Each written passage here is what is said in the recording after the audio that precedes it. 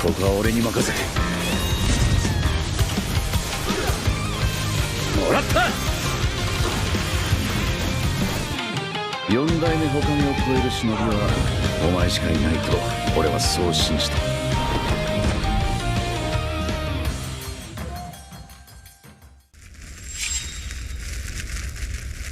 みんなを守るために私はもっと強くなる。シャンナラ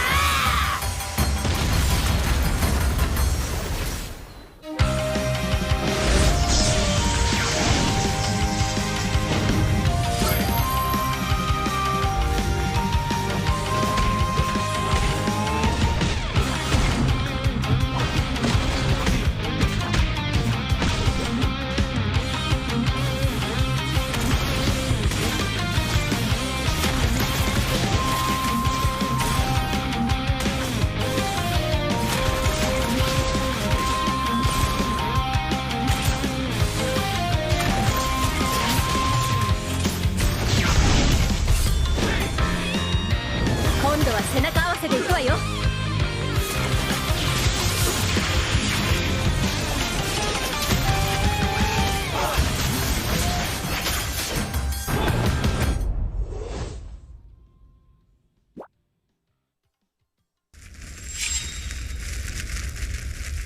見せてやるよ、シャリンガンの本当の力をな。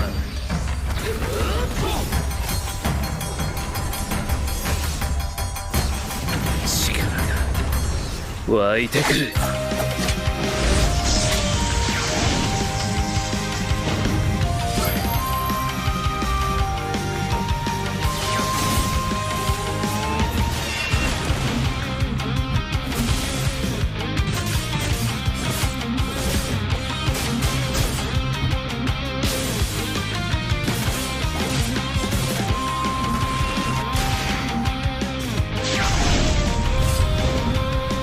相変わらずやかましい奴らだ。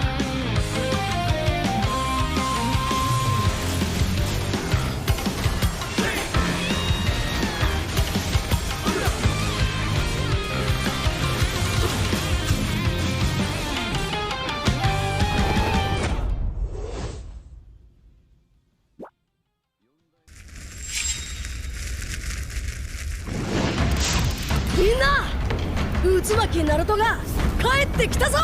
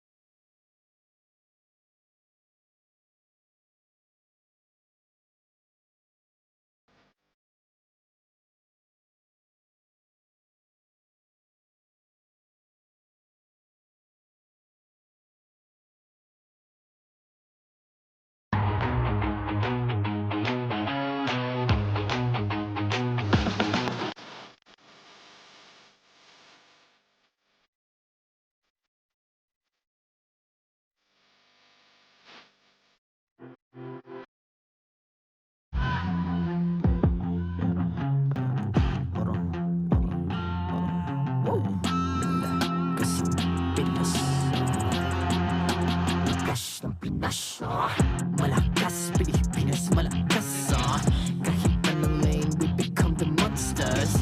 Malakas, Pilipinas, malakas face the golden sun and repping for the 3 stars. Look at us to the top, no ifs, no buts, winning any game para to sa PINAS. Di mo matitinag aming boses sa new level. Nasa kalye man o mobile window, I become a legend. Open fire, we unite, we winners. Built with pressure, the diamonds are made of. Switching a lane na para parang gera. HP Racing may reseta, built agad ang buhat ni Hilda. Full load SS parang Laila.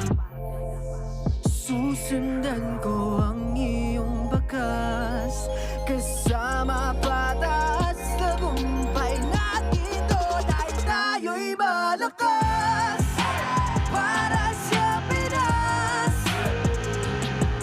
nasa amin ang alas, hindi ko atras, kinikilala sa taas kasi kami ang malakas. Para sa Pinas, nasa amin ang alas, hindi ko atras, kinikilala sa taas, ganito kami sa Pinas. Wow! Hold on. Yeah, wala ka sa Pinas. Laging MVP, no surrender, no retreat. Pag nagsama-sama, just imagine what we can achieve. Laging MVP, no surrender, no retreat. Giving 100 all my own, cause we just cannot be defeated. We are unstoppable, immune and invulnerable. Ready ang equipment, lahat frozen, malang crowd control. Pakita ko na jab like pow, beast to the southeast. Taas sa watawat, proud and loud, cause every enemy we devour. Susundan ko ang iyong bakas, kasama patas, tagumpay natin to dahil tayo'y malakas. Para sa Pinas, nasa amin ang alas, hindi ko atras, kinikilala sa taas kasi kami ang malakas. Para sa Pinas, nasa amin ang alas, hindi ko atras, kinikilala sa taas, ganito kami sa Pinas. Wow!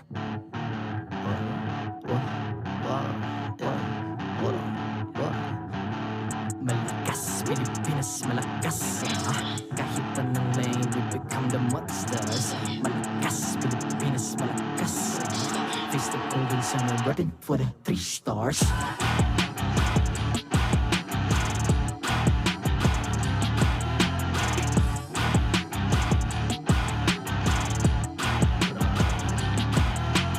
Ang lakas ng Pinas, reunite, be the stars. Ang lakas ng Pinas, reunite, be the stars. Ang lakas ng Pinas, reunite, be the stars. Ang lakas ng Pinas, we the stars. Ang lakas ng Pinas, reunite, we the stars. Ang lakas ng Pinas, reunite, we the stars. Ang lakas ng Pinas, reunite, we the stars. Ang lakas ng Pinas, we the stars.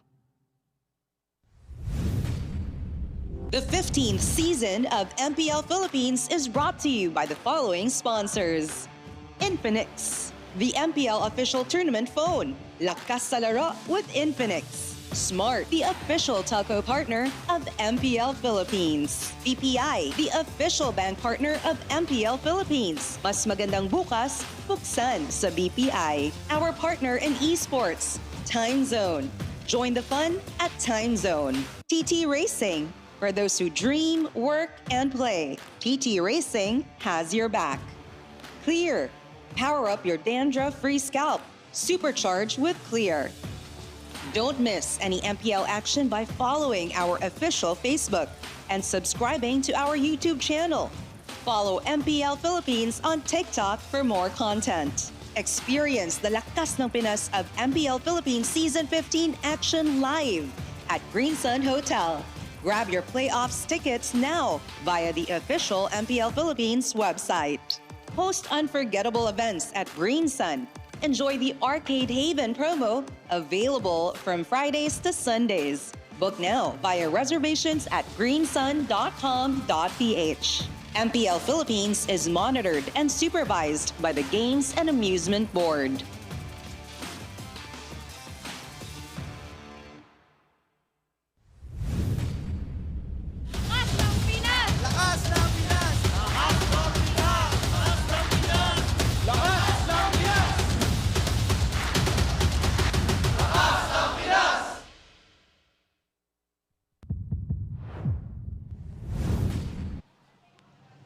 After 4 heartbreaking and gruesome days in the playoffs, it all boils down to this. Will the defending champions Onic Philippines reclaim their throne, or will the top-seeded Team Liquid Philippines be able to raise the Immortal Cup? Fans from around the world, get ready, because this is the MPL Philippines Season 15 Grand Finals. And welcome to the English panel. My name is Ian, together with Brigida, and of course, Brigida and the Brigadudes out there. How are you feeling?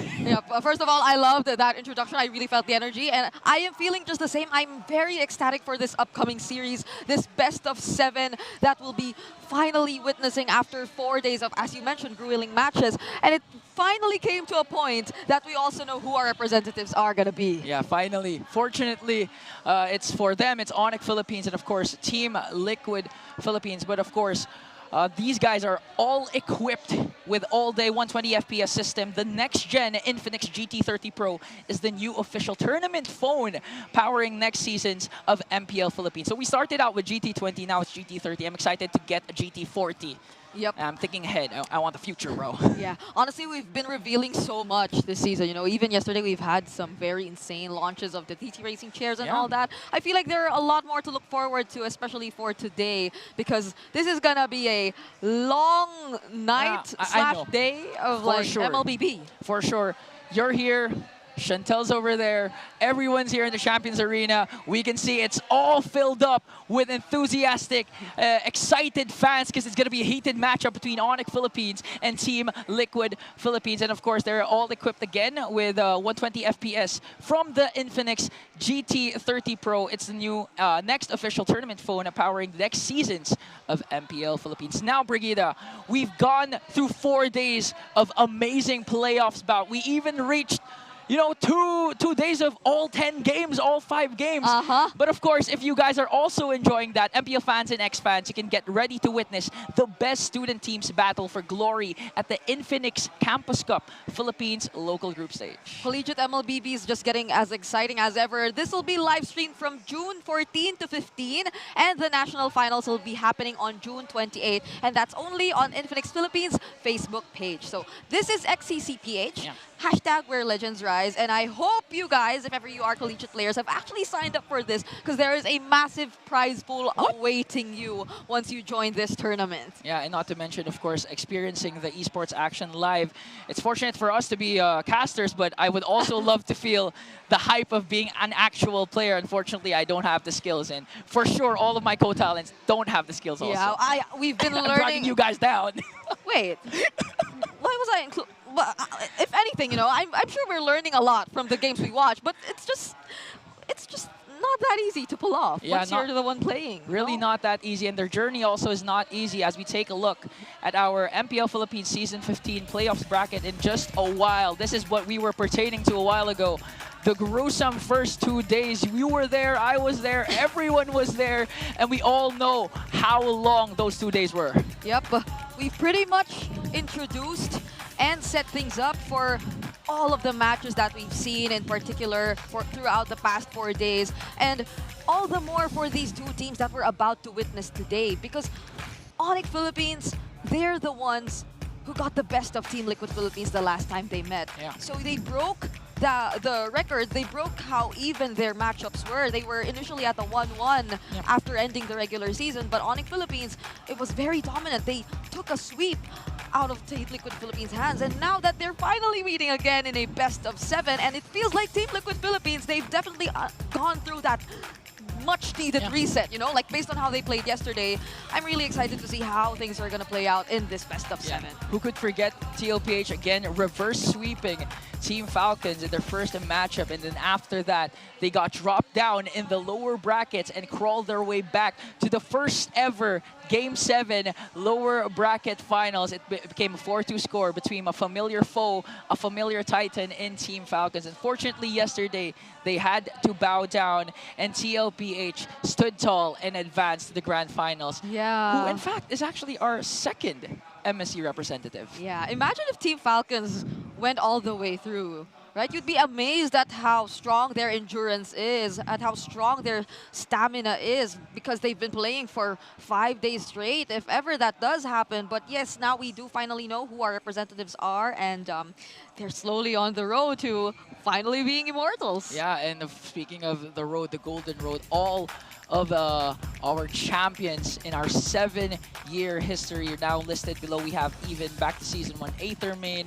then Signal Ultra, Archangel, then our back-to-back champions for the first time, Sunsparks, where JP was, and then Brand Esports, shout out to Carl TZ, Blacklist International, the second team to achieve a back-to-back. OHEB was there, then RSG Philippines, shout out to Naisu, he's an OG Raider, and Blacklist International again regaining their championship status. Season 11 Echo, which brought Carl TZ his second championship, and of course, we also have AP Bren in Season 10, who then represented us for M5 World Championship, brought home the gold, and of course, Team Liquid Echo, who swept then Falcons AP Bren, then of course, our last champions, the defending champions, then Fnatic, now Onic Philippines, who are also the defending World Championships as they breeze through the M6. Yep, and if you look at all these former champions of MPL throughout the years, right?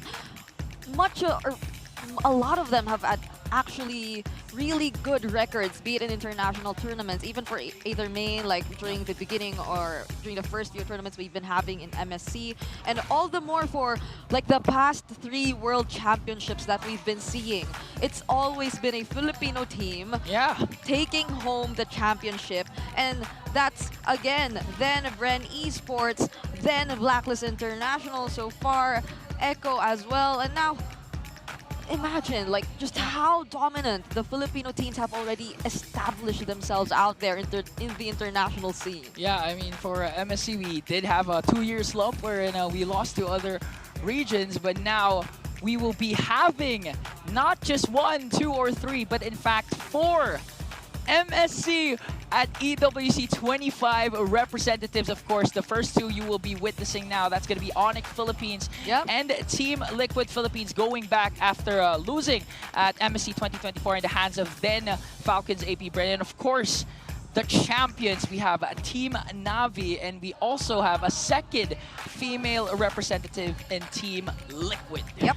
If you watched the Athena League, which took place a couple of days ago, it's been a very intense best of 7 series. It didn't necessarily reach game number 7, but it was a close fight all throughout. The shortest game was like the only game. There was only one game which took less than 15 minutes. The rest were either 15 and above, 20 minutes and above, and these 2 teams have showed a really great performance in that specific tournament, which I believe would make the Filipino fans really proud. The Filipino women competitive scene my fellow women fans, they're very confident and very encouraged to support them in the upcoming MWI. Yeah, who could also forget it was a David versus Goliath matchup between then Smart Omega Empress, now Team Navi, after they defeated the back-to-back champions Team Vitality in an amazing matchup at MWI back at MSC at EWC 2024. It was a great match. I was able to cast it, fortunately. And I honestly felt the emotion of these young girls, because they literally cried their eyes out, because it was such an honor to raise their trophy when they won it back last year. Yep, they've been through so much. Imagine if you know the history of these women, they flew out all the way again from Cebu, right? Like I think it was Cebuanos. They were Cebuanos, so they really had to relocate in order to pursue all this. And it's also a lot interesting to witness MWI this year, because there are additional regions joining us. And for this time around, we'll have 2 representatives again, as you mentioned, from the Philippines, because during the previous year, we had only 2 representatives for Indonesia. So that was Team Falcons Vega and again, as you've mentioned, Team Vitality. So now Philippines will be having or sending out 2 representatives too, which makes things a lot more interesting, because from the initial 12 teams only battling out from the beginning of the MWI, it is now 16 teams that we'll be expecting to see. Yeah, the more the merrier, right? The more that we can support our fellow esports talents, athletes, and of course the game that we love, MLBB, and apart from that, other esports titles. But I think we have a bit of reinforcements from the We Bear Bros themselves. We got Naisu, Leo, and Slick Thick in the house. How you guys feeling? No, he's not slick thick if he's a wee bear, bro. Oh, Okay. wait. Right now, he's Renmar. He's Renmar now. Okay, I understand. But I know that this is something some of us have already probably put out there, like all our predictions, but I'd like to hear it one more time. You know? Oh no. Starting with you guys. Okay, I'll start. joking. Naisu, Daddy, I call you Dad because you're my dad. Naisu, I'll start because I'm the driver. Pause. I think I pause. This is what happens when we let the kids go to the panel. Yeah. They're on their own. They're on their own. Hey, I'm gonna take full control now. I vote for Team Onic Philippines. What a swerve. Okay. He's doing the Sigma thing. Okay. Are you sure okay. about it? Are you sticking with that? Yeah, I'm sticking with that. I'm not gonna change unless I see the result of game number 1. I might change. He doesn't have the sign. Doesn't Okay. count. That's Alright. so Ingan. It doesn't count. Oh, how about you? Okay, oh! I am actually a liquid girly. We all know that. So you know what my answer is after all. Okay, fine. Naisu, let's go with you. All right. I'm going to go ahead and put it up. I'm going right here with Onic. Okay. I'm going to go with the boys here. So good luck to Onic Philippines. Leo? The forecast I posted about a week ago says liquid, Oh. and I'm going to ride it out. That's it. I'm going to ride it out. Okay, Redmar, before you vote out, we have 2-2. 2 for TL, 2 for Onic. Yeah. The tiebreaker is you, Slick Thick. Where is my Falcons emote? Well, today I too am a liquid girly. Oh! By the way, this is actually my first prediction for Liquid the entire playoffs. It is. Oh. Every other it is. time I've predicted against them, it was against Falcons. It was against Falcons, And then yeah. for Onic, I predicted Onic then. Wait, I have a question. How many Yes. of us got the finalists correct? I know I did, but I it was did. reversed. I did. I got the crawl wrong, yeah. Okay, same. I never publicized my predictions, so I'm just going to say I've been perfect so far. Okay. What?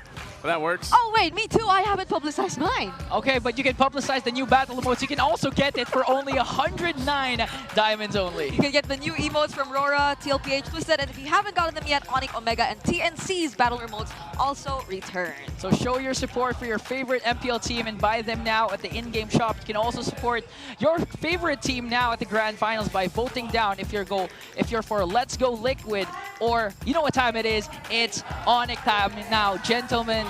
We all know it's gonna be a best of, and the girly, the liquid girly. No, it's okay. It's all gonna be a best of 7. And I think you guys need the rest. We're going to take it now from here. So thank you so much, We Bear Bros. We'll see you in a short while. You made it sound like we're a bunch of seniors. I know. We're their parents. I'm 22. It's so awkward to talk to those guys like I'm so old, but I'm actually younger than all of, no, not you, but all of them. It's like, Yeah. my Filipino instinct in me is saying to Yeah, say, you know, but you know, for me, I'm just happy I have another liquid girly yeah. with us. You have 2 liquid girlies. We have 2 liquid girlies in the English broadcast Yeah. for today. It's the Leo and Renmar, and again, yeah, Leo Renmar voted for But Leo did TLPH. say he was a liquid girly. Least. But it's okay, it's okay. So now it's just me, my daddy again, voting for the guys in yellow, Onic Philippines. I know they have it in them to be the 3rd back-to-back champions. And for you, I know you believe in every single one. The young GOAT is there, even Hey. Daddy JP. 3-time MPL champs for Carl Tizzy and JP. Yeah, and I mean, it's an odd season. Oh, yeah. Every odd season since season 10, Oh, yeah. Team Liquid, then Echo, always wins it. That's why they're always part of MSC. And since it's season 15, Brigida, oh my gosh. But again, you voted for Onic. But I voted for Onic, so yeah. Yeah. Still, TLPH versus Onic. You know, we called them Titans, we called them gods, but now the road to immortality will start now. And by the way, if Onic does actually get this, they're breaking so many records so far in terms of statistics, in terms of the seedings and the matchups and all that. Yeah, And 4th seed, right? yeah, Third seed. them being yeah. a 3rd seed, winning the championship, that could be a first for them as well. So that's so many achievements, honestly. If you're Onic Philippines, like you get that, you get so much. Yeah. And you'll be a huge threat for sure heading into the next international Yeah, tournament. Not to mention a 3rd team to be the back-to-back champions up against Team Liquid Philippines. But I believe we have a lot of people here right now in the Champions Arena, so let's throw it over to our hosts. I am now here with Victor Tan Kabuay, Project Manager of Philippine Esports Organization, and Attorney Manuel S. Plaza, the third Commissioner of Games and Amusements Board. We now have our official representatives for MWI and MSC at EWC 2025. How important is it for us to represent our flag and to show the greatness of the Philippines in esports? Well, Jamie, dito natin mapapakita talaga na we have so much to offer the esports industry and we have the competitive edge to truly bring out our national pride. That is so true. Truly bring out our national pride. What about you, Mr. Kabuay? Well, on behalf of PESO, we're really glad to be here, no? To witness the excellence of our Philippine teams, especially sa larangan ng MLBB. So, one game, two champions, no? And inaanyayaan ko po lahat ng nanonood dito sa venue at sa online na ipakita natin sa buong mundo ang tunay na lakas ng Pinas.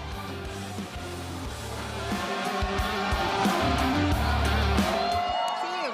Good luck. Thank you.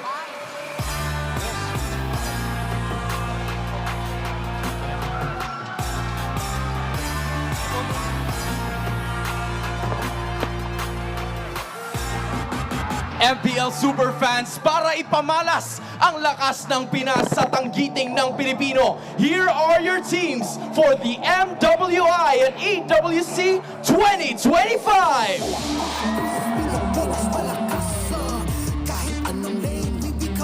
It's Team Liquid.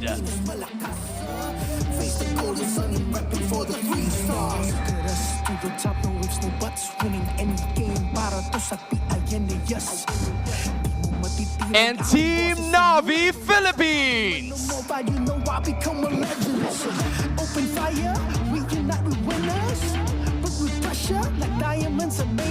And now for our MSC at EWC 2025 representatives.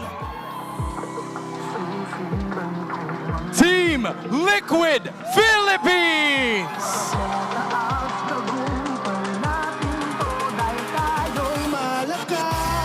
And Onic Philippines.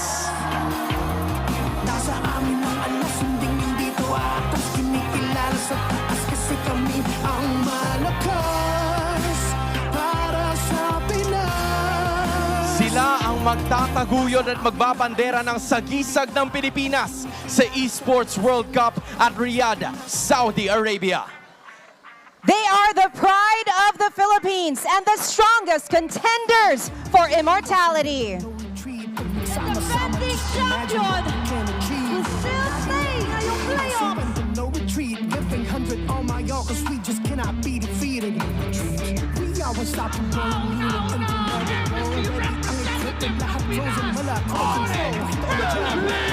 East to the southeast, taas ang matawag, crowd and levels, every enemy we devour. Is your second grand finalist, Team Liquid.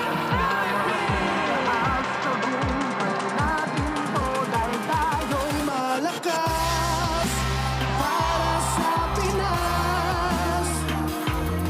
Nasa amin ang alas, hindi dito atas. Kinikilala sa taas kasi kami ang malakas para sa Pinas. Nasa amin ang alas, hindi dito atas. Kinikilala sa taas, ganito kami sa Pinas.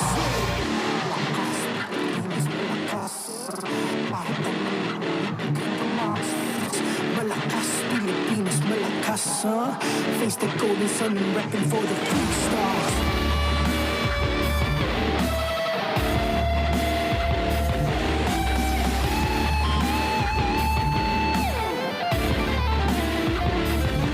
Ang lakas ng Pinas, we unite, we the stars. Ang lakas ng Pinas, we unite, we the stars. Ang lakas ng Pinas, we unite, we the stars. Ang lakas ng Pinas, we the stars.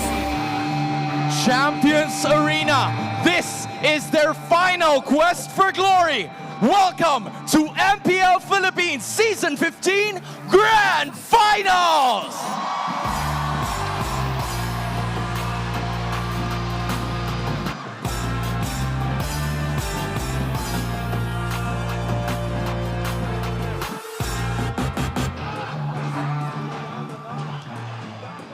That was an amazing opening for our S15 Grand Finals. You just saw Team Liquid Philippines and Onic Philippines face off at the Champions Arena stage. Everyone's having the time of their lives. The Champions Arena is insane as we head on to a best of 7 to determine who will become immortal. I got goosebumps just by seeing these two teams alongside our other MSC, our other representatives for the upcoming EWC. And this is just the strength of our region finally showing itself in the Champions Arena. But this is the ultimate test of strength for this season as well, Igan. We are about to witness in a few moments the first game of this best of 7 series.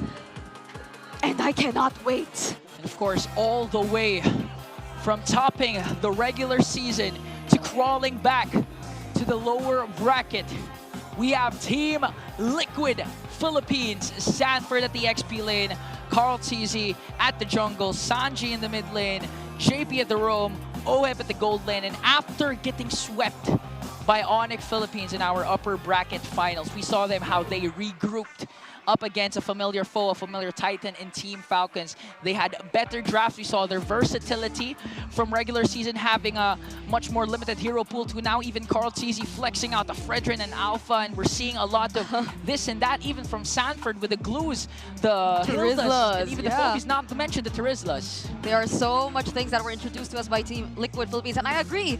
Their reset seems like it happened so fast, it was overnight. And Onic Philippines, they did take their time. Throughout the season, they haven't had that much of a perfect record. Their performance did not reflect much of what we saw from them, especially back in M6. But after they were able to finally find their groove, they barely let go of that once more. And that's something they found heading into the playoffs, and something they never let go up until this very point, which allowed them to take that one-day break yesterday because they were able to win the upper bracket finals, as you've mentioned, against Team Liquid Philippines through a sweep. So that is a very dominant performance that you have to take into account if you are Team Liquid Philippines, regardless of how much you've been able to reset. And again, of course, the overall stats that you have to look at for both of these teams. Team Liquid Philippines, yes, you did mention they're starting to show a little bit more in terms of their flexibility, but it's mostly in terms of going back to what used to work for them. It's by reintroducing some of the most common, some of the most familiar duos, some of the most familiar lineups and heroes and combos. But for Onic Philippines, they're a team who definitely goes way beyond that. Yeah, way beyond. And speaking of way beyond, one of the players you actually want to look at is even Brusco. Yeah. Imagine rocking the Badang for 3 consecutive games in his very first matchup, then showing off his show, even stopping TLPH from actually winning because of a 3-man Jeet Kune Do, to signaling or finishing off their final match with an Angela.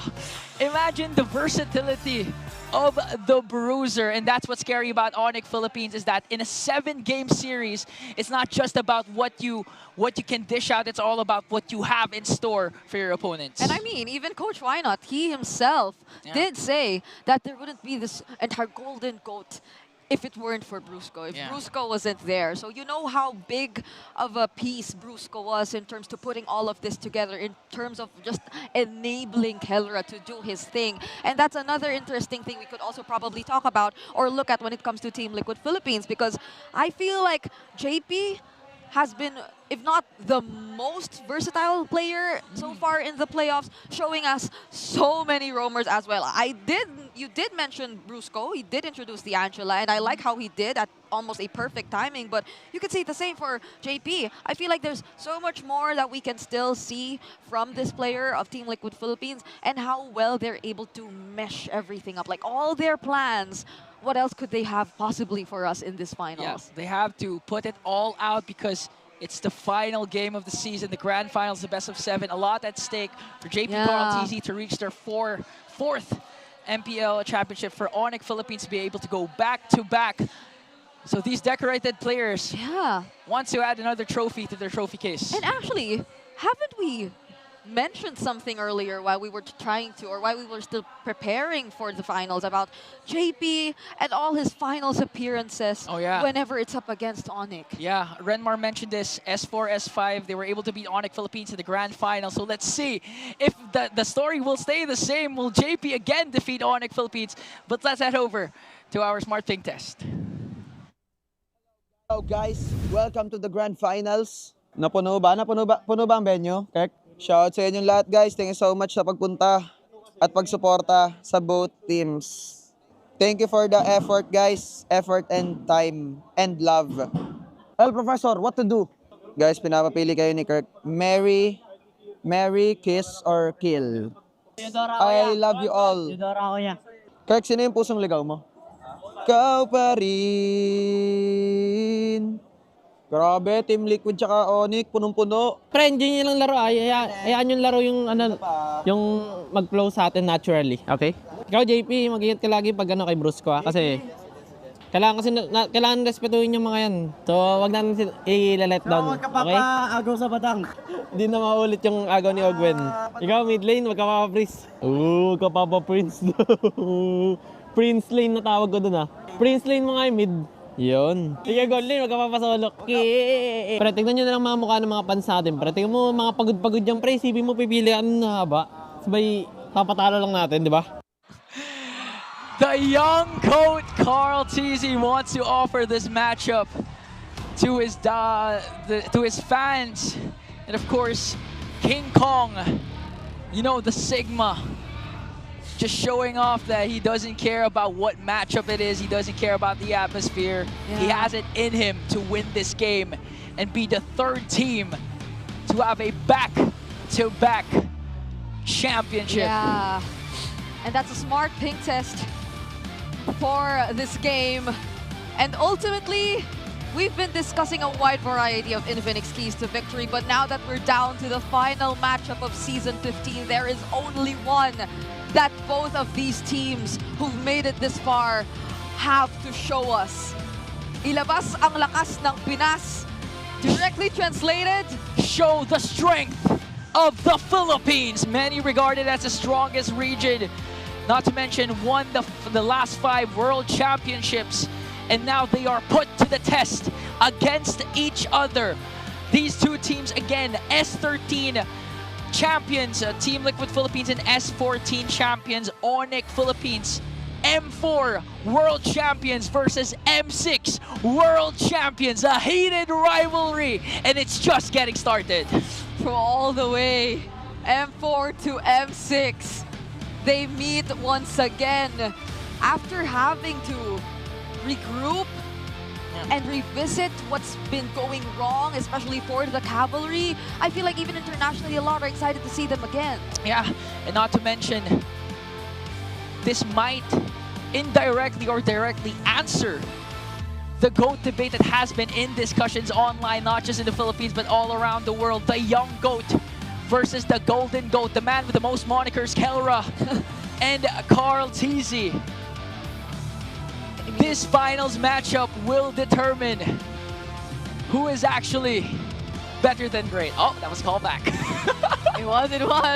And this is Kelra. We've been mentioning all the titles he already has under his belt. Be it the MPL Philippines Championship Finals MVP title, the MSC Championship Finals MVP title, the M-Series Championship and Finals MVP title.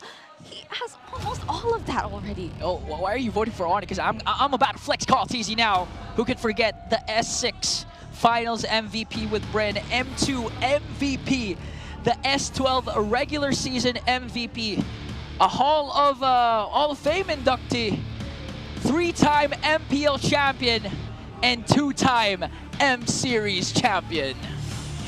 That's a lot to list down. That's a whole lot of papers. We'll need a couple of sheets of paper for us to be able to write all of those things down. But yeah, this is definitely a chance for these teams to cement. Yeah, and apart from that, you know, Keller is not even just going up against Carl TZ, he's going up against a familiar foe. One of his heated rivals all the way back to Season 7. No other than the Filipino sniper, Oheb, up against the Filipino Savage. Kelleran, as we look at the player head-to-head stats, Bree. Yep.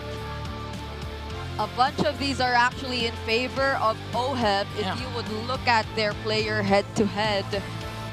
And this is something that you would have to probably take into account, especially for based on the way Team Liquid Philippines is actually playing their games overall. Even just yesterday, I would recall, I'm sure you would recall, how it did feel like regardless of what kind of roamer JP does use, there is always this extra assistance that's provided to Oheb. There is always this attempt to just allow Oheb to either max out the energy shields, just do the double laning early on, and this is something you would say that could possibly be a very gold-centric playstyle that's coming in from Team Liquid Philippines. But on the other hand, this is Kellera, who can pretty much do so many things all by himself. Yeah, we witnessed a lot of amazing plays from Kellera. I know for sure my throat actually suffered a lot from these amazing plays from the Filipino Savage himself. But apart from that, of course, the people or the players that control also the tempo of the game. We have the two junglers, the young GOAT in Carl Tizzy and the Sigma himself, King Kong. And I know we've been wanting to see so much of the old Carl Tizzy and the Lancelot. But that's something they're yet to show us if ever they are planning to, especially heading into the grand finals. We've seen more of it from King Kong, and it's honestly already been 2 games where he's decided to use this hero. So if it's just that, yes, Carl Tizzy and King Kong, they're both players with a very respectable hero pool. And that is something that'll probably be a little tricky whenever we head into the draft later on. Yeah, for Carl Tizzy again, he just had his 2,000 kills achieved. I believe it was in day 2 or 3. Yeah, something like that. And apart from that, highest, one of the highest damage dealt and highest damage received. So it shows his versatility as a jungler. And not to mention King Kong, the whole story of the latter half of 2024 was his, and even the first parts of 2025 was how amazing and how fast he is when it comes to his farming. Even beat his record established at 9 minutes for level 15 jungler. What's the record again in, I believe it was in SPS, around 8 minutes or something seconds. He has to put it out again up against the young GOAT, Carl Tizzy. This is why so many adjustments have been taking place, right? Yeah, it's because of these guys. It's because of these guys. It's because of this guy, especially based on the past few months and the way he's been playing the jungler role, the rotations that he's been doing here and there. But this is another heated lane matchup, you know? Like, this is something we've been observing all season long. Yesterday, all the more if you're a fan of the Cavalry, Sanji and his Farsa. There were just some insane plays that came in from this guy yesterday. But in terms of consistency, you must have to give it to Super Prince as well. Yeah, consistently in Onic Philippines, one of the longest players there since season 10. Remember his interview that he was fortunate enough that the organization did not give up on him. He was a pure cornerstone for their organization. And not to mention the way he controls and changes the games. People even started to say that you can get a lot of crazy builds from Super Prince. Remember the Farsa with the rapid boots, the Turbo Farsa, so we can expect a lot. But apart from that, Sanji also, the Lone Stallion. Is it just me, or me and Leo talked about how when it comes to Sanji, he always finds himself alone in crucial situations in high-stakes games. We witnessed that yesterday. Even in Season 13, we witnessed that when Sanji was the last man to push. And even in S12, when they got dropped by Blacklist, he was the last, then Orca remaining. So the Lone Stallion is up against the Monster Mage himself. Who has the better micro between the two mid laners? Yeah, even just yesterday, you gotta check it out for yourselves if you haven't. The way that on the Lu Yi, he just decided to use the diversion to push to the top base first. Like that one too. Like there have been so many plays coming in from this player that you could actually build a highlight reel already from him, even just in the playoffs. But these are two players we've been discussing as well earlier. It's the roamers of this matchup who pretty much introduced so many picks already, especially if we're talking about Daddy JP. Yeah, Daddy JP, 3-time champion one-time M Series champion, started all the way in Season 2 with Archangels, 1-2 with Sunsparks up against Onic Philippines. So in terms of championship matchups, JP versus Onic Philippines, it's JP all the way. He hasn't lost a single finals appearance with this organization. JP might actually want to keep that record. Yeah, he wants to keep it clean. I feel like he doesn't realize that he actually has that record. Yeah. But if he does. Was it Renmar who... I think it was Renmar who told him. Yeah, that, I think... Did you know that you haven't lost a single finals matchup against Onic Philippines? And JP was like, oh really? Yeah, and it was Perks who reminded them that, yeah. You never lost against Onic Philippines. So that's something he probably is already aware about right now. Yeah. And for the side of Onic Philippines, again, Brusco. Who could forget one of the most crucial plays that he had up against TLPH in the upper bracket finals?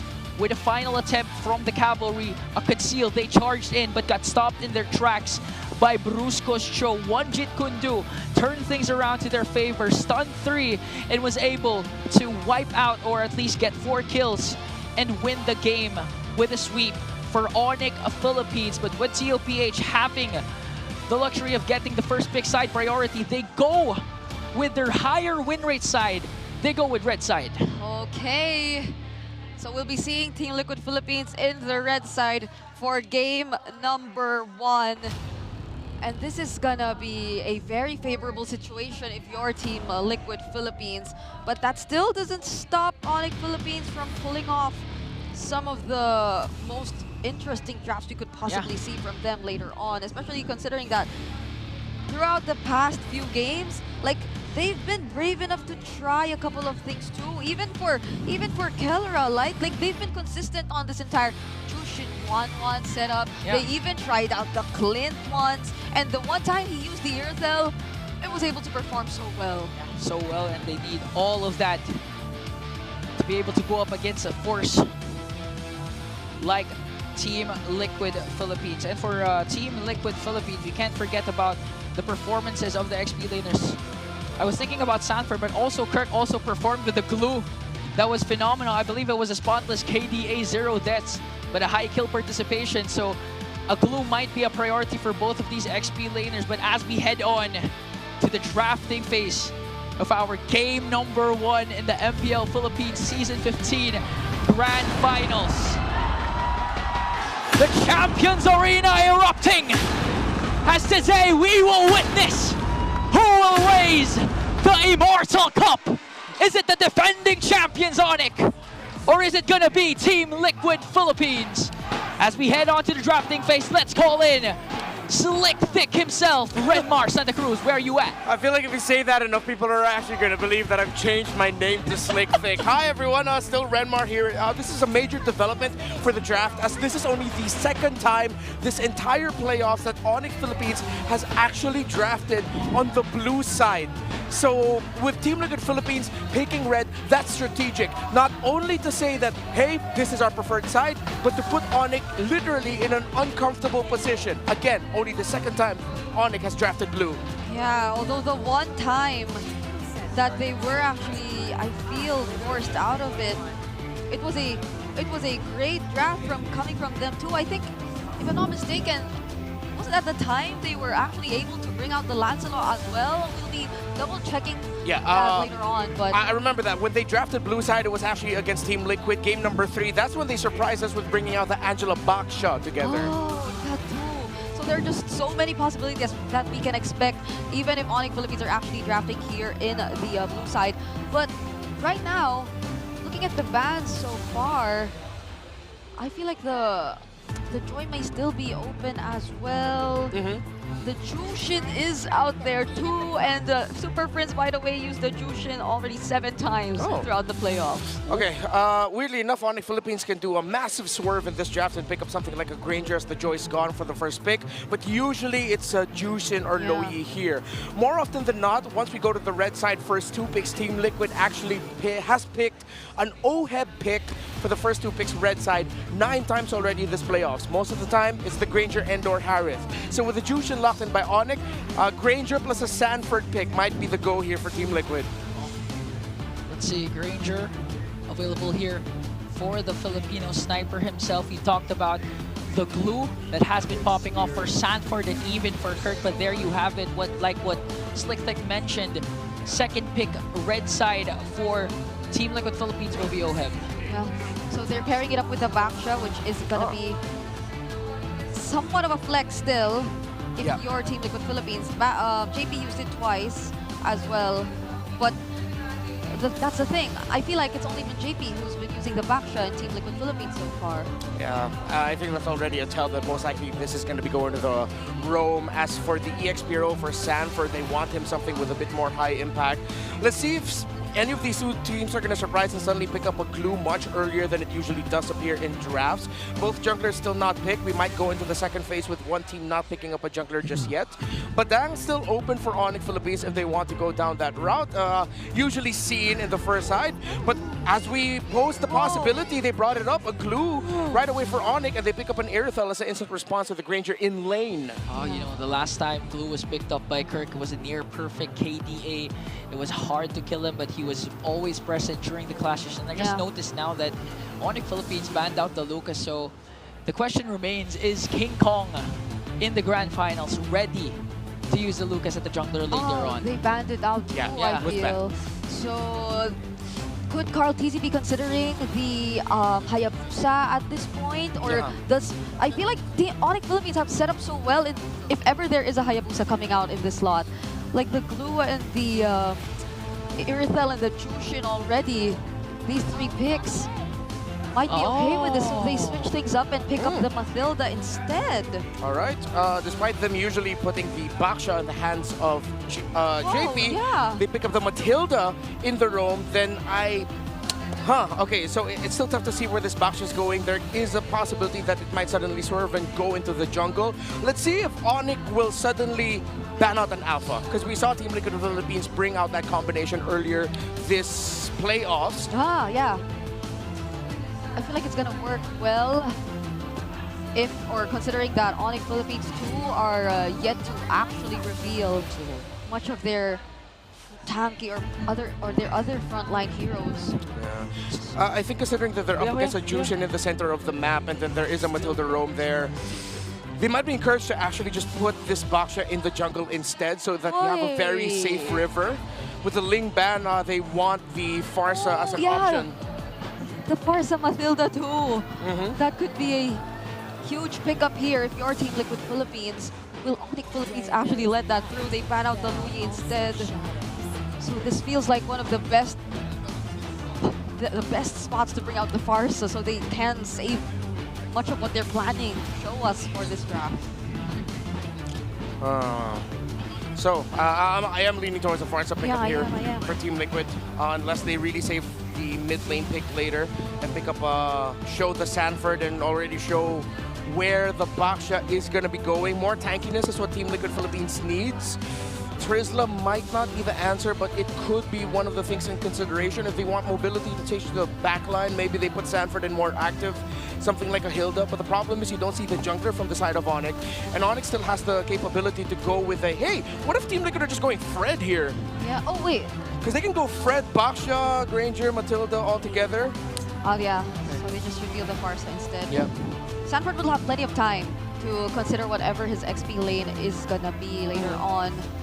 There are a couple of options still left there too for him, but Onic Philippines right now, we're looking at what King Kong is willing to play into this draft.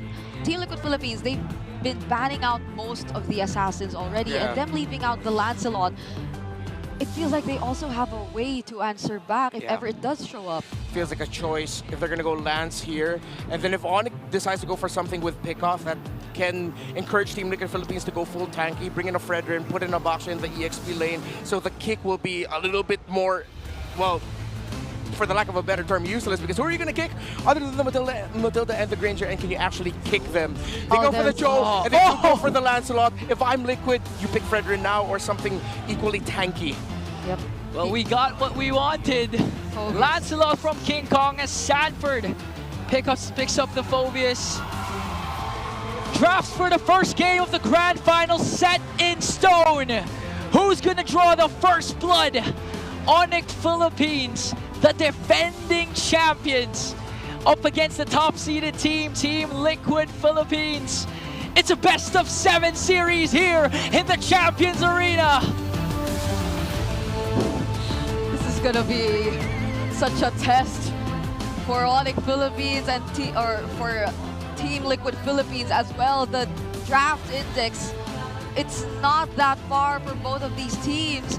And the Phobius feels like it's just gonna have such a great time, considering that it's up against both the Lancelot and the Cho, plus the additional mobility that can be provided by JP as well. And that's not just onto the Phobius, but onto the other members of Team Liquid Philippines. And now we head over to our casters for our Game 1 Grand Finals. Thank you so much to the panel. What is up, guys? I'm Nice Dude. I'm joined here. It's us, the Wee Bear Bros. It's me, Leo, and Renmar to bring you the action. It's a best-of-7 for the Grand Final. I love that Lancelot for the first time in the playoffs was something we foresaw. Yeah. Finally. Seems like it's been a while since we've seen him pop up more consistently, but now we're encouraged to bring it out. Aggressive trades in the center of the map, an Onic typical play, especially if they have a Juicin and the Cho together at the center. The Lancelot pickup from Onic actually turned Oheb off from the idea of picking up a Purify himself, so that makes the kick of the Cho even more expensive. But there's a Lancelot, you really need the Purify for the reposition to avoid him.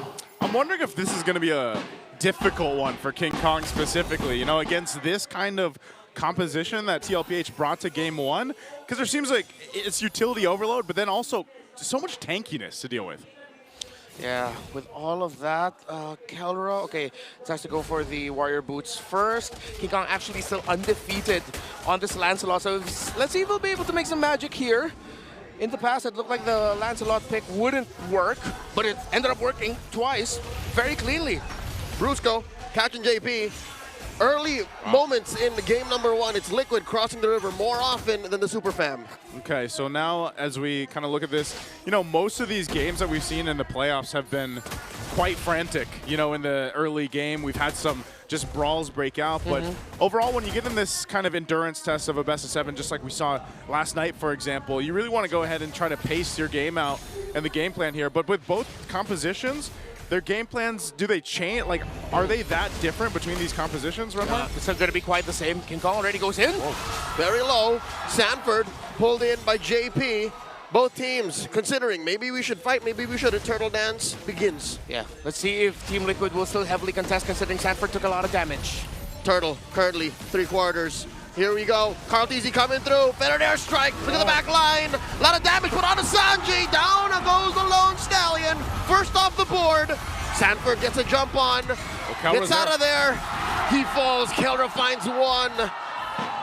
Man, Kelra came all the way from the gold lane just to make sure that Onic Philippines was going to be able to win that one. Unexpected rotation, incredibly well timed, but they got the gold lane. Carl Teasy still wants to fight for it. And underneath, King Kong with a Phantom Execution. Liquid's going to pay for this hard. Carl Teasy running away. Desperation. King Kong takes down the young goat. He couldn't use the guiding wind. Brusco goes in. The Bruiser gets a kick in. And he's trying to take down Sanji. Wings by wings out. Close call. King Kong got 40 on him. The Apex Predator finds one. Well, I'm going to take my words back. I said they were kind of frantic. Well, this one happens to be too. That's how you set the bar for the Grand Finals. Action right away. Not willing to give up an unfavorable trade as much as possible. Both teams looking for wins through kills. Sanford getting the kill there onto King Kong was massive for Team Liquid, because if he didn't get that, they would have lost that entire sequence 100%.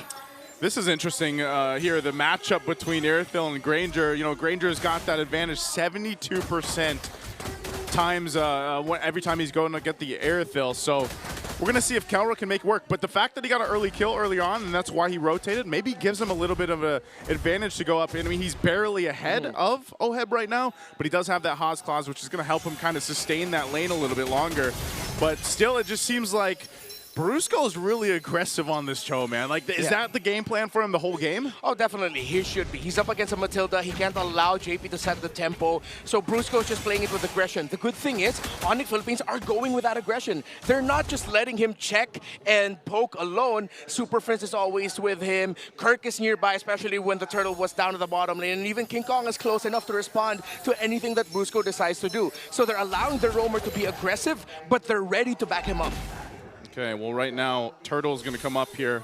We'll see how Brusco decides to go with it, but meanwhile, in the bottom lane, there's a little bit of focus here for now, but it is Sanford. He's on the Phoveus. I don't think you can do too much, even this 2v1. But Turtle's up now. You can see where Onic is around the map, but look at this from TLPH. They might be trying to make a play here. Oh, Brusco knows that there might be more than just Carl Tizzy in that brush. Sanji wings by wings out. Carl Tizzy sandwiched by 3 from the Super Fam. Sanford pushing King Kong out. A little too low. The Sigma jungler calls it quits. Okay, since the positioning wasn't good for either squad, they both just retreat. They now go for the turtle. Brusco will start things off. Good position already held by Super Prince in that middle shrub. Kirk is here as well. It looks good for Team Liquid. They can contest, but they gotta be careful because if they lose this big time, it's not gonna be good, as Onic already has a 1,200 gold lead. Well, right now, all the junglers are both junglers on the other side of the map. Carl Tizzy finally making his way. King Kong gets his orange, but right now it's just a standstill for this turtle. That's not going to be the focus just yet. Kirk, that's what you call a zone there, man. Yeah. Just walk up on the glue against Sanji and try to force something out. Brusco, though. Then there's strike by Sanji, pushing out Super Prince and the Bruiser. Very low. Liquid bursts that turtle down.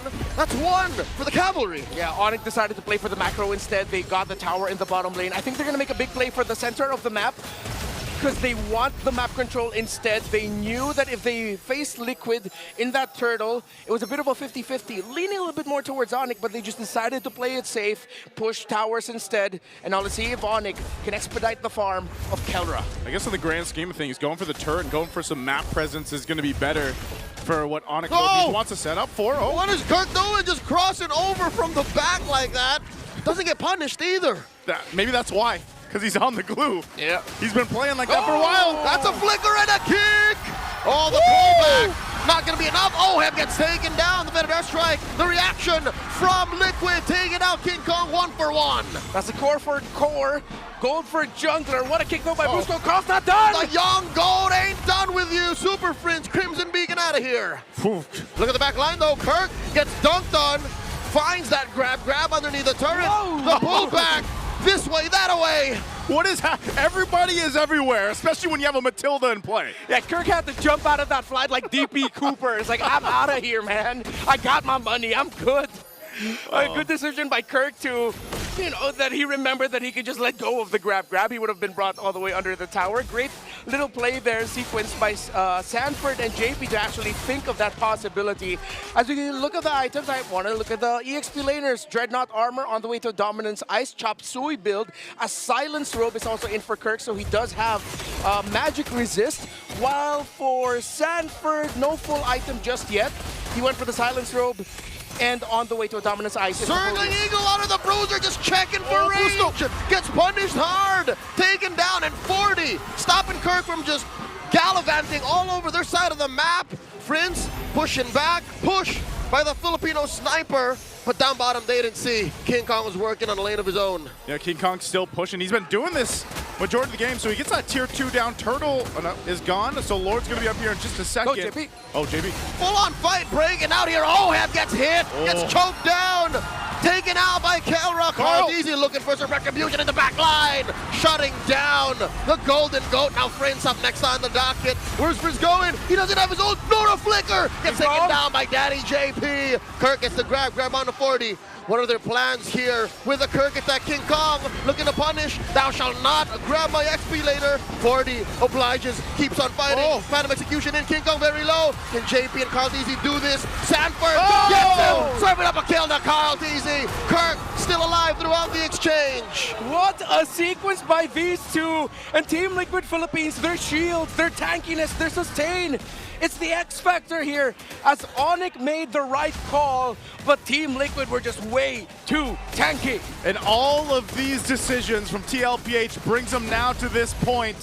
Onic Philippines, do they want to try to delay this or stop this? They don't have a jungler, so this should just be for TLPH, but there's a whole lot happening and Brusco's in trouble. Ain't no time to dance. Liquid secures the Lord in just a jiffy, and now Carl Teasy bumps right into Kirk.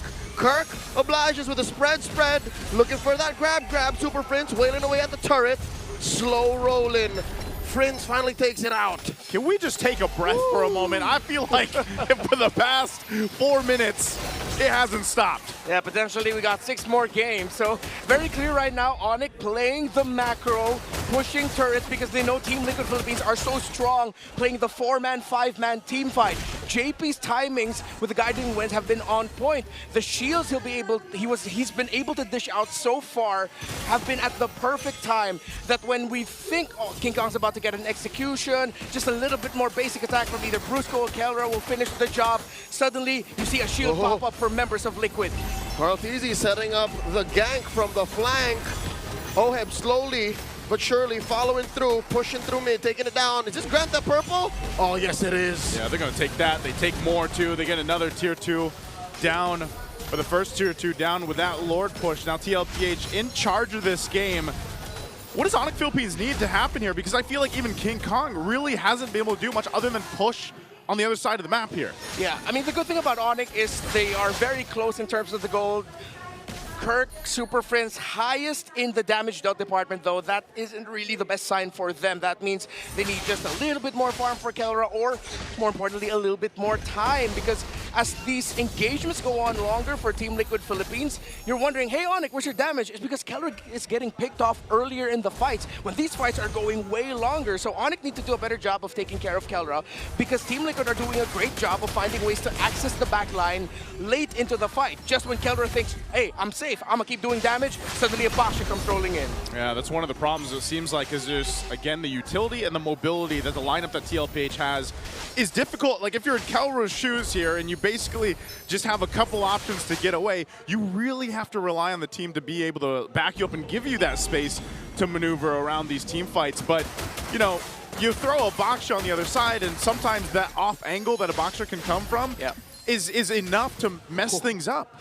Look at the total heal on Sanford and JP, the sustain that they have. King Kong, Super Prince, and Kirk are being able to provide healing for themselves as well, but not in the level that JP and Sanford are. Look at the items here. Still not that far off of the Granger, though already up to the Sky Piercer, Malefic Roar, Hunter Strike for Oheb, while Kelra does have the GDS, so it seems like he's also understood the problem, that once he pops his ultimates, he does need more mobility, more space for himself, so good third item there for Kelra. Okay, still standoff here. Lord's coming up in a couple seconds. BOD for Oheb. Yeah. Onyx is going to start feeling the pain. They're going to feel the pain, and I'm wondering, again, if they want to go ahead and decide to do this, because for the majority of this one, King Kong's been elsewhere, right? Pushing, focusing on objectives. Will we see him actually approach and try to contest a Lord here? That's a catch-22. Again, you want to protect Kelra. Your main damage source is Kelra, but he's supplemented by King Kong. That's why it's been so difficult for Onic to find the winning fight for the past 5 minutes. Okay. And even with that, you're seeing, you know, Sanji, that's all he has to do. Pop a Feathered Airstrike, and you're kind of left to the whims of that. You know, as soon as that Feathered Airstrike drops down, you just disengage. So what it feels like is Onic Philippines is just trying to buy the time that they need to allow Kelra to get basically fully item locked. And let him loose. Brusco. He gets retreat. Kelra's there. Oh, Lord. 2v3 coming down. Brusco gets bombed by Oheb point blank. Kelra running away, doesn't want to pick this fight here, and just as quickly, the cavalry disengages. You can tell Carl Teasy made that call once he hit the retribution onto Brusco, and he was slowed down. Great rotation there by Team Liquid Philippines to pick off a key member for this objective. Look at Carl going for King. Oh, and now Sanford joins the fight. Kirk looking to disengage for his jungler. That's too much pressure. Kelra takes out Sanji off camera. And this might have been all to Onyx's plan, or is it? The Lord still standing, they're dancing. Oh, Kirk goes back in. Oh, 40, Gets a little bit of help. Might get popped here. Still alive. Called easy. Takes the Lord off camera. 40 gets taken down by the Sigma jungler. Oheb, one over Kelra. Another for the Filipino sniper. The monster is quelled. There was 2 fights all around the map, but the objective goes to TLPH. What a smart move from Carl Teasy. Team Liquid understood they needed to get back onto the objective. They left Sanji to the mercy of Kelra. That split fight caused by Sanford and Carl, but Carl went back, Liquid went back to the major objective. They made the right call when they almost were their own reason for losing that. Yeah, again, Sanford, the fact that he was able to survive that long to allow them to get back to that Lord, that's what helped them. And not to mention, again, this is a Baksha. He goes around the map before you even know it, but this top turret doesn't go down just yet. So Onic Philippines will hold on to that, but they'll lose some more space unless this tier 2 doesn't go down, but TLPH might make a move still as they have this pressure. I don't think they want to force anything just yet because Sanford and Oheb don't have those battle spells available. Early in the playoffs, Liquid got stomped by Onyx superior macro. 15 minutes into game number 1 here, it's clear that Liquid learned their lesson. Liquid will not allow Onyx to do that anymore. Liquid has more trading tools, and that's what making the Super Fam struggle. It's like, we sent this, we did the right things, but Liquid just seems to have more on the board. Yeah, this is coming off of a draft where they knew and expected what King Kong and Onic would pick for the jungle in one of their last 2 picks on the blue side. They manipulated the draft incredibly well that they called back to a meta that they won a world championship with back in M4. Tanky, sustain in the jungle, provide space for your mid and gold. But a lot of these kills that Team Liquid are getting are, I wouldn't say they are low quality, but they are somewhat lacking in aesthetic quality. They are just brute force fights though, and if you get kills that way, resources that way, then who are we to complain? Yeah, sometimes that's just gonna work. Trying to get this base turret down, they'll get out with the wings by wings, and they're still going. Kirk here forcing the Fed Air Strike. The response from Sanji. Look at how deep 40 is. The grab. Enough stacks for Kirk to get onto the Apex Predator. Kirk goes down. A kill served up to Oheb. That's a man down for the Super Fam, making this defense all the more difficult. Lord in 30. Carl is more than enough to stop Kelra from fighting. The fact that he has a blade armor on him means that Kelra can't even poke him down to send him back. Yeah, this is interesting too because TLPH has done damage to pretty much all the base turrets of Onic. They just haven't gotten any down yet. Lord's 20 seconds away. So depending on how they want to play this, it just seems like it's impossible for Onic Philippines to really look for that angle. This is why we see Brusco doing this. You know, he's trying. This is one of the struggles of being on a Cho. You have to be able to put yourself in that position where you can get a kick, but can you even find it? Onic is uncomfortable. That's safe to say. They're working the map and they can't win fights. Even more, the cavalry is uncomfortable because this is not the Liquid Stampede we know, right? But a Stampede is a Stampede. Kills are kills, objectives are objectives, and Liquid can afford to take the slow right now. Oh, King Kong. But do they want it? They find King Kong with a circling eagle, forcing a phantom execution. Carl Daisy coming in. Ka-chow, he is speed. Liquid, straight on collapse. Kelra. To Onic. Look at Kelra from the back line. Kelra. I wonder if they know he's hiding in the river brush. Crimson Beacon from Super Prince. The ride by Kirk. He disengages, calls it quits. Kelra right now in the sights of Calteezy, but Kirk bites it first. Kelra waited and he was right there, but it was not the right time to jump in. And so with Kirk gone, TLPH has a take on the Lord here. Will Onic Philippines delay it or stop it? Half health on the Lord. King Kong zoned out. All right, there's a Thorn Rose. Gets a few beats out of the jump down. A few bullets missed, but the flickered forward by Oheb. Just at the right time to be aggressive. Oheb is now 6, 2, and 3. It's long, it's scrappy, and it's putting Onic in a very uncomfortable spot. All the little scraps that Onic has to deal with, and it's way too much. Team Liquid, the gallop is slowly turning into the Stampede. Slow but dominant push here by Liquid across the map. Free Lord scored. 18 minutes in, it's evolved. It's evolved at this point, so TLPH off of what was a gallop turning into a stampede already. They're getting ready to possibly stampede to a victory.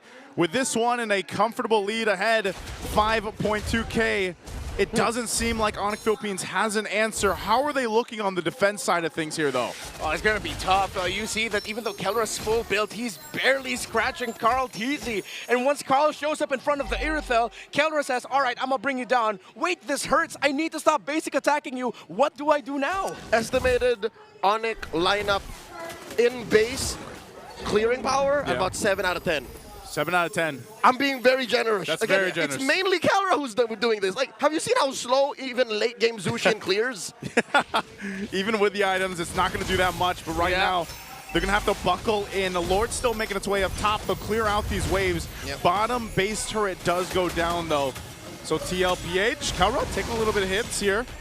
They'll go ahead and disengage. Keeping Sanford on this side. The Lord's going to go ahead and charge and take out the top turret. TLPH looking for their own window. Whoa! The forward push on the better airstrike. One salvo catches him. Brusco gets caught by Circling Eagle. Deep inside, Onyx base. Frizz gets picked off. The mid inhibitor has fallen too. This is looking bad for Superfam. Base at half health. There's still a bunch of waves in. Sanford jumping into the skies. Oh, they're going to have to work out. They're going to have to disengage as they're stopped in the base. This might be dangerous. Liquid have to check their range. Feather airstrike coming through. Salvos on the Brusco. In comes King Kong, taking down Sanji. They're able to defend, but there was a wave pushing in. Kelra's back. And that's it for TLPH pushing in the base. They break the formation of Liquid around the feathered airstrike. King Kong gets Sanji down at the nick of time. And with the minion waves crashing in, Liquid had spent too much already to continue their push. Still, the problems are prevalent for Onic. Way too tanky are the front line, but the hope is there. And I think King Kong now has to put his eyes onto the head chef of the Baby Cakes Bakery, Sanji. Too much, but I'd say it was something Liquid could have afforded. Again, it's just Sanji. If it was some way somehow Oheb that died, then maybe they're in trouble. Maybe they could get punished. But at this point, again, sitting at, oh my God, 1,000 stacks, almost max Sky Piercers. I'd say they're in good shape. Well, Easy gets caught out here, gets hit by the chokeout, slammed to the ground. It's just Kirk. It's just them. Yeah, this has been the story. Like Renmar mentioned, even if you get Sanji, Oheb is the big problem here. You don't even have really the tools to get to him when he's just on the back end. And if you do, he's got a guiding wind to get him out of that. So here's a Divine Glaive picked up. I know they have 2 Malefic Roars over here too, one for King Kong and Kelra, but I'm still wondering, like, is that enough to penetrate through these tanky big boys in the front line? And that's why Carl Teasy just walking around. Kirk jumped in, gets dunked on by Sanford, gets picked up by Oheb once more, squashed. Oh, Super Friend's in trouble. He's going to take a couple shots, but look at the angle, Carl Teasy too. Lord's up, so they have a decision here. Without Kirk, though, I feel like Onic won't be able to do much here. The young goat has gone from hunting down heroes to just clearing bushes. He wants his Lord to be clean. He did say before that he just wants to be anything his team needs him to be, whether it's the Carl that gets kills or the Carl that cleans waves, holds the front line. And Carl Teasy and Liquid look like they'll get this without that much of a problem. Oh, Circling Eagle spent in. Dad makes the call. They're coming in. They're closing in on our Lord take. Clean for Liquid. It was a clean take. And there's really nothing that Onic Philippines can do there. Even if you think, oh, King Kong can do something crazy and try to get a steal, ultimately that's not going to happen with a lineup that TLPH has. The Matilda has empowered this lineup so well in the past 22 plus minutes. Yeah, I'm gonna say it, it's JP's fault and he can be damn proud of that. Yeah, he's played this Matilda phenomenally. 2-0-12 right now. They're fully loaded and they're gonna walk into the base with this Lord here. Let's see if Onic Philippines can defend. Feather airstrike starting it up. Kirk jumping in. Look at that big knockout by the Bruiser. A lot of damage coming through. King Kong slicing, dicing, puncturing the base. The Lord, it's onto them. Brusco gets the immortality pop. The Lord still wailing away at the base. Brusco trying to get the attention of the waves and of Liquid. Down goes Brusco. Orb gets to kill Super Prince, doing his darndest to clear the wave. Oh, they're still going though. This might be it. Triple for Oheb. And the base is next. Liquid first on the board. Game 1.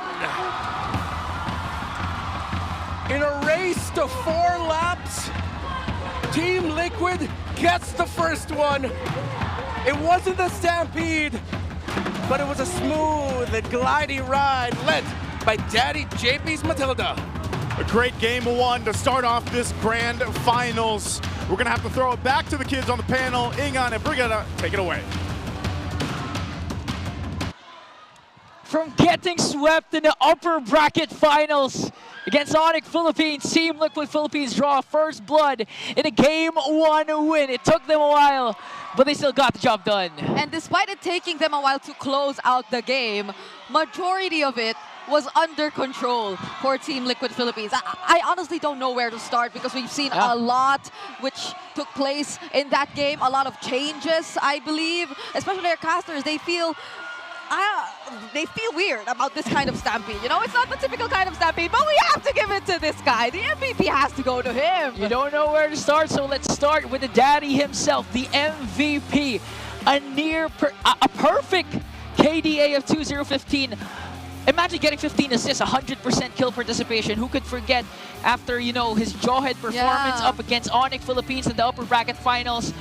Almost a 0-8 at a certain point in that game, and now bouncing back with a crucial Mathilda that literally controlled the pace and the outcome of the game. And this is something we mentioned before we headed into the game. The way this Mathilda is going to enable so much of their lineup. We saw how Sanford on the Phobias was able to make King Kong have such a hard time already on this Lancelot, constantly trying to chase after him. But I feel like one of the first things that happened in this game, which really established how much of a different kind of stampede this is, or this game was gonna be, was the early kill onto Sanji. And that doesn't necessarily speak for Team Liquid Philippines getting the early leads, because it was Brusco. He initially showed how threatening he could be on the Cho, just constantly canceling Sanji out, but that never happened again, mind you.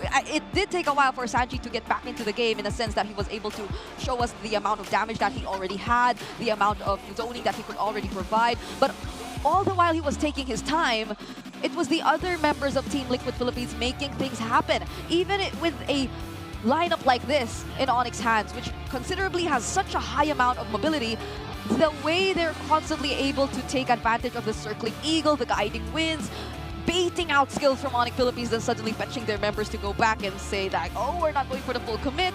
It just paved the way for Team Liquid Philippines to constantly fight on their terms. Whenever they did not want to fight, they have a way out. Onic Philippines, on the other hand, had a very difficult time fighting on their terms. They could barely set things up for themselves, especially as one of the first targets all the time. It seems like it was always Brusco that Team Liquid Philippines was after. Yeah, there were actually 2 instances where Onic tried to look for a proper angle, which was from the back. The first instance was Brusco, but unfortunately, Team Liquid Philippines was prepared for that. We didn't see the show, that's why Onic Philippines got 1 member down, and of course, the Kelra attempt in the mid lane.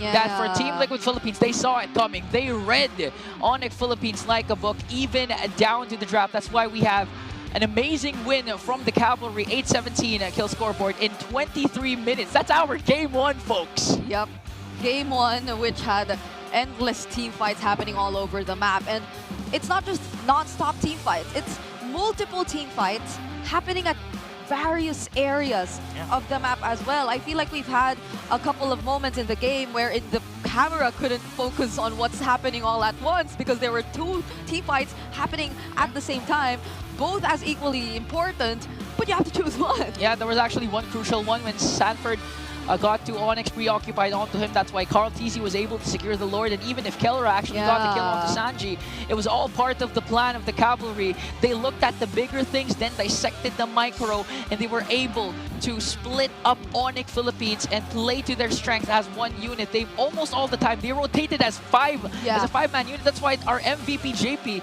has a 100% kill participation. Yeah, and this is also, like what you mentioned right now, was probably one of the biggest things, which tells us that this wasn't exactly the same as the kind of stampede we saw yesterday, because it wasn't entirely Sanji making things happen just yet. Sanji was a huge part of how Team Liquid Philippines was able to take the advantage over and over again in their previous series. But this time around, it wasn't Sanji alone doing majority of it. It was everyone coming together, and mostly, of course, our best wingman, which is JP again on those 15 assists.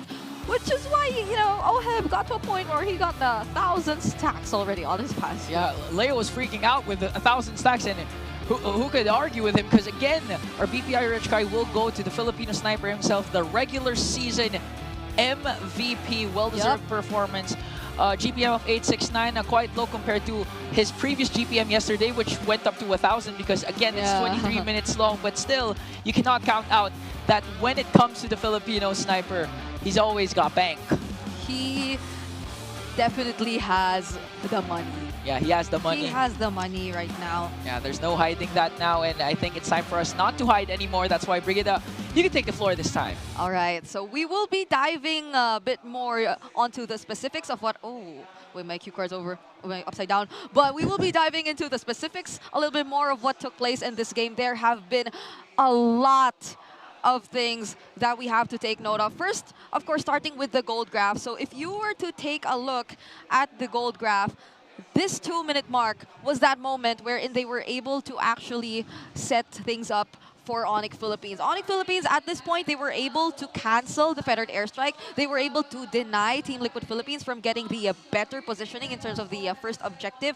And this was where they probably felt that they had control, at least for the first few moments of the game. Because again, they were still on the Cho, they were still on the Jushin. You could play these two heroes in the mid lane very aggressively, and you can just really rely on them to take control of the mid and the river side. But that was something we barely saw happen once again, especially when Team Liquid Philippines decided to focus their resources on the more important aspects of the game, because they were just, again, heavily focused and centered onto activating OHEB. Even Carl knew that this was simply what he had to do, because OHEB, he was just the guy that JP had to constantly be beside by, and he just had to constantly provide that additional movement. So there was just too fast of a farming that came into play for OHEB, especially throughout the first few minutes of the game, where it felt like Onic Philippines were clearly struggling to look for those setups, to make the presence of this Cho felt, to make the aggression of the Jushin felt, and to overall just allow them to do things, because they're the ones who are expected to establish the early game. King Kong, you know how he plays the Lancelot. It definitely takes some time for him before he decides to join the fights. And that exactly is what Team Liquid Philippines were able to answer back to. Now, looking at the item progression, there are some key pickups here which I would like to take note. Of course, first would be that blade armor pickup coming in from Carl TZ. I believe it was between the 5th and the 8th-minute mark, wherein he was able to already pick up that blade armor, which, mind you, was the first item. He decided to go for at least the Molten Essence first, and then immediately towards the picking up that blade armor. So the moment he was able to get his hands on this item, you just knew that Team Liquid Philippines could play aggressively every single time. He was constantly on the hunt for Kelra. You barely could feel at that point, and at that very unfortunate point where Keller also barely had any items yet, that he was able to dish out any damage against the members of Team Liquid Philippines.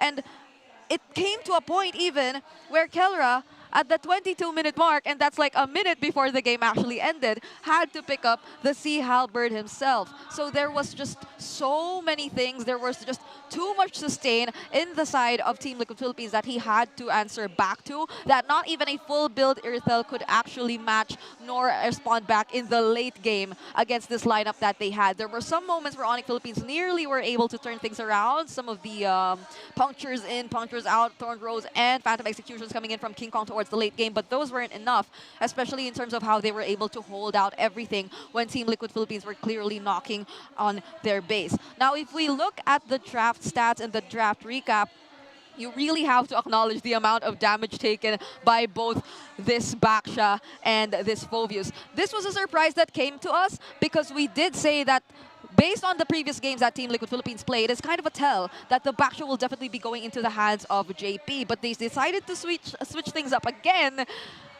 After every single night of going to sleep, they wake up and think that they want to reintroduce something again. So it is Carl TZ making use of the Baksha, who just served its main purpose of tanking the damage clearly against the members of Onic Philippines. So you could barely feel anything. I mean, considering the fact that they barely have any burst damage, that their power spike is definitely going to come in later in the game, Team Liquid Philippines were just able to capitalize on that. Yeah, again, down to the draft, they caught Onic Philippines off guard.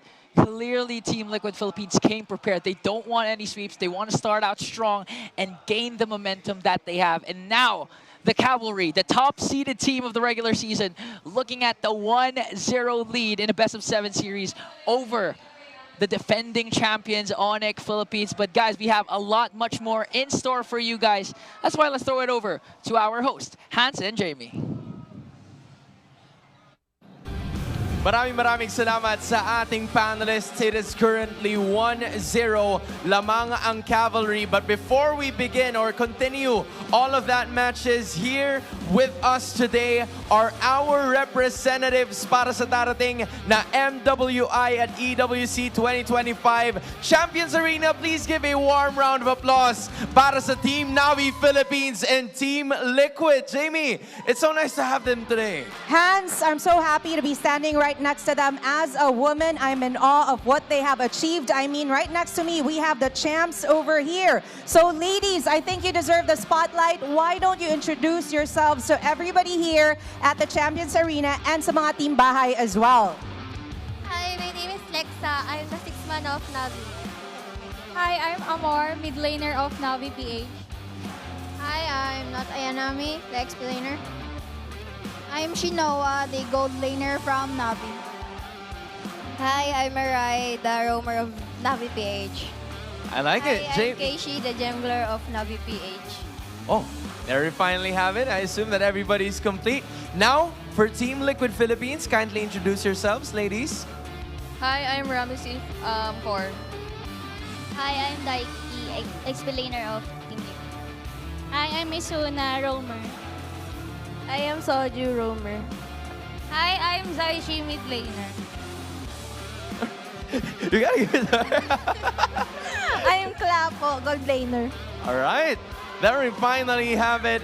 And, you know, for them to be immortalized as our representatives para sa darating na MWI at EWC 2025, I would like to call on right here with us the Chief Partnership Officer from CBZ and Perspective and from the Executive Board of the Asian Esports Federation, Mr. Jobert Yu, to present Team Navi Philippines their trophy, and of course, Team Liquid their quest for qualifying para sa MWI Championship.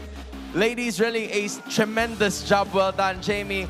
Again, there's a lot of things that we need to talk about. I know, while they're with us here, I'm sure you inspire a lot of women and girls out there. So we want to ask you a few questions. Una-una, how does it feel to be representatives? How significant is it for you to represent pro women players in the international stage? Let's start with Team Navi. Who wants to answer this? Go ahead. For me, personally, napaka-meaningful po neto sa amin. Representing women in esports scene, lalo na po sa EWC, napakahalaga po nito sa amin. Tsaka napaka-importante po, lalo na nung nanalo kami way back last year po sa EWC, na naka-break po kami ng record and nakagawa po kami ng history doon. Kaya sobrang grateful po namin kasi nabigyan po kami ng chance na mag-champion po international. Kaya mas lalo pa po namin pagtiyagaan na ma-defend po namin yung title namin next EWC. And we will be rooting for you guys. We hope you will be able to do that once again. Kitang-kita naman yung passion nyo para sa MLBB. And you know what? Joining you guys at MWI, of course, we have Team Liquid as well. For sure. For Team Liquid, Zaishi, I want to know more about your thoughts in this one. Because again, this is a major tournament, the MWI. Lahat inaabangan to all throughout the year. So what does this mean to you knowing na isa kayo sa magre-representa ng Pilipinas sa darating na MWI? Being the representative po for MWI means everything, not just for me po, but for all of us. Talaga po dito sa tournament po na to, pinagandaan po namin. Madami po kaming sinacrifice na efforts, time, and dala-dala po namin yung suporta po talaga ng Team Liquid, mga fans po, pati po yung mga family po namin. There we finally have it, Jamie. Muli sa buong Champions Arena at sa lahat ng nanonood sa kanilang mga tahanan, suportahan natin ang Team Navi Philippines and Team Liquid as they are our representatives para sa MWI at EWC 2025. Ladies, maraming salamat for being here with us today. And now, I think it is time, Jamie, to toss it over to our panel.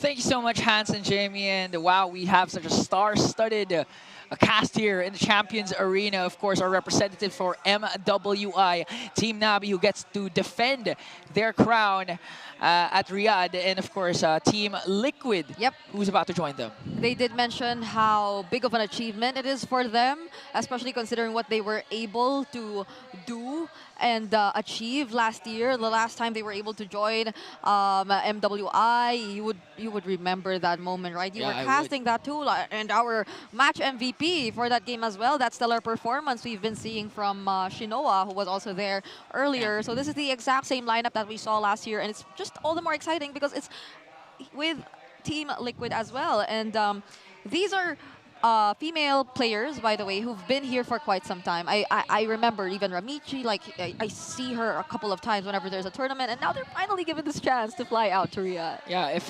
Brigida has her Brigadudes, Shinoa has her Shinoans out here, and I'm sure there are a lot of Brigadudes and Shinoans here at the Champions Arena. So guys, play anytime and anywhere with Smart's Powerall at 99. Now with 10 gigabytes for all apps, plus your choice of only Facebook, Messenger, and Instagram, or only TikTok, plus calls and text to all networks. And of course, guys, we have our Smart Power pose. You gotta do our MVP pose, Daddy JP. You have to cover your ears. Other side, brother. Other side. But I think he already won. It deservedly went to the Cavalry, of course. I mean, he stood up for it. There. See? Like, it's probably on the right side if it was mirrored. But it's pretty much the same. It was a very accurate way. And I like how it's JP who we saw there because, again, he is indeed the match MVP. So, I mean, the game MVP. So, you know, it's just so nice to see how they're just so enabled by that Matilda. I don't think it'll get through in the next game, but let's see. Yeah, and of course, guys, we would like to, if you want to play anytime and anywhere, of course, there's, again, Smart's Powerall 99. Yep, not with 10 gigabytes for all apps, plus your choice of only Facebook, Messenger, and Instagram, or only TikTok, plus only calls and texts to all networks. More data, more GG, still just at 99 pesos for only 7 days.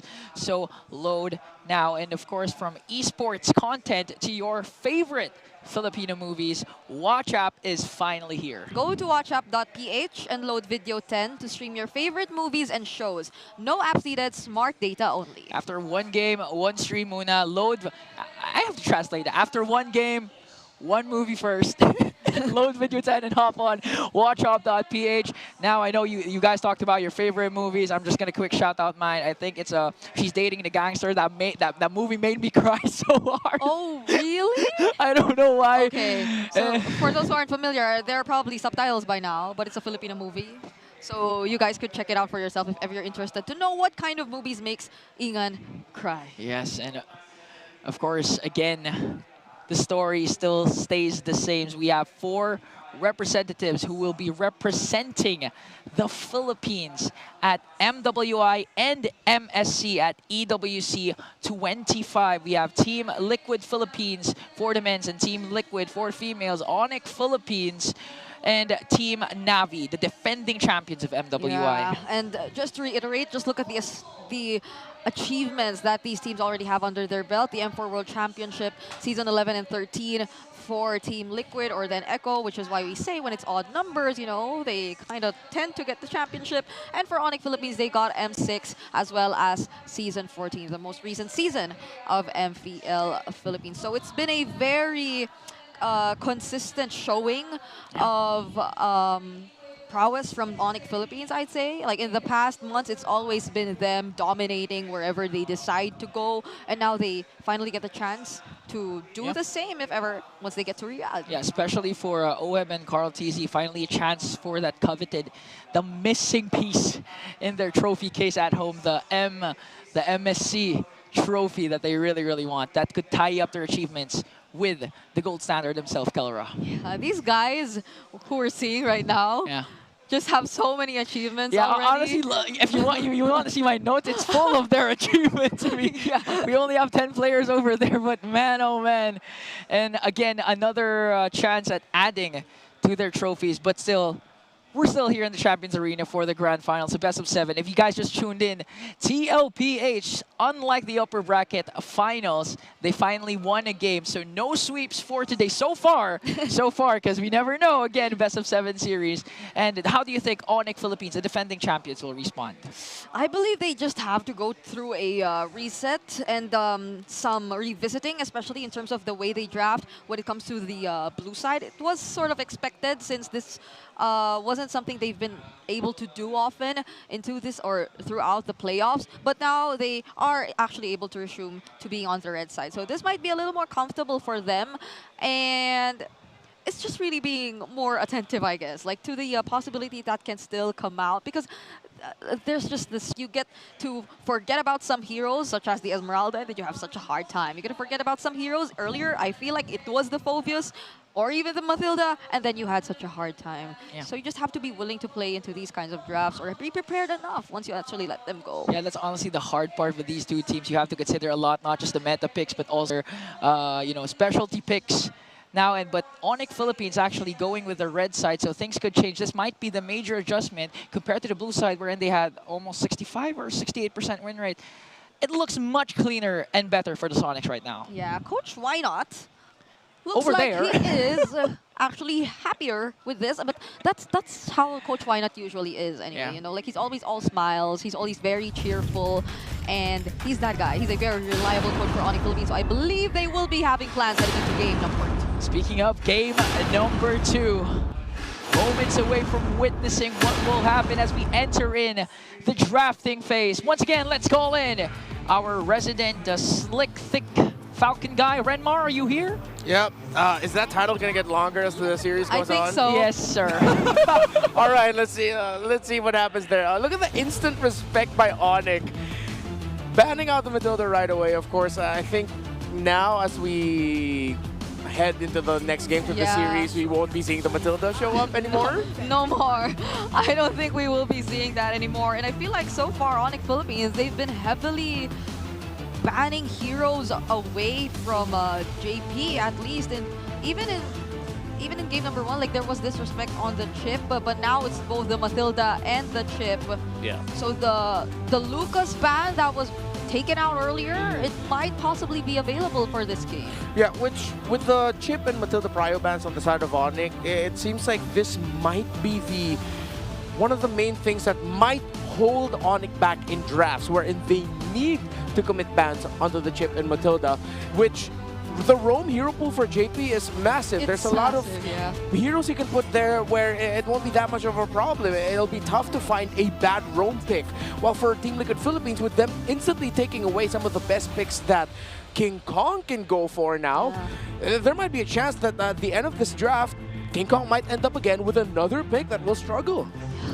And the Jushin too, which Super Friends, or at least has been the go-to pick for Super Friends. So it does feel like, at least for game number 1, and now that we're heading into the draft for game number 2, Team Liquid Philippines, the way that they're drafting is forcing Onic Philippines to actually go for a different route. And that's something we've been asking from Team Liquid Philippines, and now suddenly overnight they're just able to do it over and over again. Okay. I wonder if we're going to see a gold laner rush for Liquid. Maybe get the Harith right away for Oheb. I mean, there's a lot still available on the board, but they might lean towards that route. Harith, Lo Yi. Lo Yi is still there, but the Kalea is open for the taking for JP. Yep. Kalea, Lo Yi, or if ever they do want to rush the gold lane pick, despite the Harith and the Ranger still being available, however. So they'll have plenty of time to decide on whichever they want to go for later on. Now they decide to pick up the Kalea instead, which, by the way, JP has not shown us just yet here in the playoffs. Still could be flexed at the XP lane at this point. You know, we even saw Jushin flap TC on the XP lane, so Who knows? But Onic instead goes with Kelra's pick. It's going to be the Harith, and let's see who they're going to pair it with. So, no Kalea game for JP this playoffs. Yeah. However, for the season, he has only been able to play it once. Yep. 2 victory, anyways. So at least that's one thing good going for them. I wonder if they'll pick up the Baksha or... excuse me, not the Baksha. Oh, why am I blanking of the hero that I wanted to mention? You know what? Just pick up the Granger already, Liquid. Yeah. Are you talking about the glue? Glue, yes, thank you. Oh my goodness. We always forget about glue. No, it's funny because his image was already in my head, but for some reason the name just would not link up to it. So what if we asked you how he looked like? Like Jello. Then we'd still get it, but there's the Granger that Team Liquid Philippines already decided to pick up, not revealing much just yet, but this might have actually revealed. You know, I actually had a theory that what if Liquid just plays the entire series with tanky fighter junglers already? They know Onic love to play those assassins, so why not go for the Bakshas and Friends of the World? But now they have to deal with the Low Yi of Super Friends. And when you play a lineup that has to revolve around a Fredrin and you guys want to play close together, that's what Low Yi loves to play against. Yeah. Although Team Liquid Philippines, they can still opt to consider some of the potential answers they might want to go for. I feel like even just the Kalea, once you time the tidal strike well enough, could deny a lot or momentarily delay whatever aggression or Onic Philippines will be planning to do once they go for the diversion plays. But one of the best direct matchups will be taken out here though. The Farsa won't be available for Sanji. You know, Renmar, what if the one you mentioned, Onic does the same? They put the Baksha instead in the jungle, then pair it up with the Luyi Arlot again. Same concept with the Fredrin. We never know. Kirk might get his hands on his Arlot again. There's a terrifying possibility for the world because that means we've just fallen back to Fredrin and Baksha's arms again. It did happen the other day though. Yeah. Like hashtag we are so back, but what the hell? Lucas though is still open for Onic if they want to pick it up, or if it'll actually be available for them. TLPH might still ban it out. Brusco and a Baksha roam with Revitalize paired up with a Lucas in the jungle and the Low Yi. That's a powerful combo in the center of the map that Onic can build a really good early to mid game around. Yeah. And that'll be terrifying if you can send out the Unleash the Beast. If you could just send out the Lucas to wherever, because he feels like one of the scariest heroes to go for the backlines. It's almost always a sure kill whenever that happens. And Team Liquid Philippines will have to decide between that or the Ling because it's pretty much the same. And the Ling can go for that same idea either way if it's just about taking on the backlines. And that's what Team Liquid Philippines wants to prevent so bad. Like, OHEB being within reach of Onic Philippines. Sanji's running out of picks. Valentina would not be a fun time. The main mid laners are gone. Valir still on the board if Sanji wants to use it.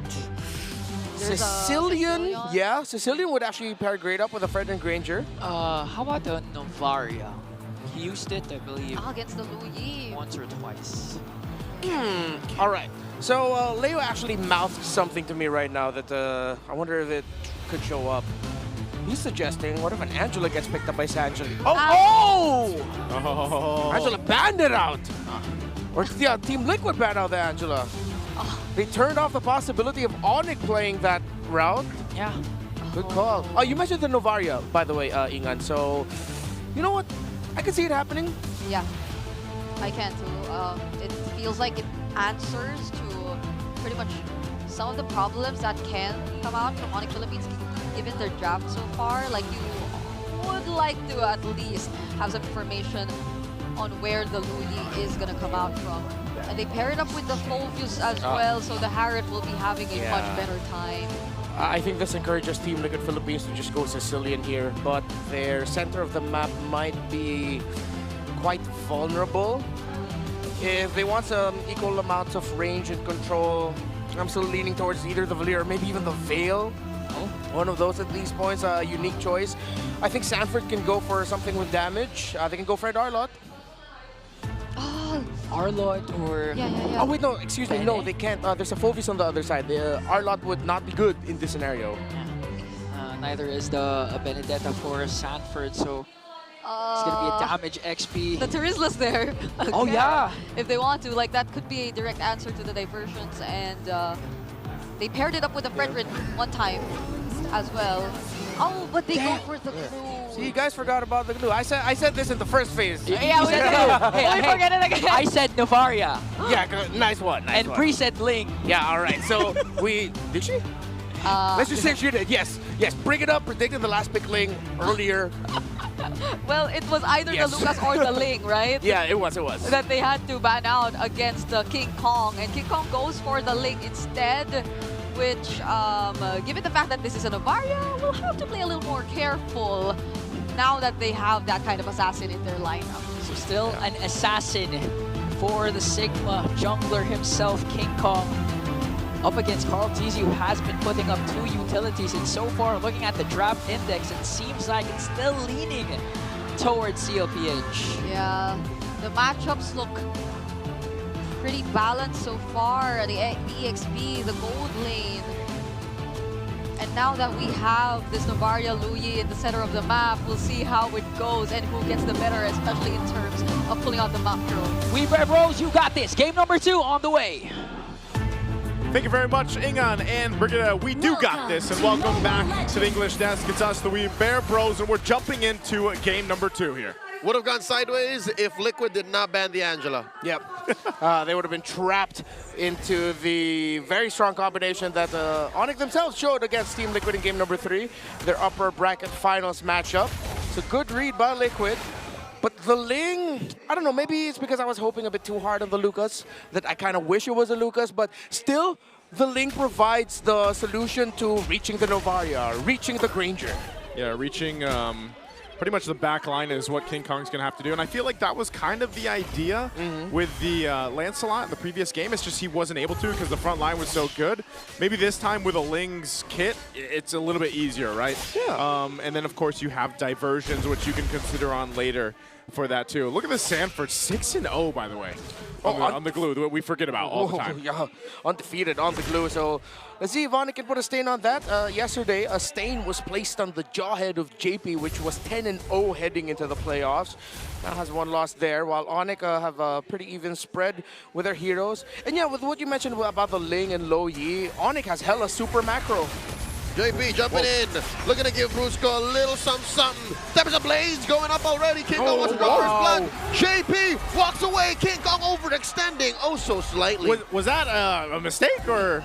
It was Carl Teasy being able to just knock him up at the right amount, the right time. That enhanced basic attack you can get as a Fredrin. Great timing by the GOAT. My turn to protect you, Dad. Yeah. That's going to hurt, though, because you know how valuable an early kill can be for one of these types of junglers like a Ling, the assassins that really scale up quickly on this. They might still look to make some plays early on for Onic Philippines, but man, look at this. Good echo thrown out by Sanji, setting it up. Very low, Daddy JP, Kirk draws first blood. Oh, but Carl Teasy goes ahead and gives Brusco his first death as well. And another one, Sanji sniping from downtown. This feels all too familiar.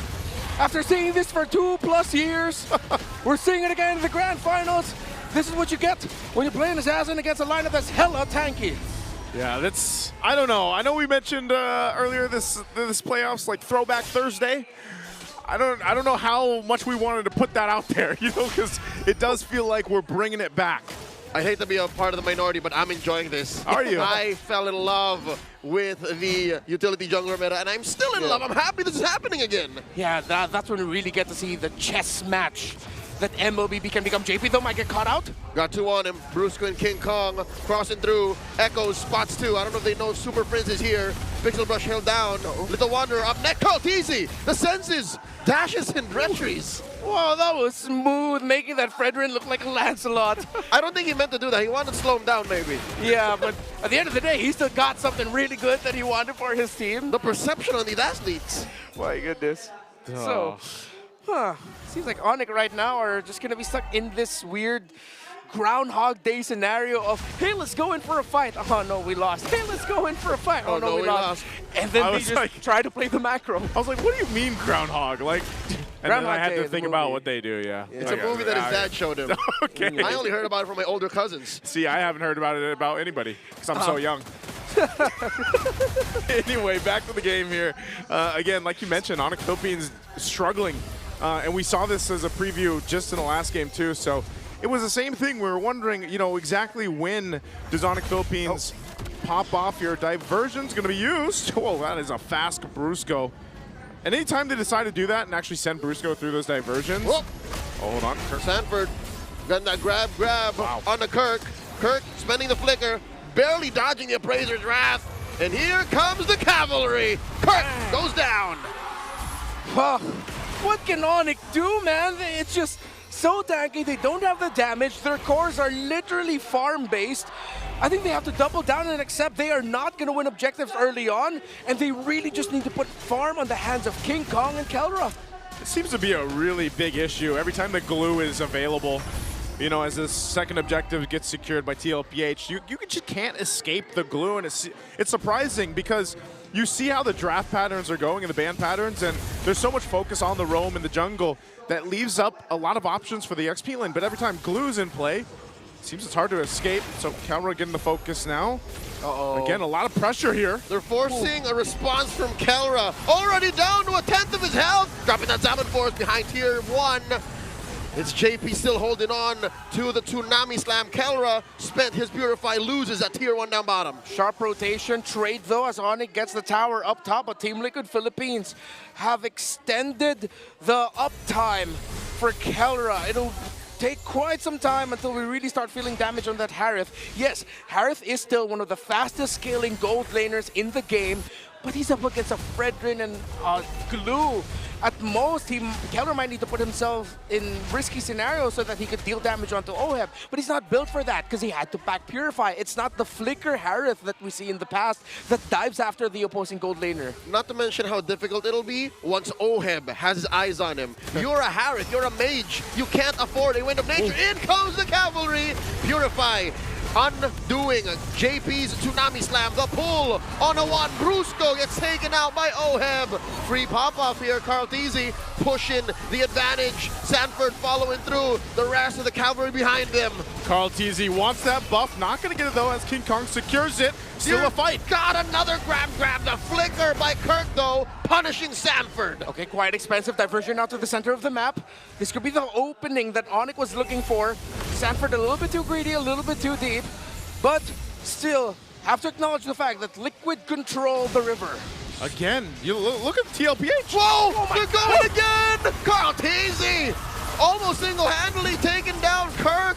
And JP very low. Salmon Force spent in by Kelra. Can they take down Dad? Carlteasy holding their ground. Sanji with the echoes. And that's enough of a warning shot for Liquid to score the last turtle. Turtle number 3, and Onic can only get towers. They have to call back to their past and banana split this map up as Liquid Philippines are playing a playstyle that they shut down years ago. They're just all clumped up together, and it's working out so well for them because it's a deadlier version of the ultimate bonding experience. Essentially, it's that, and you're seeing it happen. Even when down a member, they're still able to confidently take these fights because of just how much pure crowd control they have and the tankiness that comes with this lineup, with the Fredrin, with the Glue, and even for JP. The way that they're able to support JP in that too just showcases how good TLPH has been throughout the playoffs even, and the regular season. And eventually it'll come to a point wherein Onic will be thrown back to M6, KL. Double sniper, double poke lineup that, oh my God! Whoa. Team Liquid ID showed Sanford! Starts to pick up, takes down Fritz all the way in the back. The grab on the Brusco. Salmon Force, the response from Kelra. Tsunami Slam on the one, down goes Brusco, and Sanford survives. Kirk diving in, King Kong from the back line. JP finally falls. There's no way I was gonna say Sanford gets away out of that, but they're still gonna fight break out. Inside the purple buff. Can they do this? The pit was lethal for Kirk. Kelra gets out of there. It was started out by Sanford and Sanji. Sanford gave the vision. Sanji landed the stars. And the duo that took over the world as kids are now staring down the gods as men. The Glue and the Novaria together have been sublime in this game number 2. And that's the thing, man. Again, OHEB has so much space, just like he did in Game 1 to work with. Half the time, Sanford's bringing the targets to OHEB to capitalize the kills. Again, regular season MVP OHEB here looking to have a similar game from Game 1, if not a better one. Onic Philippines has to go ahead and some way, somehow, find an adjustment to these team fights breaking out. Oh my God, 2,000 between OHEB and Kelra. OHEB early on in the season shouting, I have no money. Look at this. How many times has he scored PPA rich guy all season long? The storyline of the season. OHEB crying out, I got no money, it's fake news. You can ask my mom, my coach. We call cap OHEB. He's loaded in game right now, and this is the Lord for the taking here. Very fast. Liquid is blitzing it. Kirk and Brusco knows they can't afford to do this. They collapse on the 2. Echo thrown out. Kelra gets it. Oh, slicing through that lineup of TLPH. Go! Oh, Salmon Force, look at that back line. Tempest ablaze on the OHEB. King Kong shutting him down. Still no kills for Liquid. Down goes 4. The Super Fam dismantled the cavalry. What just happened? In a matter of a second, Onic Philippines comes back and wins and turns things around in this game. They finally hit their power spike. Team Liquid clumped up together. King Kong, perfect entry. Kelra with the damage. Onic are online and Liquid are worried. Kelra dropping that Salmon Force underneath tier 3 up top. Penetrated the base of TLPH.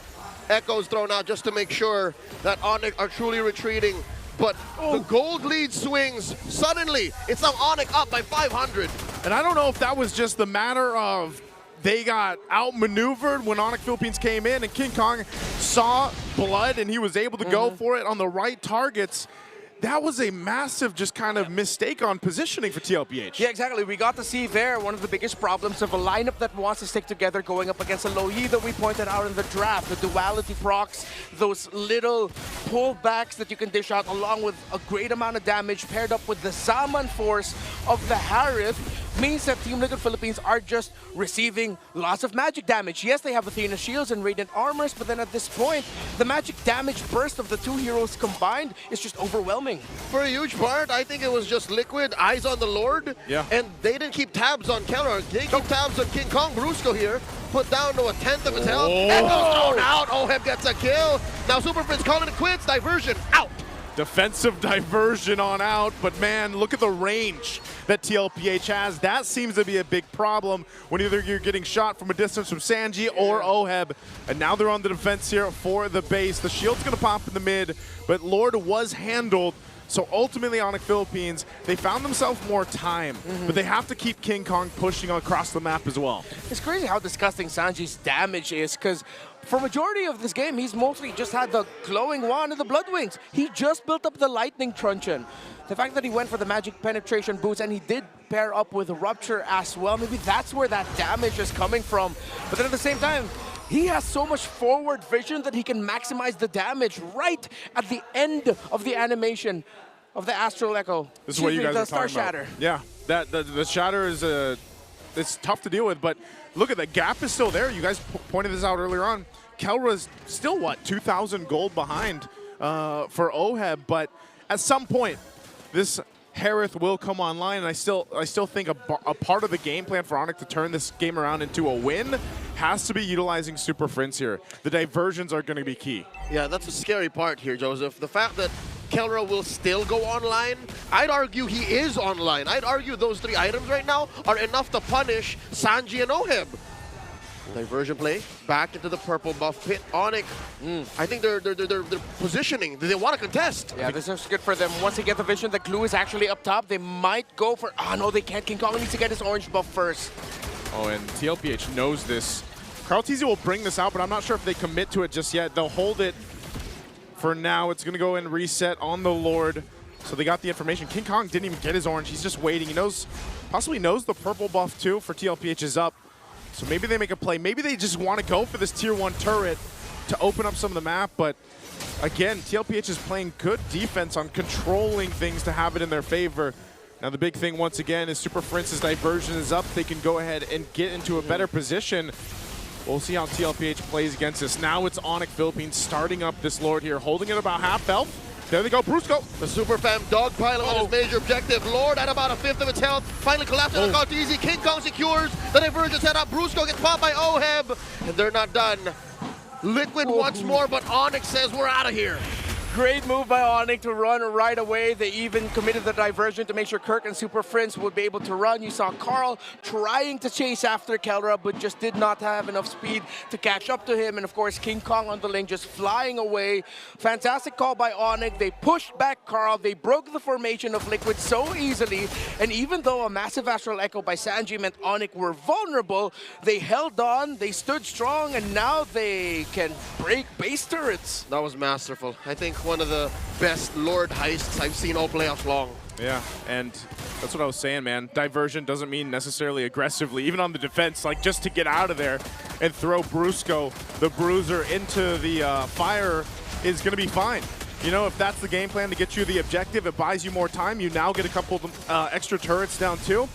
And it gets to a point where Onic Philippines should be in fighting position, but you're seeing a preview of TLPH's defense that they can actually still pull off with this lineup. So it might be a couple more minutes before Onic Philippines can actually get into the base to end it here. Yeah, Onic needs to keep this formation tight. Just sent King Kong to the far lanes just to manage waves. You don't necessarily need to send him to break towers. Just pull one or two members of Team Liquid Philippines to clear minion waves, and then that's your advantage already made for the major objective fights. As is, there's a natural advantage for Onic given that Lord is spawning away from long lane, and long lane is penetrated. Yeah. So Onic has to double down on that fact and say, hey, Liquid, if you don't watch that lane, we could go for a split. I think that's what was so important earlier on when they got that turret down, when it was TLPH that got the Lord, right? That moment earlier on in the game could end up being one of those decisions where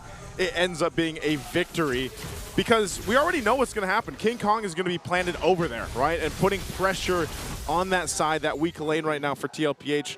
So a big part of it is how do they defend against that? Here's what's scary, Joseph. It doesn't have to be King Kong. It doesn't have to be. Sanji knows Super Prince can do just the same. That's true. He tried to do that the other night. Have to watch out for the Lo Yi.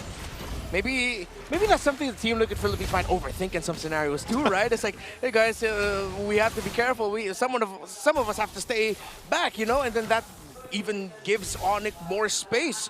So let's see how Team Liquid Philippines will decide to play this. They're gonna have to accept one gambit at some point. That you can't win everything in this scenario. You're gonna have to make a play. But their play right now is just pure defense. Lord's gonna be up in 10 though. That minion wave up top is the biggest eyesore for Liquid right now. You can see the positioning too Onic Philippines is going to do. This is playing around. Whoa, here it is. They find 40. 40 flickers out. Gets that spread, and he's holding his ground here. He's committing to defending this long lane. They get a flicker out, so that's at least something.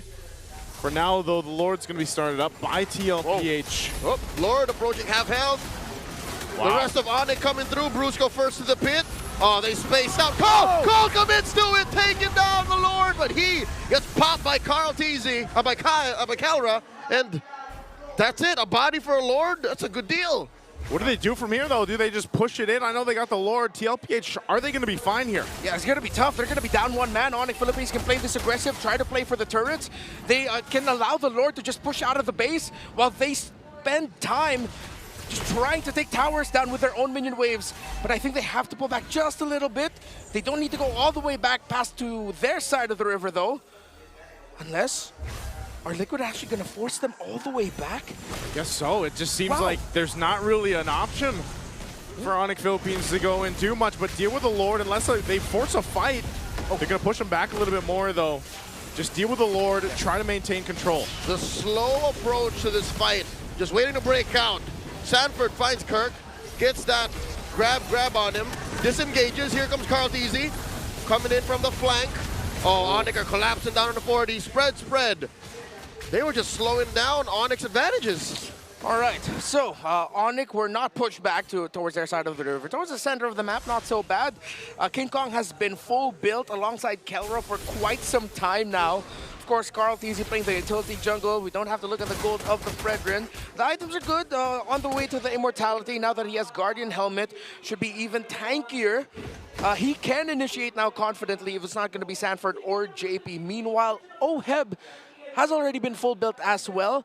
Does have the Wind of Nature, as the Ling is his big problem, but he doesn't have a lot of magic defense. So if Keller can penetrate the formation of Liquid and reach Oheb, that Granger's going to be a sitting duck. And Keller is pretty much fully locked in. Not sure if he's going to swap some items through later on, but ultimately, it's come down to this. They bought enough time. I mean, we were saying that the Onic Philippines had to do that. Well, they're almost at the 20-minute mark. This next Lord that comes up is going to be crucial, but I think the game plan is still going to be the same because nothing has really changed since that last Lord take. Yep. There weren't any extra turrets taken down, but they basically built themselves up to where they need to be. Even a couple more immortalities for Onic Philippines could change the course of some of these team fights. So even for TLPH, the biggest advantage they have right now is the vision provided by Sanji. Sanji can go ahead and do that. They've got tanky enough front line between Sanford where they can actually scout things out. And as the game progresses here, you know, Sanji's poking ability is going to be a problem alongside then when Oheb can sweep in. As long as JP gets some of the purifies down, I would say, from Onic Philippines, they should have an advantage in the team fight, I would say, around the next Lord here. Good read on the map by Sanji. That's vision.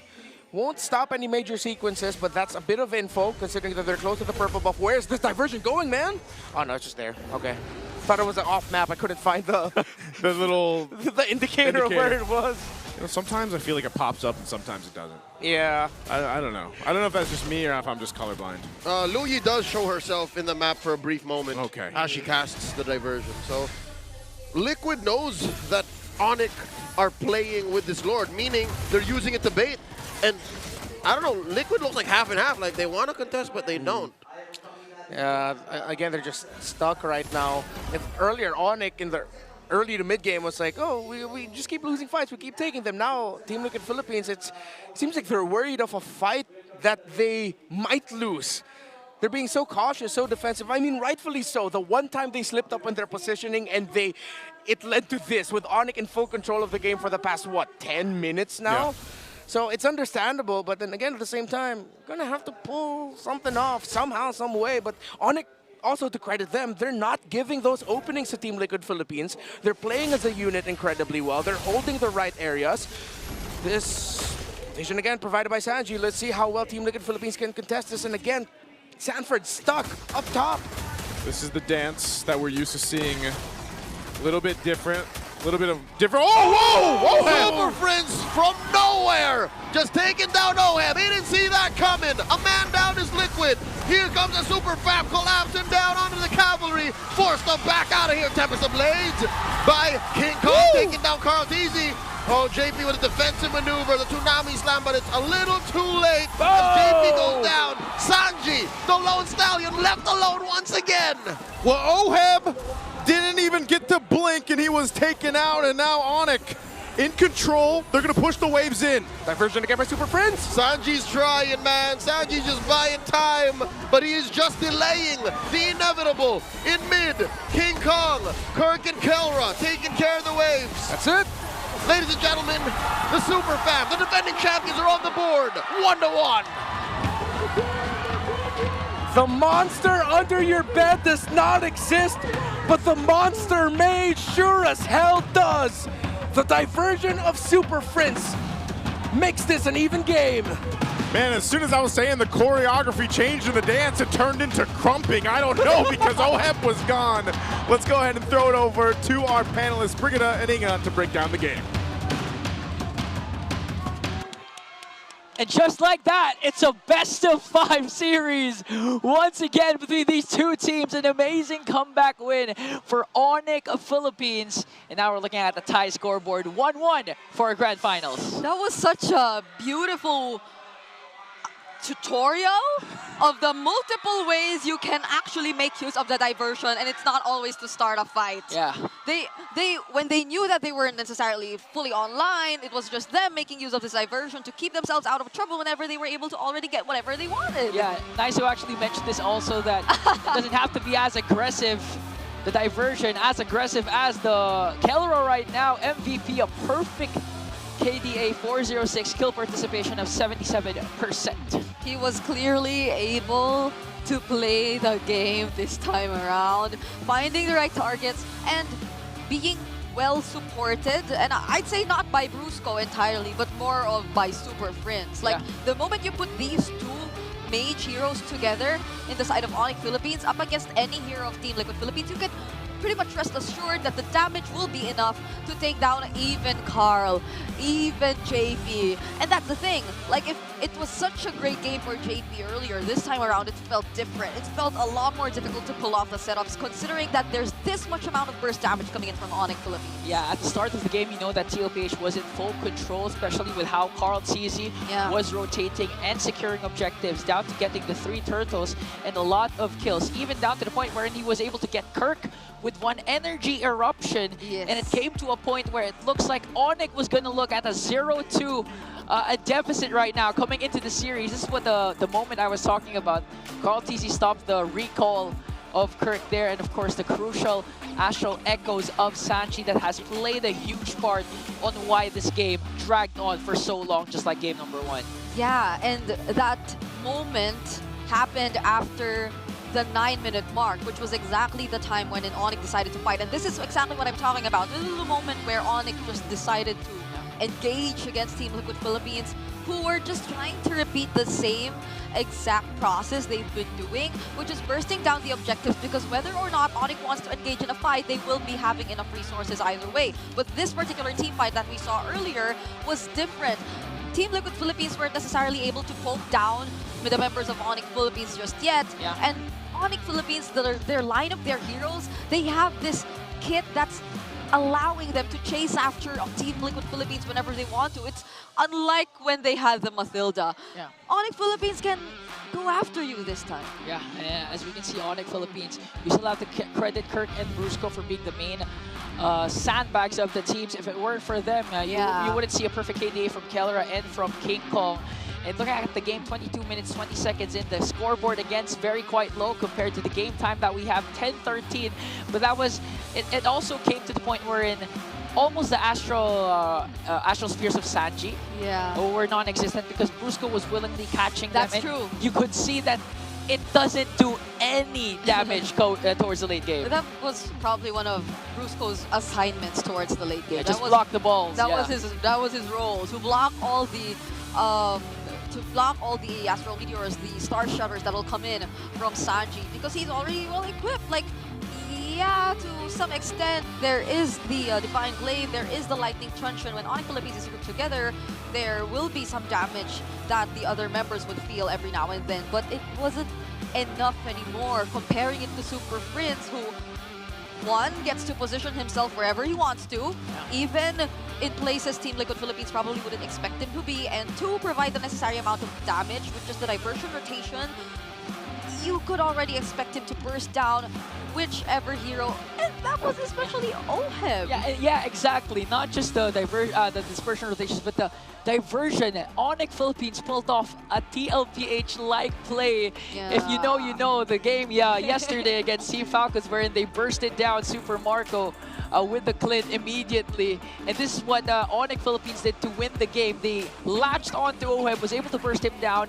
No need for the Lord, and it was an inevitable end that TLPH had to face. Their defeat was nearing as Onic Philippines trims down the series from a best of 7 to a best of 5. And as we see, our BPI rich guy, the most fitting esports athlete for this job. Yeah, the most aesthetically pleasing esports or player, as they'd say, to be the BPI rich guy. It's again King Kong, who tried to do this earlier on the Lancelot too, but I feel like there was more decisiveness coming in this time around for him. He was on the Ling, and once he had the items, once he felt like he had the damage, he made that call, that 9-minute call, which we will be talking about a little more later on, that changed the flow of the game entirely for Onic Philippines. When he decided to be part of the fights, when he decided to be more active in terms of what happened, then we felt the shift.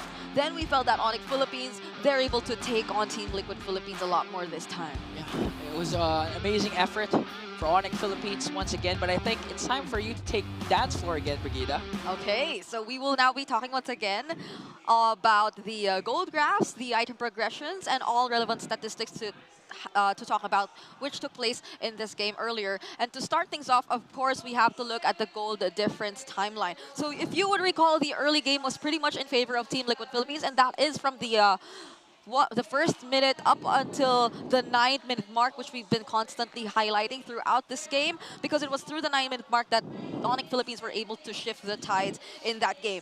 Earlier on, it felt a lot like San was activated. The San duo was back. There were just so many beautiful plays that were coming in from the Glue, from the Nevaria. They were able to sync things thoroughly that it almost felt like Kirk was on the road to being shut down twice in a row for this entire series. And I feel like if we do look at the item progression later on, there will be a lot more to back this up.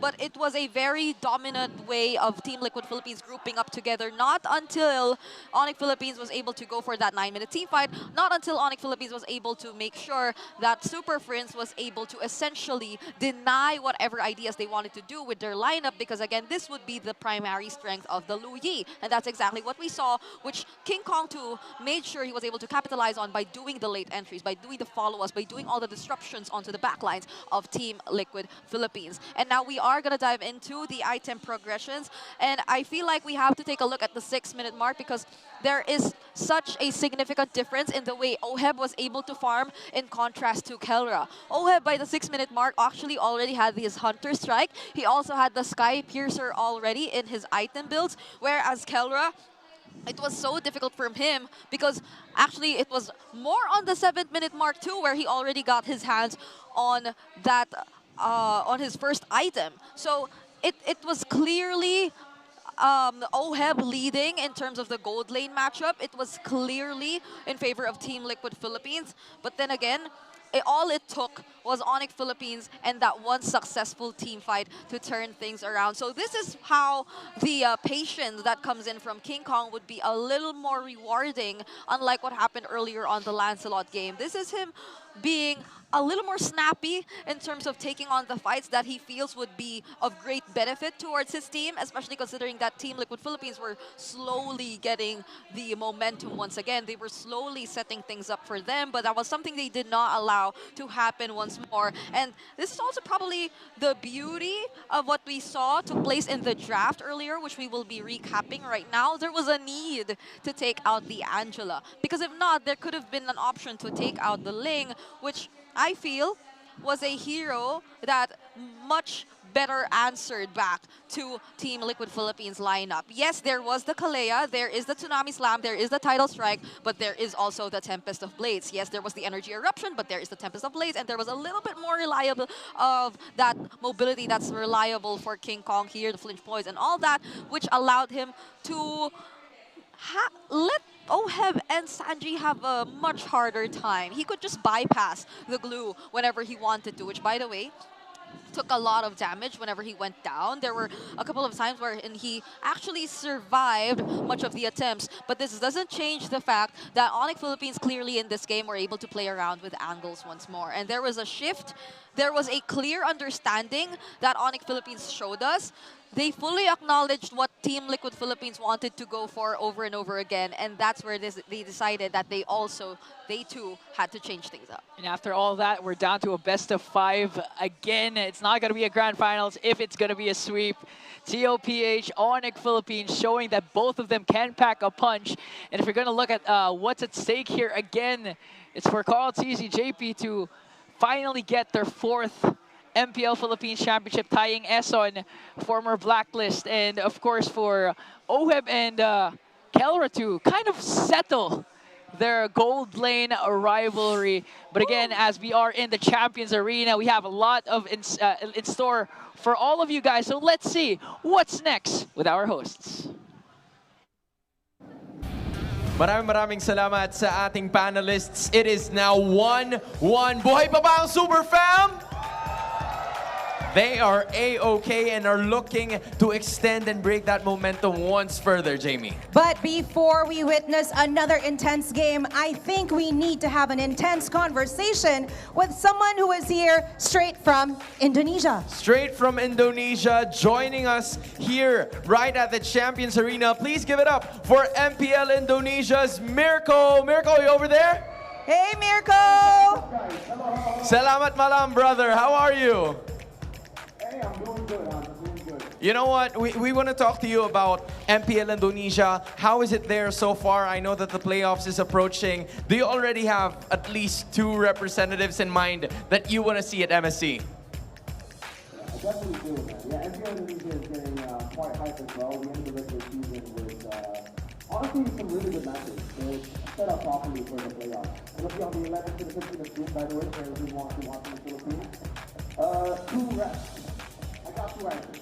Okay, I got all right. the answer, and I got the objective answer. Which one do you want to give? Okay. You know what? Let's get the biased answer out of the way first. All right.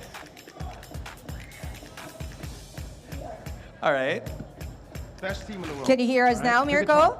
Bigatron, best team in the world. That's what's gonna happen. All right. All right. That's the biased answer. All right. That's the biased answer. Okay, so Bigatron is one. Who's the other?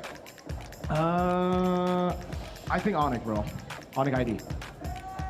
So that's Bigatron and Onic ID for Mirko, Jamie. What about your objective answer, though, Mirko? Who do you think will win this season for MPL Indonesia?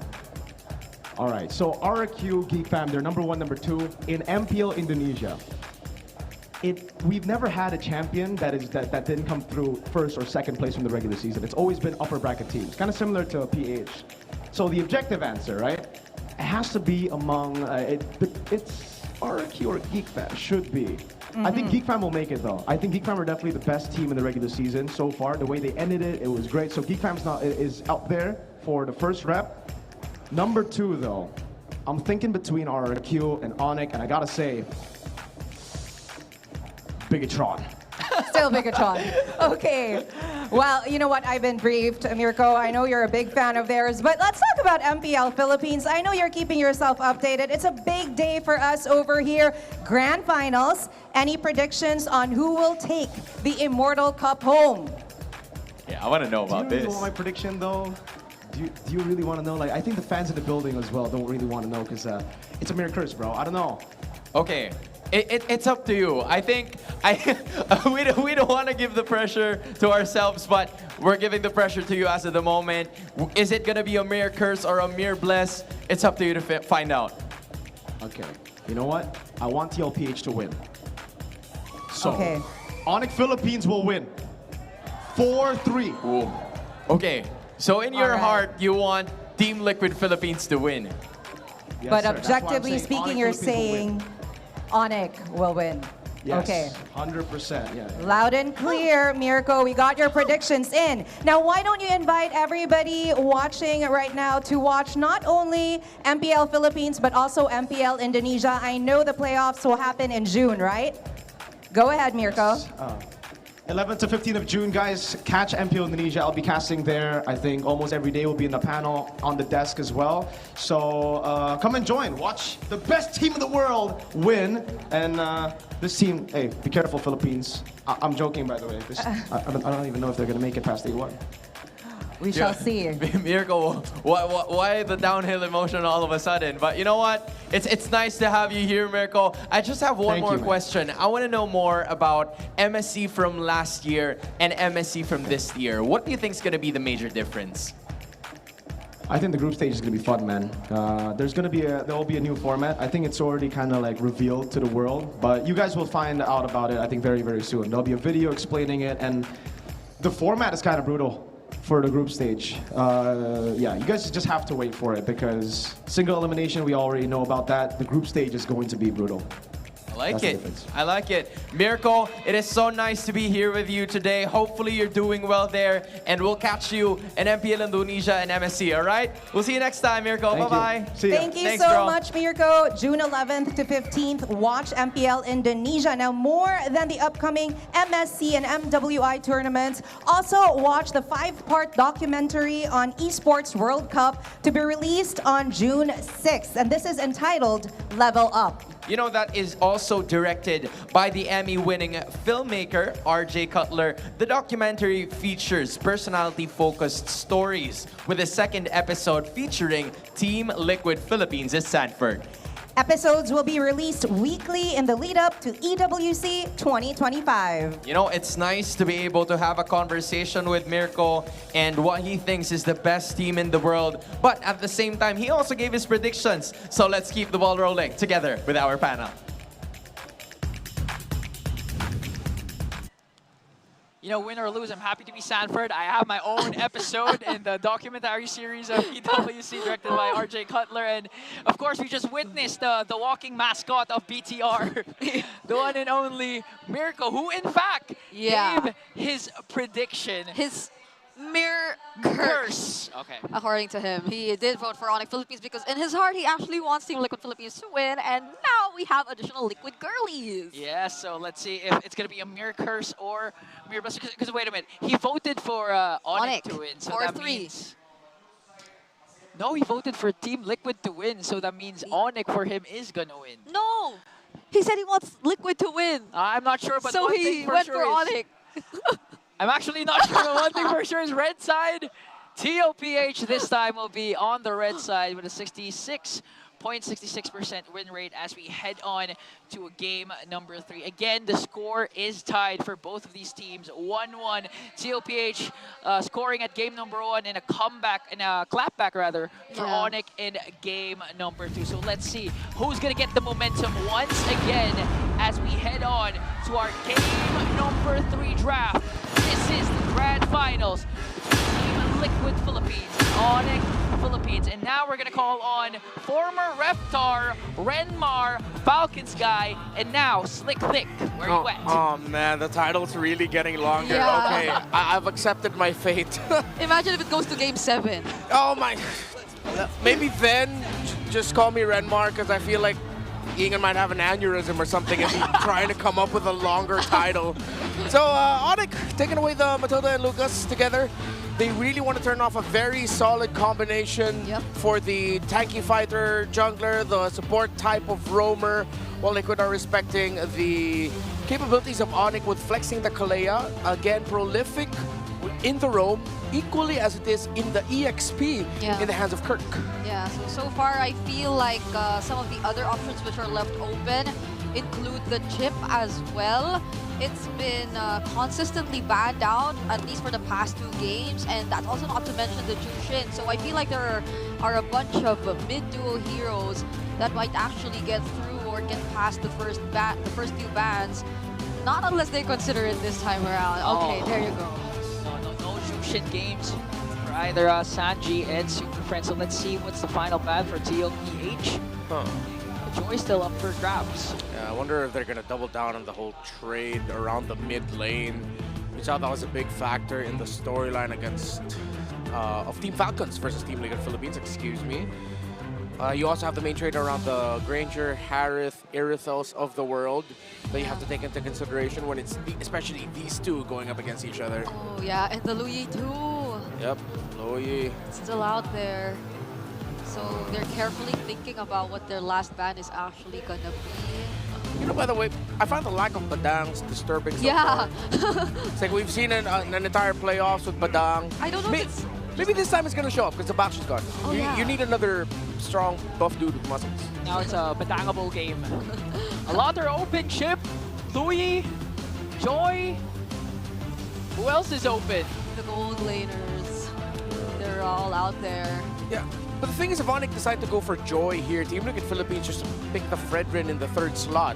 Because Team Liquid Philippines can surprise and pick Loyi as one of the first 2 picks. So if ever, let's say, for example, this is Joy. Team Liquid Philippines can go Harith, Loyi, Fredrin for their first 3 picks. You're already showing your main course though, but then you can still play around the idea of getting the best possible matchups in the Roman EXP. So Onic said, that's why we don't want to join. We'll pick up the Harith. Team Liquid Philippines don't need to pick up the Granger. That can go in the 3rd slot here. And they need to consider the low E though. That's the thing. Does Sanji willingly pick his hero in this part? Because I feel like for the past few games, it's almost always the Jushin, if ever it does show up, or if ever Sanji's pick does show up in the first phase. Because if not, they often leave it for second. Yeah. Because the Farsas are still out there, the Eves are still out there too. Earlier, he even had to use the Navaria. Exactly. So, it's Team Liquid going for the Joy. And Liquid will double down on the chip. Yeah. Okay. This could be deadly. Joy chip, it's likely to be a Joy chip Ranger now for Team Liquid Philippines in the first Oh. You know, the last time we saw a Luyi chip matchup, Team Liquid Philippines versus Team Falcons, it felt like a pro match. Yeah, I felt like this was Team Liquid Philippines. I understand the chip. They doubled down on the idea they could not give the Joy and Harith together. But then again, even if that happened, they could have gone Fredrin. However, the Fredrin also would have suffered against that kind of matchup. Yeah. So they were stuck with these two as the first 2 picks, and Onic ended up with 3 really great picks. Yeah, and we did mention that it is likely going to be the Granger here. Unless Team Liquid Philippines switch things up, but they don't, so it's quite telegraphed for now. Yeah. At least in the first phase for Team Liquid. Now they have to minimize the other heroes that can complement Onic Philippines lineup really well. The Glue's still out there too. Yeah, the Phobius. And the Phobius as well, as you mentioned, but they banned the Badang. Oh, finally we get to see him in the draft. In the ban. In the Yeah, ban. in the bans. The red band side. So Team Liquid Philippines opting to take out the Badang, as mentioned by Renmar, no Baksha, so it's a Badangable game. But for Onic Philippines, they take out one of Sanford's used heroes here in the playoffs, the Terizla, out of the picture. Doubling down on the heroes of Sanford. Because even if Onic decide somehow to give the Phobius, should still be okay for them.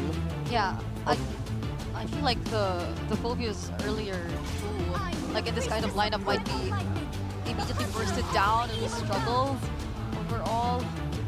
Especially the amount of hold so far with just the Luyi and the Fredrin. But they ban out the Edith.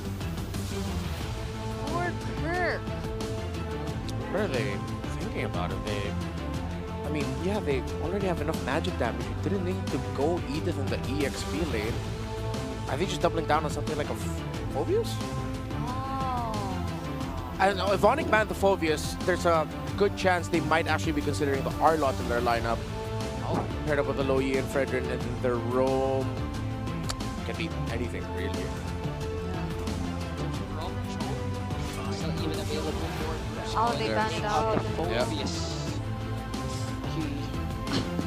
The combo that Team Liquid Philippines used just the other day might come out now in Onyx hands. The Arlot. Oh. So the Farsa's still out there, but like, is that something Sanji's willing to pick in this lineup? Though? I mean, should. You need to. Should be okay, but I'd want more crowd control instead of burst. You already have the Joy, of the Granger. Yeah, you want to set up the burst so that the Joy can go in to finish it. So yeah, their mid laner can come later. They pick up the Glue here. And Leo whispered into my ear again. He's suggesting that Angela might pop up. Let's see, because even Brusque already used it in the upper bracket finals. Paired up with the Baksha and with the utility roam jungler in Fredrin could still be a viable option for them. But apart from that, the Arlot that you guys mentioned. Yeah, Onic can go fast here. They can go Arlot Cho as their last 2 picks. The Cho can quickly go through the shrubs, get vision, check areas, have a good chance to get away also. If ever he just wants to get a check on where the chip is. Yeah. CC's there too. No, Benedetto, wow. Whoa! Whoa, Onic. Wait a minute. I mean, Renmar, you said it. Onic Philippines could go fast. Yeah. And what more with the Benedetta and is this a debut pick in the playoffs, the Kufra? Yep. In the playoffs it is, but I believe not for the entire season. Yes, we've had precedence on the Kufra. blocks the dashes. This is going to be a tough game for Carl TZ's Joy. Onic, fantastic draft on them. They just had to pick up the Farsa. If Liquid can pull this off, they played out of their minds. If Onic wins this, it's because they won the draft. Glue, it's all on the glue. It's gonna be always all on the glue now. All drafts are set for game number 3. And just looking at the draft, do you expect another long game, or is it gonna be as fast as possible? I feel like that's what they're attempting to go for, right? Like extending the game, forcing it to fall entirely on who pulls off the better macro with the amount of global presence that both of these lineups actually have. They have the Chip and they have the Louis as well. But it's gonna be difficult. Once the team fights break out, Onic Philippines, their lineup just has so many direct answers to what TLPH can actually do. 1-1, Team Liquid Philippines, Onic Philippines, game 3. Now in the books. Casters, take it away. Thank you very much, panel, for breaking it down. And we're going to find out once we jump into the Land of Dawn. It's game 3 here. And who's going to get the upper hand in the series? In the finals of the playoffs, I'm glad that even this late into Onyx Season 15 run, they seem to have that roamer game changer every single time. Yeah.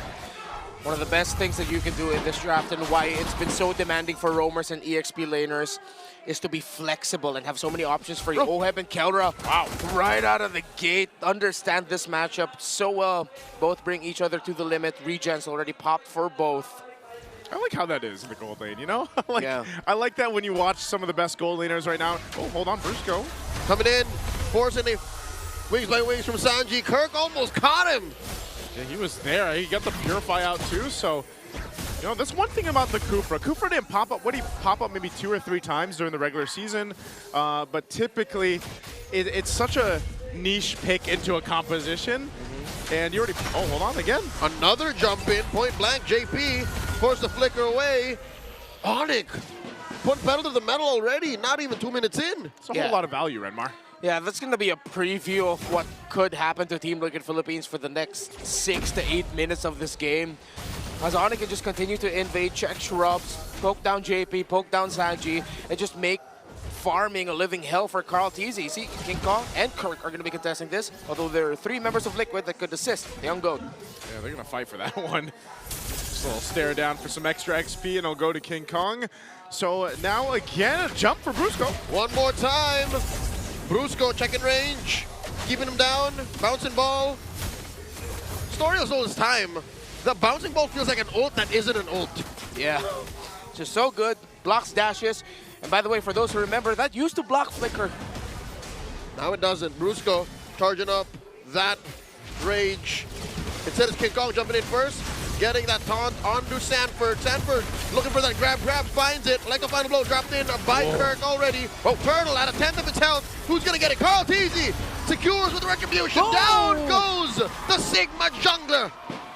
King Kong goes down, and the Turtle gets taken for TLPH. That was a fight for them. Incredible resilience by Team Liquid. Eventually, once that shield was secured by Carl TZ, that meant Team Liquid could fight just a little bit longer so that they would walk out with the win with the Turtle and a kill onto King Kong. That is not how the fight... Onic didn't expect the fight to go that way. Clearly, it really looked like I thought they were going to win, but the presence of the glue, Sanford, again, this broken hero turned busted, became a huge X factor in that last one. Yeah, he's just been an X factor the entire season, the entire playoffs here. There is an unexpected amount of damage from Liquid's lineup. Again, you're looking at it, sure, there's a lot of Sanford setup, there's a lot of JP setup across the map, but on-demand damage, it's so much easier for Liquid to dish out. Yeah, and it's on-demand magic damage early on in the game too, which even though you know how tanky a Fredrin is, Kufra is tanky as well, especially with the right emblem set, magic damage early on in the game makes any tanky presence cry. That's why that Farsa has been such a big pick for a lot of the teams here throughout the playoffs, and even back in the regular season, the damage pressure early on is great, but then it also allows you to have a really good damage profile throughout the game, because then eventually, then you have the Granger online, and we know how well he's done so far. Overall, diversion, going to go ahead and send him down to the other half. Sanji read the situation wrong. Feathered airstrike into the wrong brush and gets caught by Onic. Onic knew where the Farsa was, and it was an easy diversion and gank. Oheb's going to be pushing the top side though, but he needs to back on out of there. JP has read where King Kong is. Liquid though might actually be in a slightly better position for this turtle. Sanji will be able to come back on time. King Kong and Onic still want to get resources away from the Joy. Sanji literally making like the Farsa. He was blinded. Yeah. Eyes closed. Eyes closed, trying to flap away and wouldn't be able to. Still in the mid lane, they're going to hold it down. The turtle is up here. See how they play this out. Everyone, CarlTZ's got some information on his own. He's going to wait for this one. Again, this is where we start to see a lot of... hold on, CarlTZ. Kirk spending that petrify. Sanji answering JP? back in kind. Better dare strike. Here comes the shortcut. Sanford takes down Kirk. He lets a man down for the super fam. Looks like he was jebaited by CarlTZ, man. Yeah, that's what I was going to say. He's just hanging out on that side of the jungle. And then I was going to say, before that actually happened, was JP is just come on in, shortcut down, and you're fine. Look at gold lane right now. Little 1v1. Oh, wow. Kelra's up in there. Too deep. Crossing over through that tier 1. I'm looking to take him down, but no! Kelra, the Filipino savage. That's why they call him that, is he would pull out the most savage plays. I'm glad we caught at least a tail end of that sequence. The shield was the difference maker. Of course, a little bit of that impure rage as well on him. Oheb outplayed. He tried as he could, but at the end of the day, there's very little you can do against a hero kit that gives shields when it dashes. Bro crossed a turret. He did. And still won the 1v1. He cut it in and then made it happen. I'm so glad we had the opening sequence of our grand finals with both of them staring each other down in front of the Immortal Cup, because that's the gold lane. When you put Kelra and Oheb there in a matchup, that's exactly what it seems like. And this is interesting too. You've got the matchup here, and it favors the Grangers slightly. I mean, they've seen 64 games. This is basically the gold lane throughout Season 15. Yeah. I mean, it caused a lot of discussion out there. Might even be for even before Season 15. No, that's true. The past 6 months. So this is the new Fred Baksha, huh? Yeah, with Fred Baksha still in the game. It's a little bit more exciting version of the Fred Baksha. There's actually damage and the duels you can see now, just two beefy dudes staring at each other, slapping each other with wet tissues. It's good sometimes. That can be fun sometimes, but like not all the time. Only on Tuesdays. All right. Okay. All right. Team Liquid Philippines. Shame for them, they weren't able to get a tower up top. Onic sent Kelra very quickly to the bottom lane to equalize the tower and minion pressure there. Liquid now won't be able to push this, as JP will look at the info that Brusco is nearby. Yeah, he'll be able to see Super Prince and Kelra. So now Liquid will have to try to get a macro win elsewhere first. I feel like if they go into the next objective without breaking at least one tower down first, that's going to be quite risky, because they'll be losing the macro battle. Again, it's a low ether up again. Oh, Sanford spots it, but only for a second, because Onic does the same play, taking out the other half of the Sansan duo. Now Sanji answers back, forcing use to purify, wings by wings out, cutting through the Liquid lineup. Oh my lord, is Kirk, but he can't save Kelra. Kelra's down. CarlTZ running away. Kirk and Bruce go on his tails. Oh, having JP coming through. Oh, he can't get the taunt. He's not able to get it, and JP will survive, so he burned the flicker. But an interesting fight, and now the Turtle's up here, last one of the game. All the more worth it. Now the Turtle up next. Onic blitzing it. Not a nary thing Liquid could do here. JP just sees the Turtle go over to Onic. Great sequence by Onic. Philippines started off again by the diversion of Super Friends. Team Liquid's map feels small. They do have a gold lead here, a very slight one. So they still have that to hold on to. But we see here again the presence of the Benedetta canceled Sanji very quickly. Although it was King Kong that initially canceled the Feathered Airstrike, it was Kirk that sent Sanji flying way out of position out of that fight to even deal basic attack damage. It's interesting how many times that we've seen Onic go ahead and set that up and, in the mid lane and put that pressure that way here. I think Kirk, now that he has a Malefic Roar, and if he's able to go ahead and land, even the Petrify combination, could set things really up for Onic Philippines in the next big fight, which is now the Lord, and now these turtles are gone. So that's something that TLPH will have to deal with. Sanford, as tanky as the glue is and everything else, we saw how overloaded that damage can be on him, especially with the crowd control included with a Fredrin there and the Kufra. And also mainly it's because he didn't see that coming. Yeah, it was like a blink of an eye. The third time that Onic did that, where they just diverted randomly into one of the 2 river brushes. Yeah, which was the last game. That's how they caught Oheb earlier. So they got to watch out for that. Yeah, and so far we haven't seen that one big shortcut play that would make Onic fold. Maybe this one is it. Oh, huge! King Kong welcomes that alongside Brusco, and it seems like Liquid did not see that kind of response coming through. Kirk, 1v1 with Oheb. Oheb outplays Kirk. Some semblance of retribution from the cavalry. Here comes the diversion. Oheb smells something.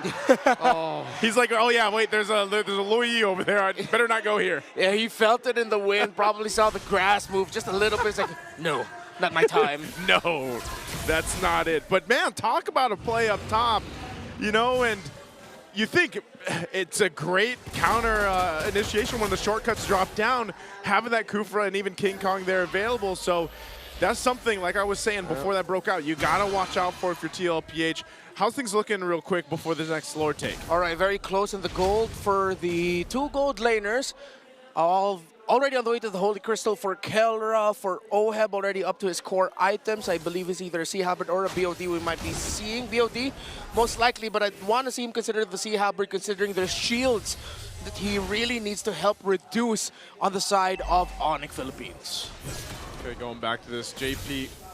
Oh, scouting things on out. Oh, by the way, we've been used to seeing the tanky Benedetta for so long. This is actually a pure damage Benedetta on the hands of Kirk. He's gone Hunter Strike, Malefic Roar. Yep. And this is mainly to punish Liquid's less than sturdy lineup. Because again, that thing that JP tried to do, again, answer in kind with the shortcut, it's not going to work 8 out of 10 times. And now, Liquid are looking at Onic burst down this Lord and a quick knock-up, and it's still JP who falls. Oheb does get a double kill. Kirk and Brusco fall. Now it's Sanford holding the ground here. Carl. Front line diversion play. Where is Prince going? Prince goes back to mid. King Kong gets taken out. Oheb gets his 3rd kill. That one, oh, Carl Tease is going under the turret. Whoa. Prince. Not able to get Prince. Saw his life flash before his very eyes. Liquid, this is not a time to fight. They have to defend against the Lord. Way too close there. If Carl got that kill, could have been insane, but Liquid still gets the win in the fight. They lost the Lord, but they'll be able to stop it. As you look back here, Brusco went in first, immobilized by Sanford. JP, I set on the Lord. King Kong got it, he got knocked up, Brusco, but then Carl Teasy's late entry as he was coming from the bottom lane, distracted by Kirk. Kirk eventually joined the fight, but was taken down relatively quickly by Team Liquid. So ultimately that Lord really didn't get Onic Philippines anything, right? I mean, there was a distraction there, might have gotten them a little bit of obviously gold there to work with, but ultimately we look across here on the lanes, it's pretty much even, right? Because we can't factor in the Fredrin versus the Joy in terms of that gold, but overall, it's still kind of at this equilibrium between the 2 teams. Yeah, there's a minor gold lead for TLPH, but you're seeing how these fights are breaking out and playing out. Still problematic how Liquid can't pick a full frontal fight against Onic. Whenever there is a jump or a dash in from Onic, Liquid have to scramble. Yeah. That is their only response. Somehow, some way, Liquid need to get Super Friends. They need to get a jump on this low Yi, but how do you when you are going up against a hero that's designed to get the jump on everyone else? Because of the draft of Onic Philippines, they've completely shut down any massive shortcut play by JP, unless it's going to come super late into the fight just to bring in a super late entry Carl Teasy. But as we've seen, JP can't even initiate with a shortcut because what? He'll just be putting his team in danger under the Electo final blow. Yep. Brusco can just knock him up with a revenge into the rage combo stun if they're up next to a wall. Even the bouncing ball, the ultimate that's not an ultimate, can block them from getting away. It's difficult for a chip. And again, Onic have drafted this so well that they've shut the key hero of Liquid down. That's why I think you gotta shift the focus. Yeah, JP is going to have to do that, but it might even be up to Carl Teasy in a way to go and, you know, cause enough havoc in the backline on a Joy, just because he is so mobile that he might have to put pressure that way to allow JP to be able to utilize a shortcut and not just get caught out against it. And that might be the best way to use said shortcut, is have JP go the long way around, use a Y-Walk portal, flicker into one or the other, you know, Kelra or Super Prince, and then go from there. That's it. It sounds easier said than done, because it is, but that's one of Liquid's options. Yeah. But it looks like for Liquid, they're just trying to play catch-up in terms of map control. Easy push up top. It was just heralded by Kirk. He has 3 deaths, but he's been opening up the map, has been forcing reactions out of Liquid. Now with the Lord spawn, King Kong holds it. How will Liquid deal with this? Right now, King Kong will hold the Lord. This is one of the things we always talk about when the Benedetta was in play so often before, is that pressure you can put on the map. So they'll have to keep Carl TZ dealing with that. They're actually going to go 1v1. Whoa! Carl TZ gets it! Kirk gets popped, and that's the go signal. JP gets to conceal. Lord gets soft reset here. King Kong doesn't want his job undone. He spent the past 30 seconds working on it. And because of the man lacking, Onic are now second guessing. Yeah. They are playing around the tanky jungler though, so Onic can afford it if ever Team Liquid decide to rush. Conceal play into the mid, they see Sanji. Oh, they want Sanji right now, but the mid lane's still going to be held down. Feathered airstrike coming in, forcing Brusco to get that bouncing ball. They pull that Salmon Force out of counter. The shortcut been dropped by JP. Diversion play into that bush. Down below from the south, Carl TZ pushed out of that pit. Oh! The grab on Sanford finds the perfect target. Down goes Kelra, and the Lord wears Liquid's jersey. Onic decided to split that fight, and it costed them. Sanford, clutch, able to get the grab of the Harith, meant Team Liquid can now begin the slow trollop to a stampede. 3,000 is their gold lead. Divine Glaive, Blood Wings, Holy Crystal, and the Starlium Scythe already for this Joy. Already up to a concentrated energy for Kelra. That's something that Liquid needs to watch out for. Oheb full built as well in terms of their frontliners. The Benedetta still going full damage. Has the Bloodlust, Endless Battle, excuse me. There you go. It's been a while, it's been a while. Gentlemen, what I tell you, it's going to take a long while for Liquid to get a win. It was a 3-step, 4-step kind of fight. They cannot shock Onic in submission. They have to be very methodical about this. There's a conceal. JP was using, he flickers forward. Whoop. Finds it on the Kelra, dropping the rest of the cavalry on it, pays the iron price. Down goes Carl TZ. You can't do that, not twice in a row, not like this. Was that just off timing, or like, I mean, they were deep under the second turret. They crossed 2 turrets, Joseph. Yeah, that was way too greedy. I thought that'd be okay, but once I saw that second turret was still there, it's like, nope. JP, there's been a reason why you've been so hesitant and disciplined in using your shortcut. Yeah. Because of things like that, so... This is interesting. I mean, this is a literally thumbs up, guys, let's do this moment. Like, jumps on in. It's a big oopsie.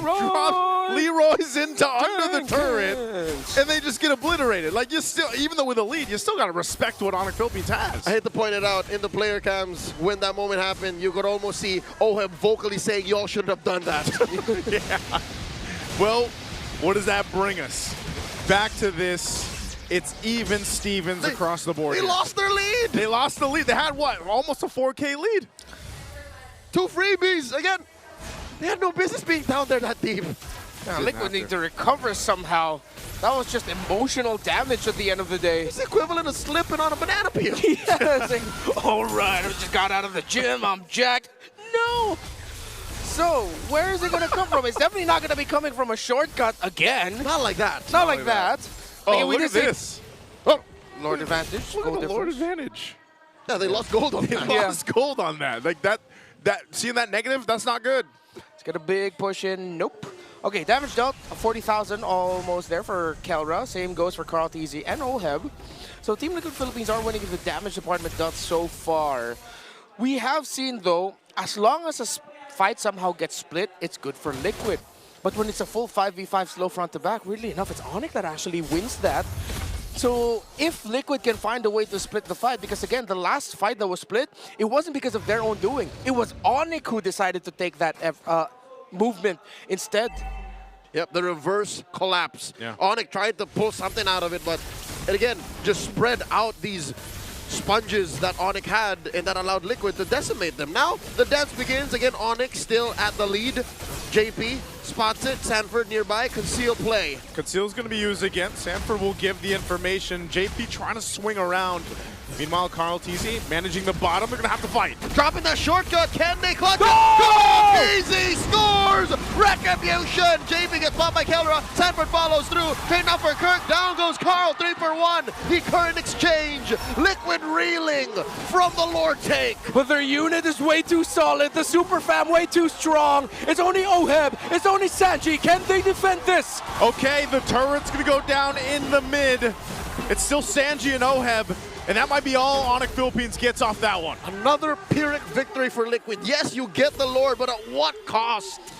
Seems like that's always the question at the end of all these fights. Every fight, they're forced into that slow 5v5. It's expensive for them. They lose more than they gain. But what can they gain with this Lord? As Onic will have to go fall back to base, wait for Kirk. Let's see if they'll be able to stop it before it gets to the tower. There will be enhanced minions coming out though for Liquid, so they might be able to start a siege. Gentlemen, if you'll remember, Kirk is comfortable playing this way. Yeah. He won a major international championship in Indonesia, Mobile Masters, by playing a CC with 8 deaths. So he's fine, like that's what he's used to doing. He's a scapegoat. Yeah. I would say you won't like him when he's angry. You know, Kirk, that's what he likes to do. And that's his playstyle sometimes. He fits the bill here, and this time they're going to manage this Lord.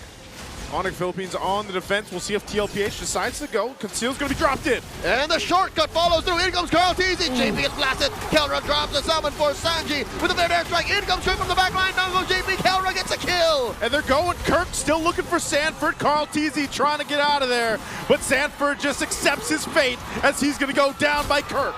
Kirk gets one, and the rest of Onic clap back. Gets sent via the neighbors, and down goes Sanji. It all went sideways for the cavalry. On point of the diversion again, but Carl TZ sees one. He might need to get out of here though. He doesn't even decide to clear up the minion waves because his baby cakes needs him. It's just baby cakes left. They can't defend against 5 members of the Super Fam. Oheb's gonna stare him down, and Carl can't get back in time. Kelra drops his Salmon Force, got a chunky wave of minions to come through, and Onic scores 2-1. Onic Philippines have now overtaken Team Liquid in this race to 4.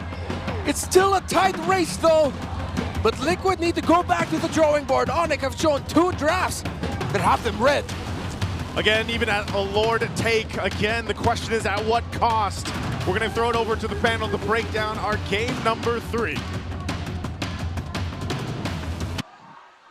In a bout between legends, en route to immortality. Mistakes are what matters most, and Onic capitalize on the over-aggression plays of TLPH to score a win, and now they're up 2-1 in the grand finals. What a response from Onic Philippines, beginning draft all the way to execution in that game. You saw how they were just able to deny much of the ideas, much of the plans that the cavalry had, and this is Kelra with 100% kill participation as he takes the game MVP. Oh, down to the first few minutes, even getting a solo kill. Yeah. Onto Oheb at the top lane, even down to Oheb's own turret. We saw Kelra as proactive as possible all throughout, and it was honestly activated by the way Onic played. The desk mentioned that Kirk became a sacrificial player, became the scapegoat, but in the end, it was all part of a major, bigger plan to enable the gold standard to wreak havoc over the cavalry. It's so hard to move on from that solo kill you just mentioned because they tried doing that from minute 1. Yeah. Like they were going hard in terms of the micro. They were exchanging blows from the very beginning, from the moment they saw each other in the lane, and when it came to a point where the solo kill was just successful for Kelra, it was just an additional layer of problems for Team Liquid Philippines, because if you were to look back at even the first few objectives, they were unable to contest and fight back, and this was the solo kill we were talking about, because more than more often than not, the diversions, they were just too quick to decide on where to go.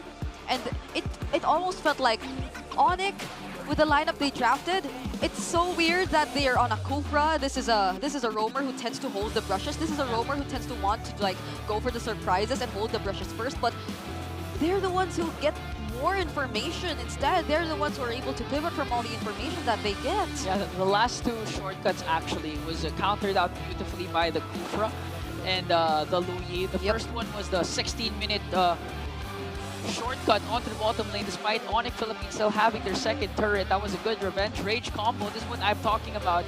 A beautiful stun there coming in from Brusco and the collapse of Onic Philippines onto Team Liquid Philippines. Yeah. And this play, like I felt there was a plan.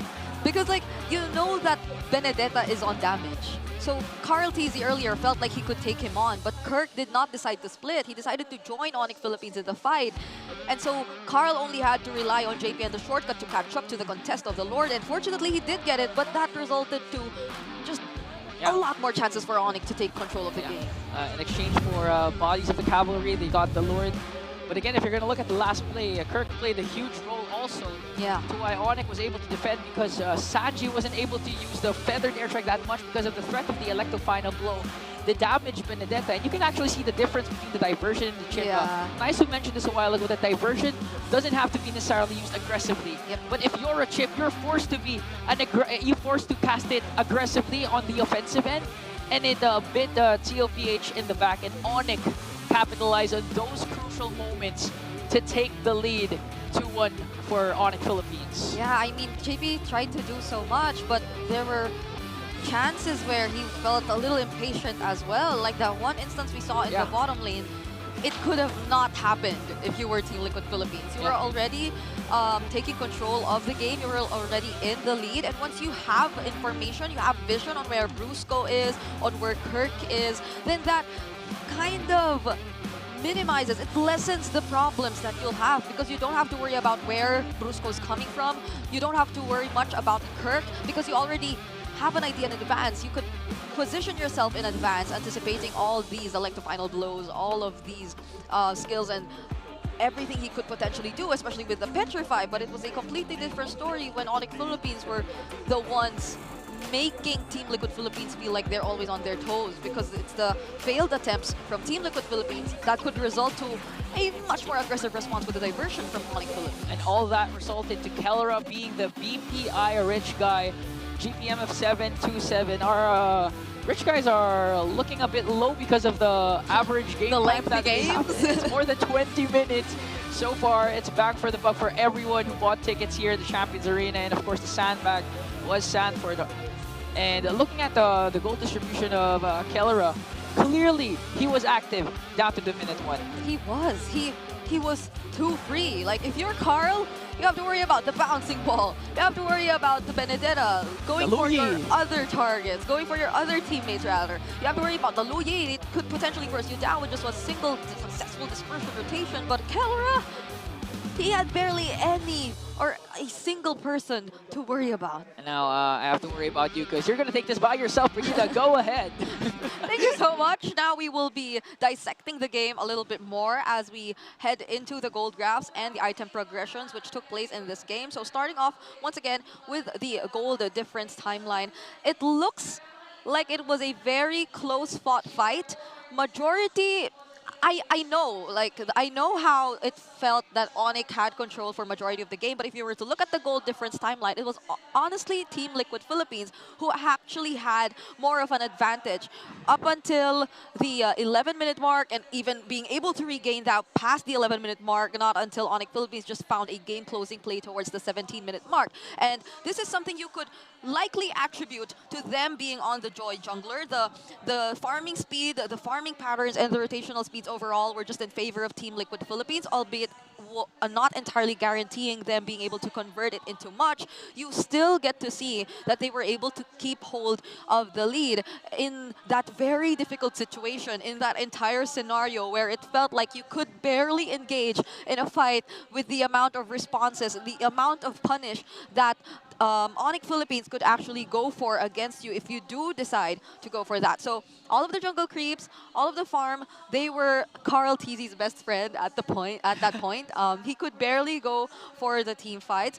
Later on, we do see him eventually getting some successful pickoffs here and there, and that's mostly onto Kirk. But that, too, was something part of Onic Philippines' plan because Kirk willingly allowed himself to be that guy, to take those kills, to take away the threat of Carl TZ and the electrifying beats, because once that's over, then his team has almost nothing to worry about anymore. They have endless reach to the other members of Team Liquid Philippines. And now if we were to look at the item progression, this felt a little too difficult for from Team Liquid Philippines to catch up or to even respond back to Onic Philippines, and the way they were just too quick in terms of securing their core items and their key items. I feel like one of the biggest indicators too of how ahead Onic Philippines was in that game was when Elra actually had the option to opt for an Oracle even. He put in an Oracle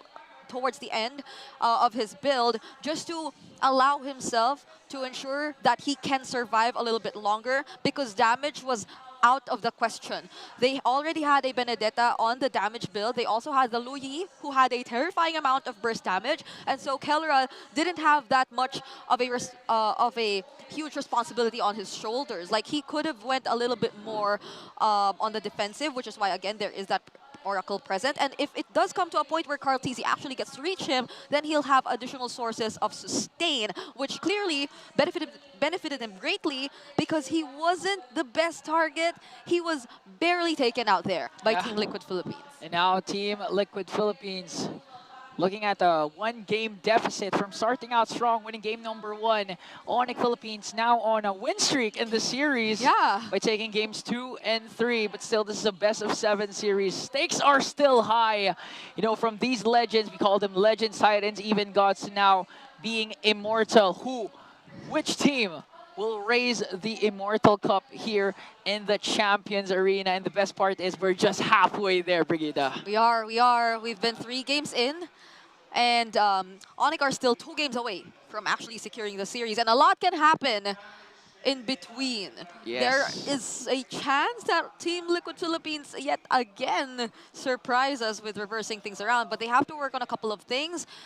They have to be a little more prepared, and they have to think in advance. Because, again, the past 2 drafts, which we saw in that game, it felt a little too much in favor of Onic Philippines rather than it being balanced out and boiling down to execution once we head into the game. Yeah, major adjustments have need to be made here for not just Team Liquid Philippines, for Onic Philippines to stay as creative as possible, keep Team Liquid Philippines at their toes. But again, and here in the Champions Arena, it's full of excitement, full of exciting people. I even see actually a local artists in the building now. But now let's take a look at this VTR in a very short while.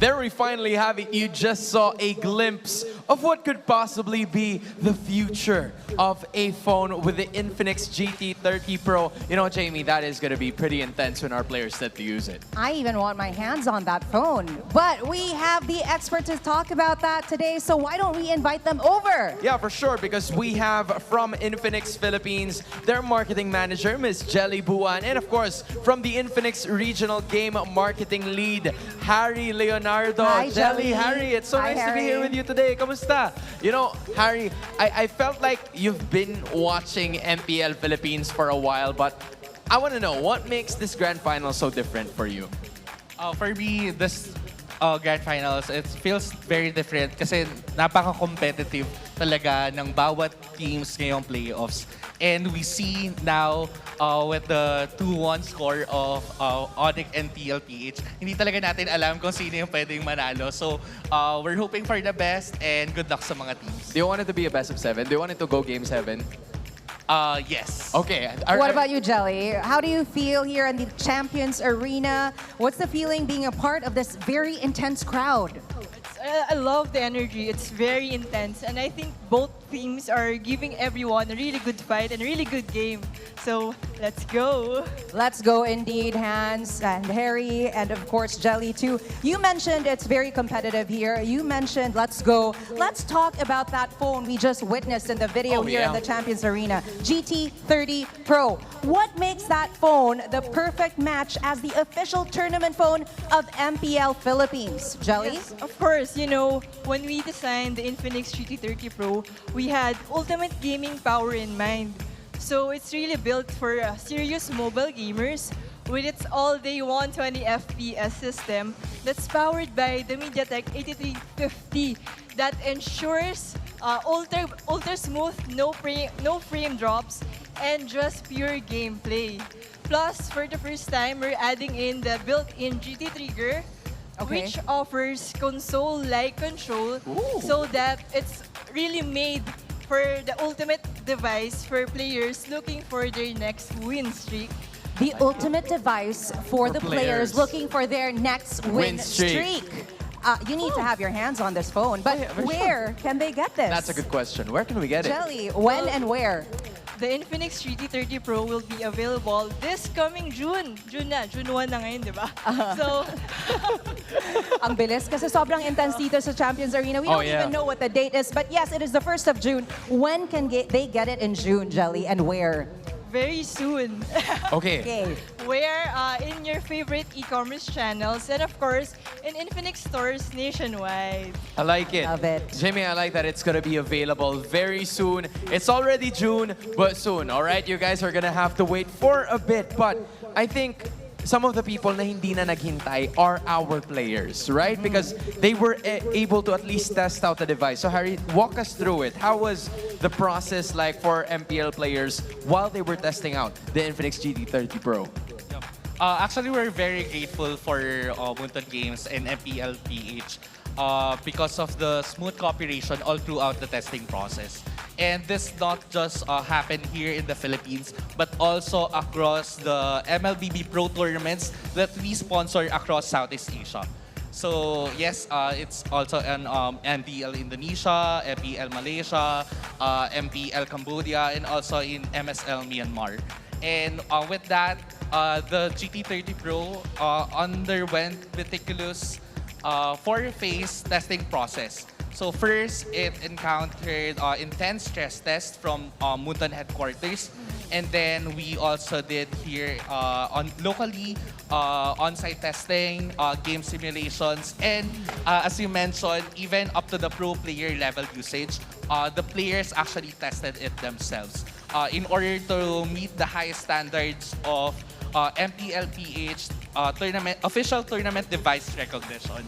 So for us, this is actually not just a technical approval, but a celebration of the hard work, of the teamwork, and the shared commitment of Infinix, MLBB, MPL towards esports excellence. I love that. Four-phase testing process. And it really feels like it's custom-made for MPL Philippines, MPL Cambodia, MPL everywhere. MPL everywhere, for sure. I think that is, you know, pretty interesting that you got the approval of the pro players because they're very specific with their phones, right? So with that being said, they are playing as of the moment.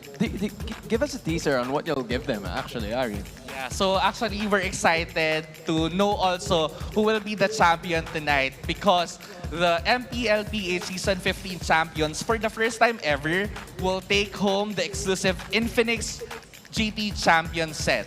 Ano ba yung laman nun? Of course, we have our GT Champion jacket. We have our GT AI ring. We also have our GT30 Pro phone inside a customized champion box. And of course, magkakaroon din ng GT trophy for their MGT or My Greatest Teammate. Oh, wow. Now that's a can't lot. wait to see that. Yeah, Hans. that's a lot. Again, Jelly and Harry, thank you so much for being here with us today. And we're happy to have Infinix as the official tournament gaming phone para sa ating mga manlalaro. And hopefully we get to see you more in the future. But now, we're going to toss it back to our panel to know more about this match.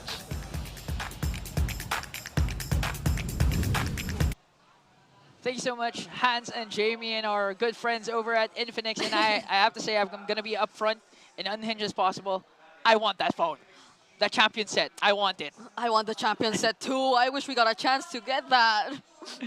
But of course, guys, we have BPI that empowers Pinoy gamers with next level banking solutions to help you level up in life. Digital deposit accounts, insurance, investments, loans, and many more. Yep, you can start saving now so you get a more epic tomorrow. So you can open up a hashtag save up account today via the BPI app. One ID and 5 minutes is all you need and you get an account already. So go for a more epic tomorrow together with BPI. Yeah, we have a lot in store once again. Current score, 2-1. Onic Philippines is leading, so us Onic guys are happy compared to the Liquid Girly. But of course, guys, we have an epic news for you because the Vive app is also available. You can finally pay via QR for faster payment on your monthly bills. Yep, you can claim rewards, everything. And also you get an epic bonus once you sign up because you get a chance to win 1,250 MLBB diamonds. You get diamonds. You also can use it for skins, for anything else, emotes that we continuously flex. So what are you waiting for, guys? Join the Vibe now and download it today for an epic tomorrow with BPI. Yep, there are a lot of in-game items you could still purchase once you get to recharge. So I feel like you should take this chance. Yeah, but be financially responsible, guys, because, you know, I spent a lot with a Naruto collab skin. I got 3, and I don't know how much money I have left in my BPI app, but still.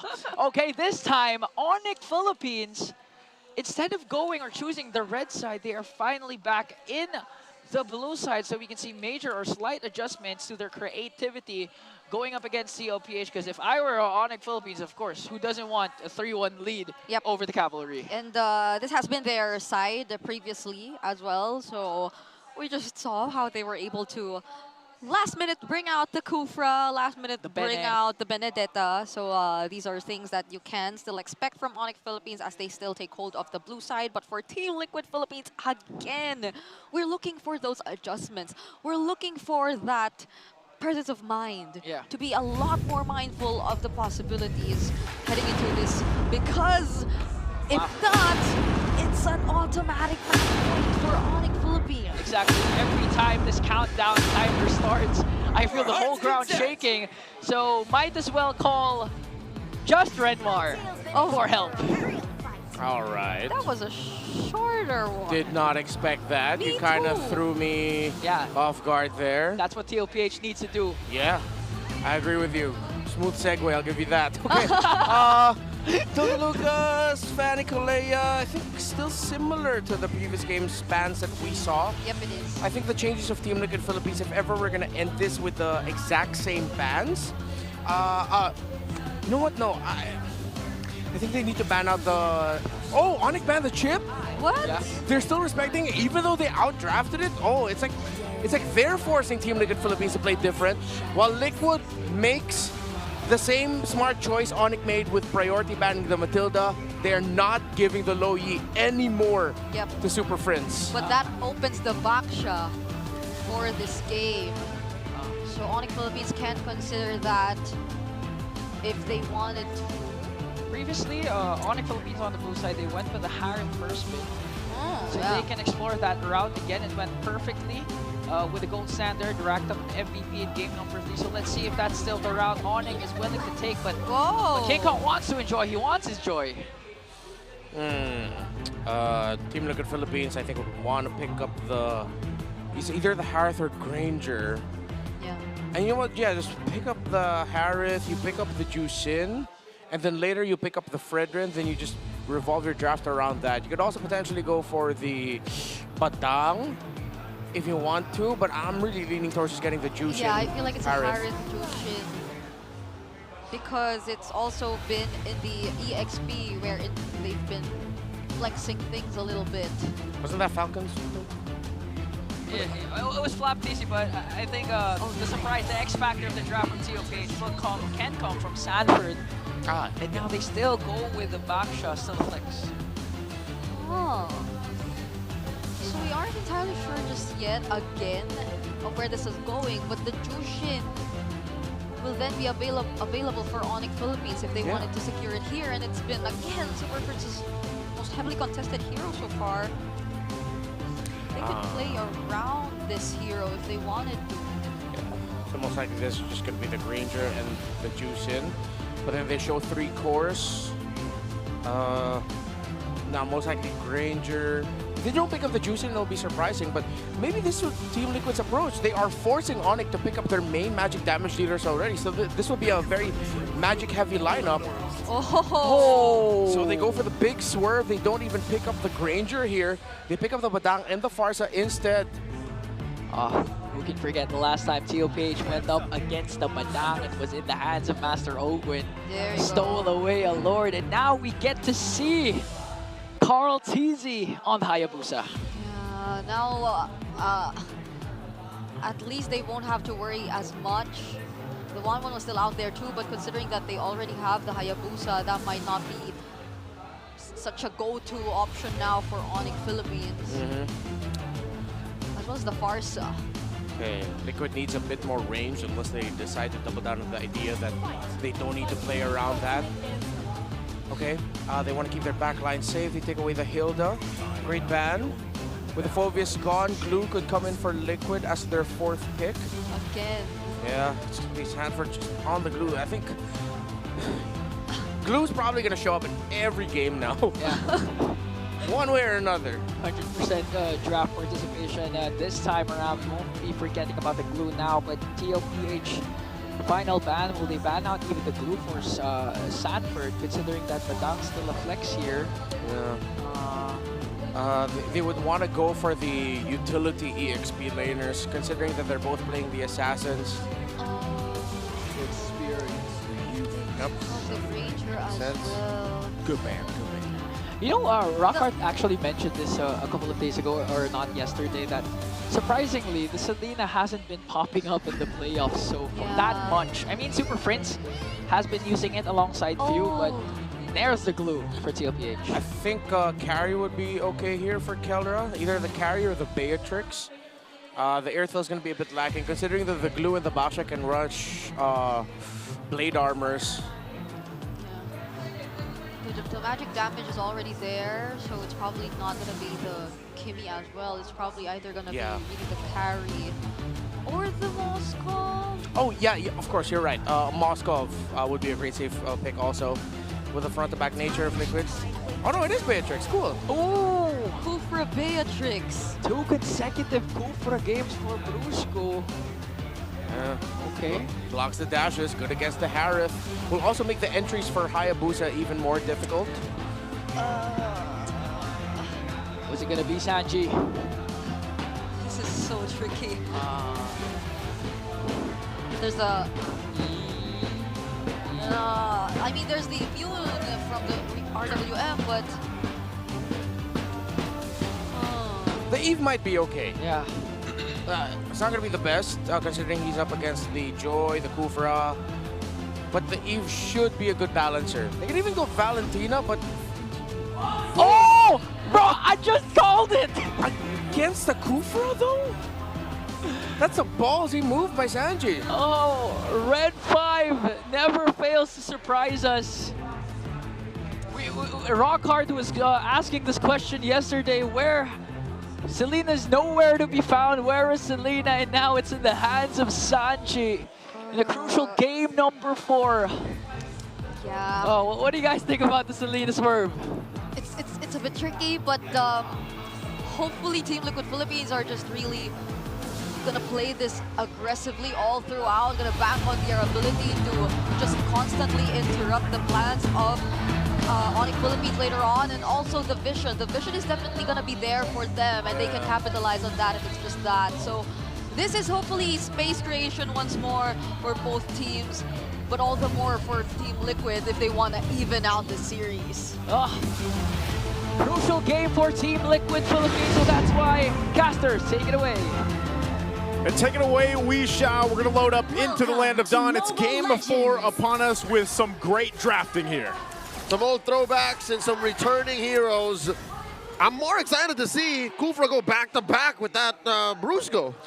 Yeah, and considering that he's up against like the Harith, he's up against the Selena, even the Hayabusa, again, as we mentioned earlier, has the time the entry's better.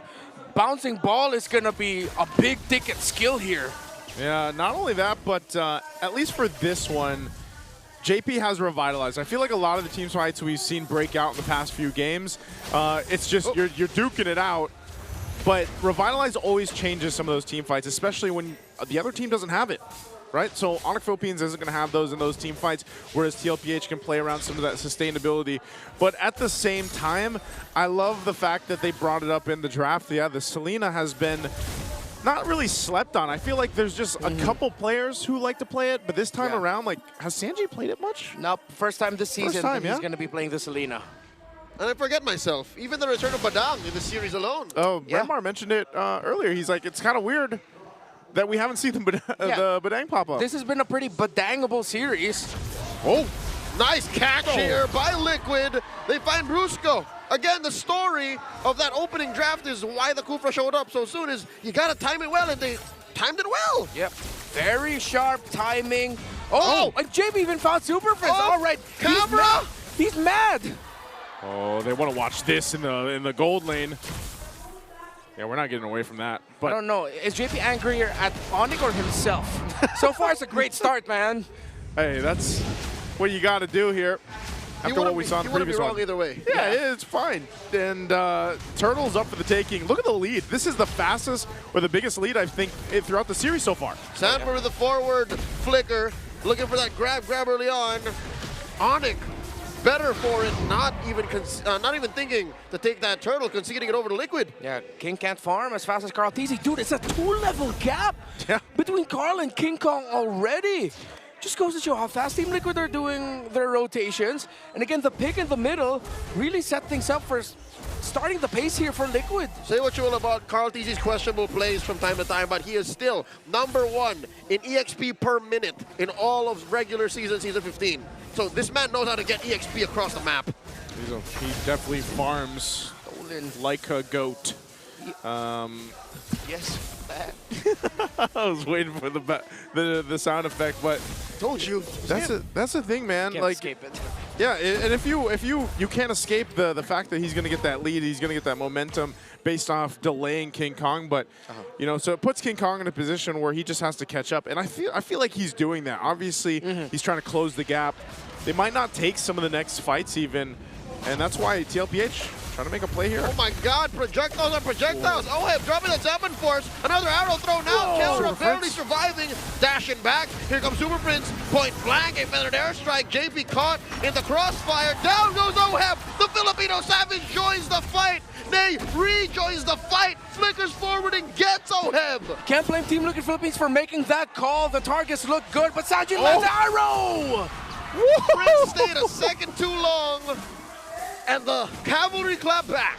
I feel like that happened earlier when we didn't get to see it in the mid lane. Like, same thing. He probably stayed a little bit too long and then gets caught. I'm not sure if it was by the arrow as well, but again, the Selena seems to be playing a big part already in the early game. Yeah, they got to balance it out, and all of these stops mean that Carl TZ just keep getting farm and keeps expanding the lead between him and King Kong, who is up top trying to get farm, and there's a lot of focus down bot.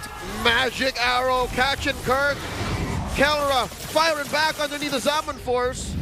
Luckily for the Super Fam, that turret stands. Turtle spawns lower quarter. Okay, Turtle's up. Got to watch out for these arrows, man. That's always the thing. Even with Sanji, the first time he's bringing it out throughout this season, seems to be doing pretty well. Yeah. And so right now, they'll just kind of face it off. Oh, King Kong? Gets caught by a shadow kill! 1v1 with the young goat! Carl TZ finds King, and this should be a turtle for Liquid. Yeah, this is, the lead builds even more. He's going to be spotted by Kirk.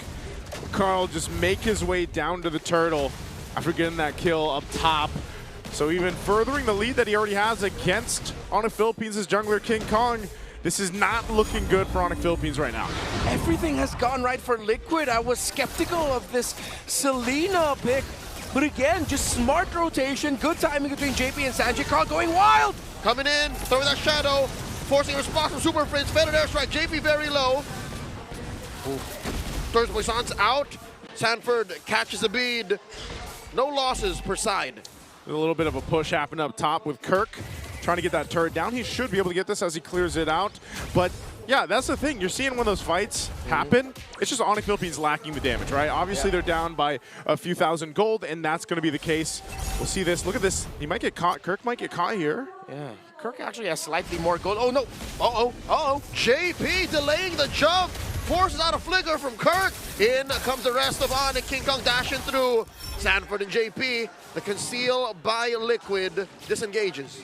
And as we saw right there at the end, the backup by, oh, it landed! Massive arrow! Keeping Super Prince in place. Flickering wings by wings out. An entire season of not showing Selena. This could be the hidden weapon of Liquid. Well, Keller and Oheb continue their duel down bottom. Keller has switched to the Wesker. Oh, don't tell me. He's going to go for it. The shotgun! Oheb face the flicker! Kelra does it again! In comes Sanji, looking for the punish. JP jumps onto Kelra, finds him, takes him down, and they're not done. Kirk does get the spread onto him. Sanford trying to keep him down. They will find their man. And that's just, Kirk had no choice. King Kong can't go help either because he's just trying to catch up. Not worth it in the end, 2 for 1. Arrow lands. Another one. JP jumps in. Calls easy shadow kill on a Brusco. Popping that ball. Sanji. Oh, he's in trouble. King Kong dashing through. Super Prince with the assist. Down goes Sanji. Sanford, JP going for more. Can't find it. Turtle spawns. It's getting really scrappy. Teams forcing out trades and skirmishes across the map. The right play to make. And still, at the end of the day, it's the Hayabusa in the lead against the Joy. 12 to 10 in levels. Another turtle slain by Liquid. Yeah, clean on the board on the turtles here. 3 for 3. And it's going to look like even that first Lord, unless something miraculous happens for Onic Philippines right now to catch back up, is going to be an objective for TLPH. But look at the difference here. 2,200. Hunter strike straight into the BOD. No wonder this Hayabusa hurts like crazy. Conceal in the mid. Is Liquid going to find someone? They will not force the issue. They're also playing around the arrows. Look at where Sanji's positioning. He wants to toss his arrows into potential flank areas. Oh! Get spotted out. Brusco bouncing ball out of here. Sanford pushing through. Bombs away. Kelra. Cover fire for the rest of Onic. In comes a bouncing ball. The full combo from Kirk. Sanford's very low. Flickering back. In comes King Kong. Dashing through. Way too many bodies from Liquid here. Arrow. Salmon Force dropped in. And another arrow. Immobilizing Kirk. Liquid. Skittish from that last game. Again. And they find Super Prince Sanji. Bullseye!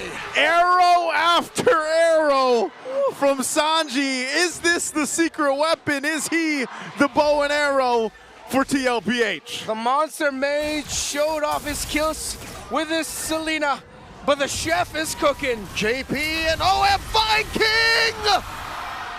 King Slayers these two are, and Sanji keeps Kirk at bay. TLPH just doesn't let up. This is that Stampede gameplay we've talked about time and time again, and right now it continues on. They balloon to a 7,000 gold lead under the 10-minute mark. Liquid can continue this onslaught. They still have to be careful with their execution for the next couple of sequences, considering that they are up against the Badang. The damage output of the Joy will be enough to put a dent in the armor of Liquid, maybe even punish them if they are not careful. Just no other slip-up, similar to what happened in the previous game. Continue the discipline that they're showing, the timing of JP, Sanji, Sanford together. You can see them talking and timing their entries. Keep that up. Another shadow kill by Carl Teasy, putting multiple members of Onic at low health. And look at that, Sanji was ready to toss the arrow right away. Brusco had to block it, good sense, but Liquid will get this Lord with no problem whatsoever. Another objective under TLPH. And with a lead like this, now 8,000 gold, they should be able to march towards the base of Onic Philippines, and you've got King Kong scrapping for whatever he can, and these arrows will continue to scout things out for TLPH. Look at the disparity between the items here, even at this point. Struggle here for Kelra. Only up to a Malefic Gun. Of course, all of them packing the Rome Boots Blessing, so the lowest gold holder will earn a gold every 5 seconds. And the XP.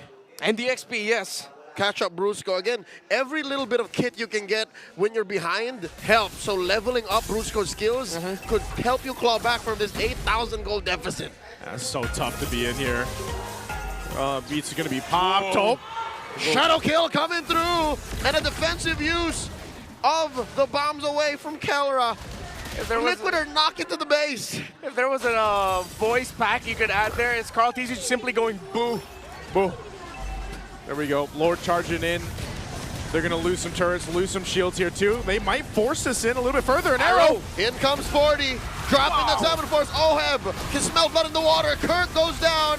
Underneath the 7 Force, they're still going. Brusco goes down. Sanji gets a double. The Super Fam are in shambles. The Lord still standing. Oheb gets taken down. Liquid might not want to force the issue. And Liquid, another arrow land just to add insult to injury. Sanji on point. The arrow that landed on Kirk that opened up the picks for Liquid really set the bar. Are they going to push this one in? Mid turret going to fall down. Waves pushing in on the bot. Even with a lead this big, TLPH will take the discipline route and back off for now after getting the 2 base turrets. I have to say, this is a must-win for Team Liquid Philippines. If they still somehow lose this and they slip up, Onic going to match point 3-1 after a massive turnaround. Consider the Immortal Cup already in the hands of the gods of the game. Kong? King Kong looking for Sanji, finds him! I think Sanji just understood that he was out of breath, like he was not supposed to be there. Yeah, accepted his fate. That's one slip up. They can't afford any more. That's shut down, although not massive. Let's see if Liquid can minimize their losses. They still have the item advantage, the damage advantage. The map as well. Basically every advantage at this point. Lord's going to be up at 30. They might get a turret down here. They're going to go ahead and charge things up. Conceal's going to be used. JP looking to engage. Carl DZ throws out the shadow. Salmon Force from Oheb. Super Prince already spent. Defender Strike. No ult available for the Super Fam. What a reaction by Kirk. He was so ready to bump into Carl TZ there. To fist bump him, almost started a chain reaction that could have meant Carl TZ got taken down, but it didn't lead to that. Liquid, though, because of the 2 towers, they've broken in base, now have the Lord. Looks like they're gonna blitz it, but Onic might just be crazy enough to contest. Hints of hesitation from the Super Fam as Liquid bursts down this Lord, Carl TZ, and the back line holding the line. Free objective for the Cavalry. And this is where we find out if Onic Philippines can stay in this game, facing down a massive deficit. Items are not where they need to be for them just yet, so they're going to have to pull something out of the hat here to stay in this game and possibly turn it around. This is going to be a massive win for TLPH if they can get it on this push here.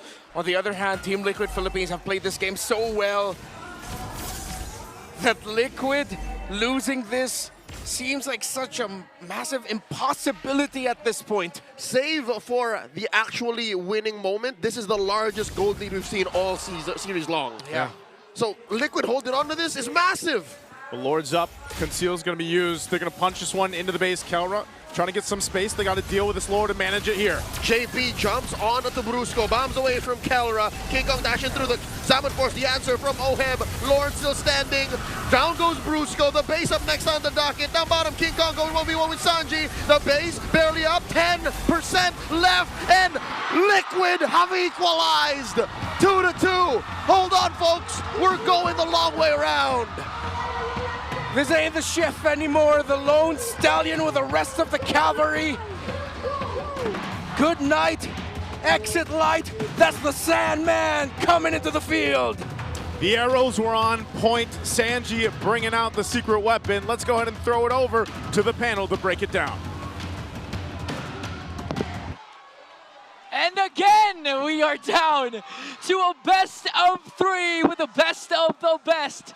Team Liquid Philippines put on the fastest game so far in the Oh my grand God. finals in the backs of Sanji, which Yeah. for me, if TOPH wins, a potential finals MVP, because 11 and 13 was Sanford MVP, and I think it's time for a San duo to have it, if ever TOPH wins, but just like that, 2-2 again, Brigida. Yep, and imagine, this guy is also our game MVP after bringing out the Selena.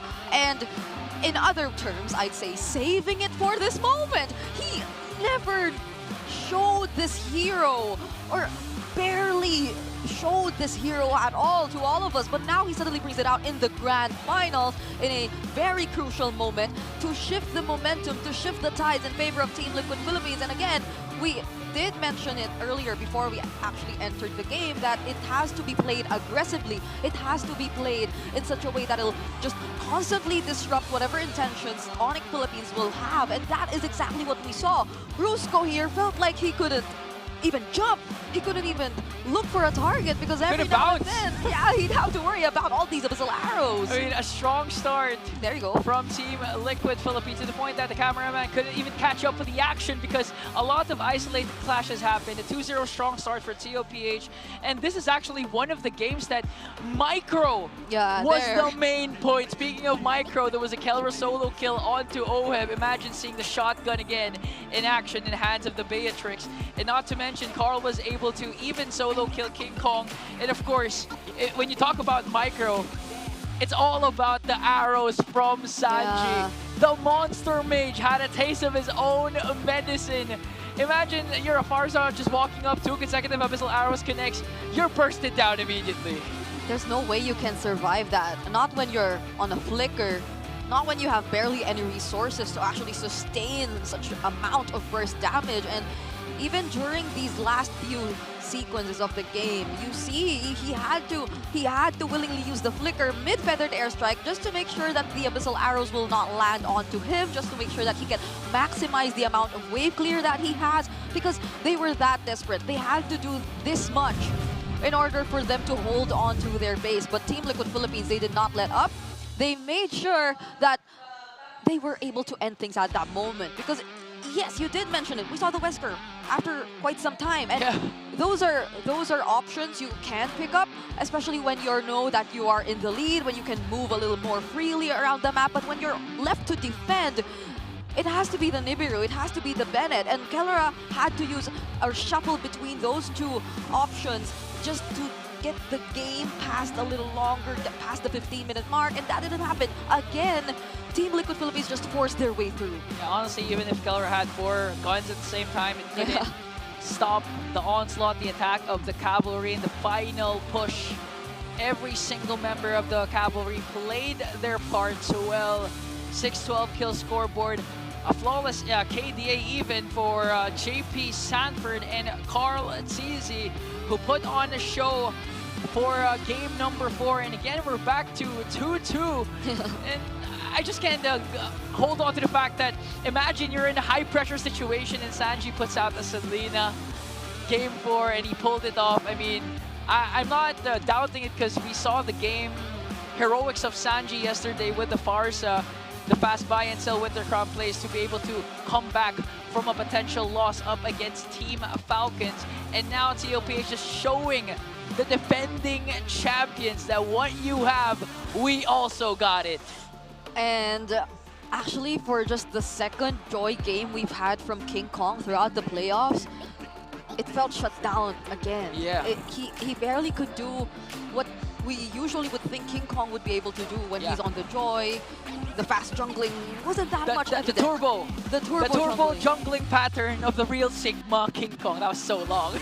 That was so long, but that was something we did not see at all, because the PPI rich guy of this game is actually Carl Tizi on that Hayabusa. We'll be looking more into how he was able to establish this much of a lead later on, but that's a 911 GPM. We barely see that in this game because, again, the games tend to go a bit longer than usual, but this is one of the fastest games. This is an absolute stampede that we saw from Team Liquid Philippines. It's a comeback game from Carl TZ after losing 2 Hayabusa games up against Onic Philippines in upper bracket finals. But Brigida, please explain, what the hell happened in game number 4? Oh my goodness, a lot actually happened. A lot of arrows, a lot of charges coming in from Team Liquid Philippines. But in order to dissect it a little further, we'll be starting in from the gold difference timeline once again, which if you would look at closely, barely went or absolutely did not go in favor of Onic Philippines. They had to take their time so much, and especially considering that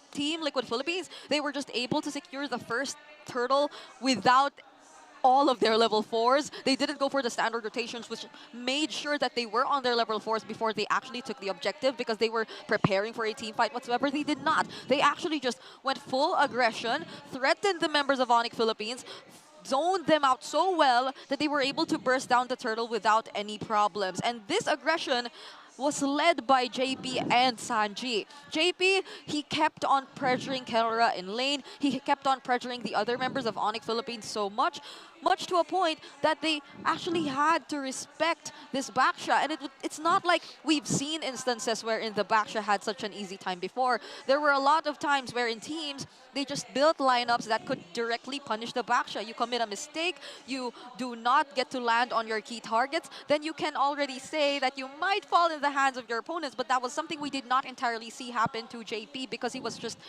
that much on point and accurate in terms of whoever he wanted to target on the Baksha. He applied so much pressure, and just that brief amount of time that you allow or you provide Sanji to actually land another arrow, it was just chain CC and an additional layer of burst damage over and over again coming in from Team Liquid Philippines. Now, speaking of the pressure that JP did apply throughout the members or towards the members of Onic Philippines, there were direct responses necessary from them. If you would look at the item build so far, Kelra, he actually decided to first opt for the Sea Halberd before anything else. This was the item that he went for first because, again, JP was just so consistent. He had to constantly hunt him down, and he did secure this in less than the 5-minute mark. So they somehow had ways to answer back. But not even this was enough, because towards the 7-minute mark, you could already see the 5K gold lead that was existing between these two teams. That was just too much of a lead that you could definitely feel how Team Liquid Philippines just wanted to play it so aggressively. And I feel like it is most evident in terms of the jungler pickups or the jungler item pickups. The Hunter Strike, the BOD, they were already intact for Carl TZ. Whereas if you look at King Kong, it's only the Starlium side that he's able to build so far, and then his Holy Crystal came in at around the 12-minute mark. So it definitely took a bit more time for Onic Philippines to feel more comfortable, to feel like they could already hit, or they actually already hit their power spikes. So that just enabled Team Liquid Philippines again and again to play this game as aggressively. And we really have to give it to the mid duo for setting things up, for making sure that the tempo would be heavily in their favor. Now we look at the draft recap for Team Liquid Philippines and Onic in this most recent, in this game number 4. Team Liquid Philippines, despite the bumpy drafts that they had in the first few games, they're actually favoring the red side. So this is probably one of the examples in which we see Team Liquid Philippines playing to their strengths. 36.6 total crowd control time for Sanji in this game, which is actually considered as the shortest game we've seen throughout the series. And it has been a very reliable Selena for Team Liquid Philippines to just constantly go in and not be as afraid of Onic Philippines and their potential to counter or punish, because it felt like Brusco had no choice. Brusco and Kirk, it's their responsibility to keep their members, to keep their teammates safe. And whenever they actually did get to catch the arrows, then it was difficult playing as a team who was playing from behind, because it means that there is a high chance they actually get to poke you down low enough or even burst you down. You know, I still can't grasp the fact that the total CC time of Sanji with the Selena was 36 seconds. If you'd combine the Badang and the Kufra, Sanji was still ahead by a lot of seconds. Yeah. That was just that just goes to show how Sanji performed in game number 4. The amount of crowd control Sanji had in that game were mostly converted into kills. Yes. If you were to look at the amount of crowd control combined by Kirk and Brusco, they weren't necessarily converted into kills. It was just more of them holding down the members of Team Liquid Philippines so they can't play as aggressively, so they can't just fully commit in the fights, because if they didn't do that, then there is a high chance the game would have ended way faster than it did. More of a defensive crowd control compared to what TOPH was showing. And now the scoreboard 2-2. You know, we're so used to the grand finals of MPL being a 4-1 or a 4-0. And last season, it was Game 7. And I think we're en route to replicating what happened last S14 between Onic Philippines and Aurora. Because so far, I don't even want to predict anymore or say anything, because I can't see who's going to win. Honestly, I do not want to predict anymore. But we had to in the start. We did, but if you were to change a prediction, I don't. I won't. I won't. I still believe in the Sonics. Mirko already did the Mirror Curse. So Or could be a Mirror Bless. Or it could be a Mirror Bless. It depends. We It never depends. But the way it's looking right now, the series is evened out. So it's literally back to what? Best of 3. And we saw them with best of 3s. The first half of the regular season, TOPH was able to sweep Onic Philippines, and in the second half, it became a Game 3. So I think they're going to replicate it again, but of course, everyone wants to see a Game 3, win or lose. The action here in the Champions Arena is just so much. Again, I can already feel our stage here, our mini stage here, the English desk. Panel. English panel, sorry. Vibrating, shaking, because the drums, everyone. And you can see not everyone is seated because of how jam-packed Champions Arena is right now. You need some time to breathe. You need some time to relax. You need some time to get out. I mean, the venue is pretty cold, so they also might want to warm their You even have your own hands blanket. a bit. I even have my blanket. I see the players while they're playing. It's weird, but you know, when they die, they tend to like warm their hands a bit with the hot water. I think we have to warm our hands for a bit right now, because we have to pass the mic to our lovely host. It's going to be Hans and Jamie. Take it away.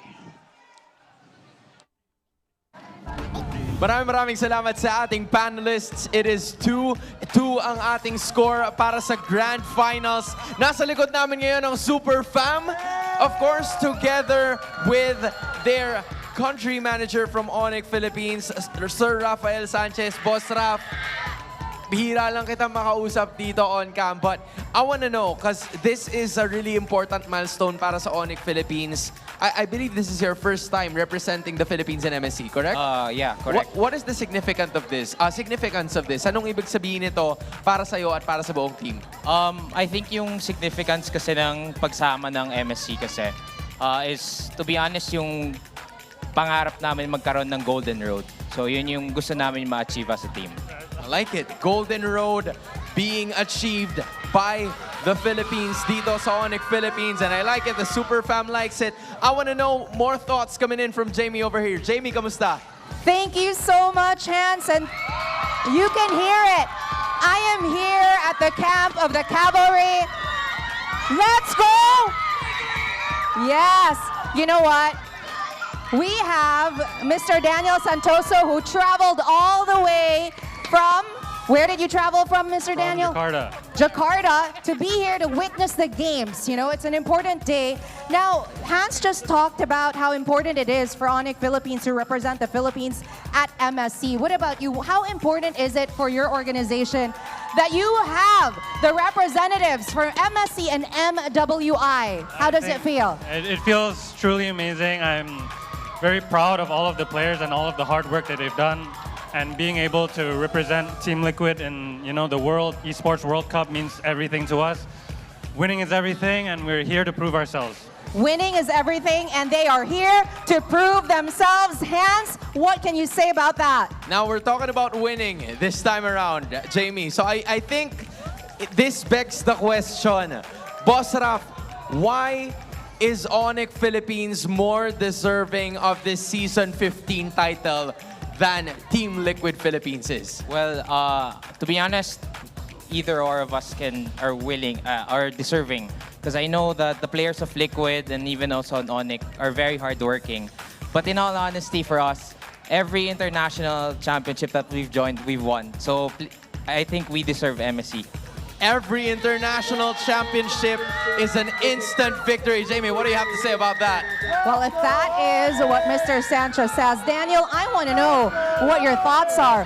Why does Team Liquid Philippines deserve this win today? Well, I also agree that, both teams are deserving here. We're very grateful that, we have these rivals that we've fought through, that we'll continue to improve ourselves. It's not just about winning today, it's about lifting the MLBB scene for the world to see just how much passion, just how much work that all these kids do. And we're just here and really happy, really proud for everybody. And made it the best team win today. I love that answer. May the best team win today. Like it. Such a sport. Such a sport, Jamie. I like it. Now, with that being said, Boss Raf, nanggaling tayo sa Onic Philippines. You've been with the team for the longest time already. And you've watched the Super Fam grow. There are a lot of people supporting you and the entire team. Right here and moving forward sa MSC, ano ang mensahe mo para sa lahat ng sumusuporta? Sa totoo lang, gusto ko lang magpasalamat sa lahat ng sumusuporta sa amin. All to our loved ones, our fans, and the family. There were times na it was the hardest for us, the challenges that we overcome. But we're happy that no matter what happens, you've always stick through us. Actually, it's not even just the Sonic fans, but I would say everyone here in who is an MPL PH fan in general. Thank you for giving us more reasons to work hard. Thank you for giving us all these reasons to show you the best that we can. And thank you for always making sure that you guys are supporting us with all your heart. So thank you, everyone. Maraming salamat din, Boss Raf. I want to know, vibe check from Super Fam or the Sonic family. What time is it? Everybody's alive. Jamie, kamusta naman dyan?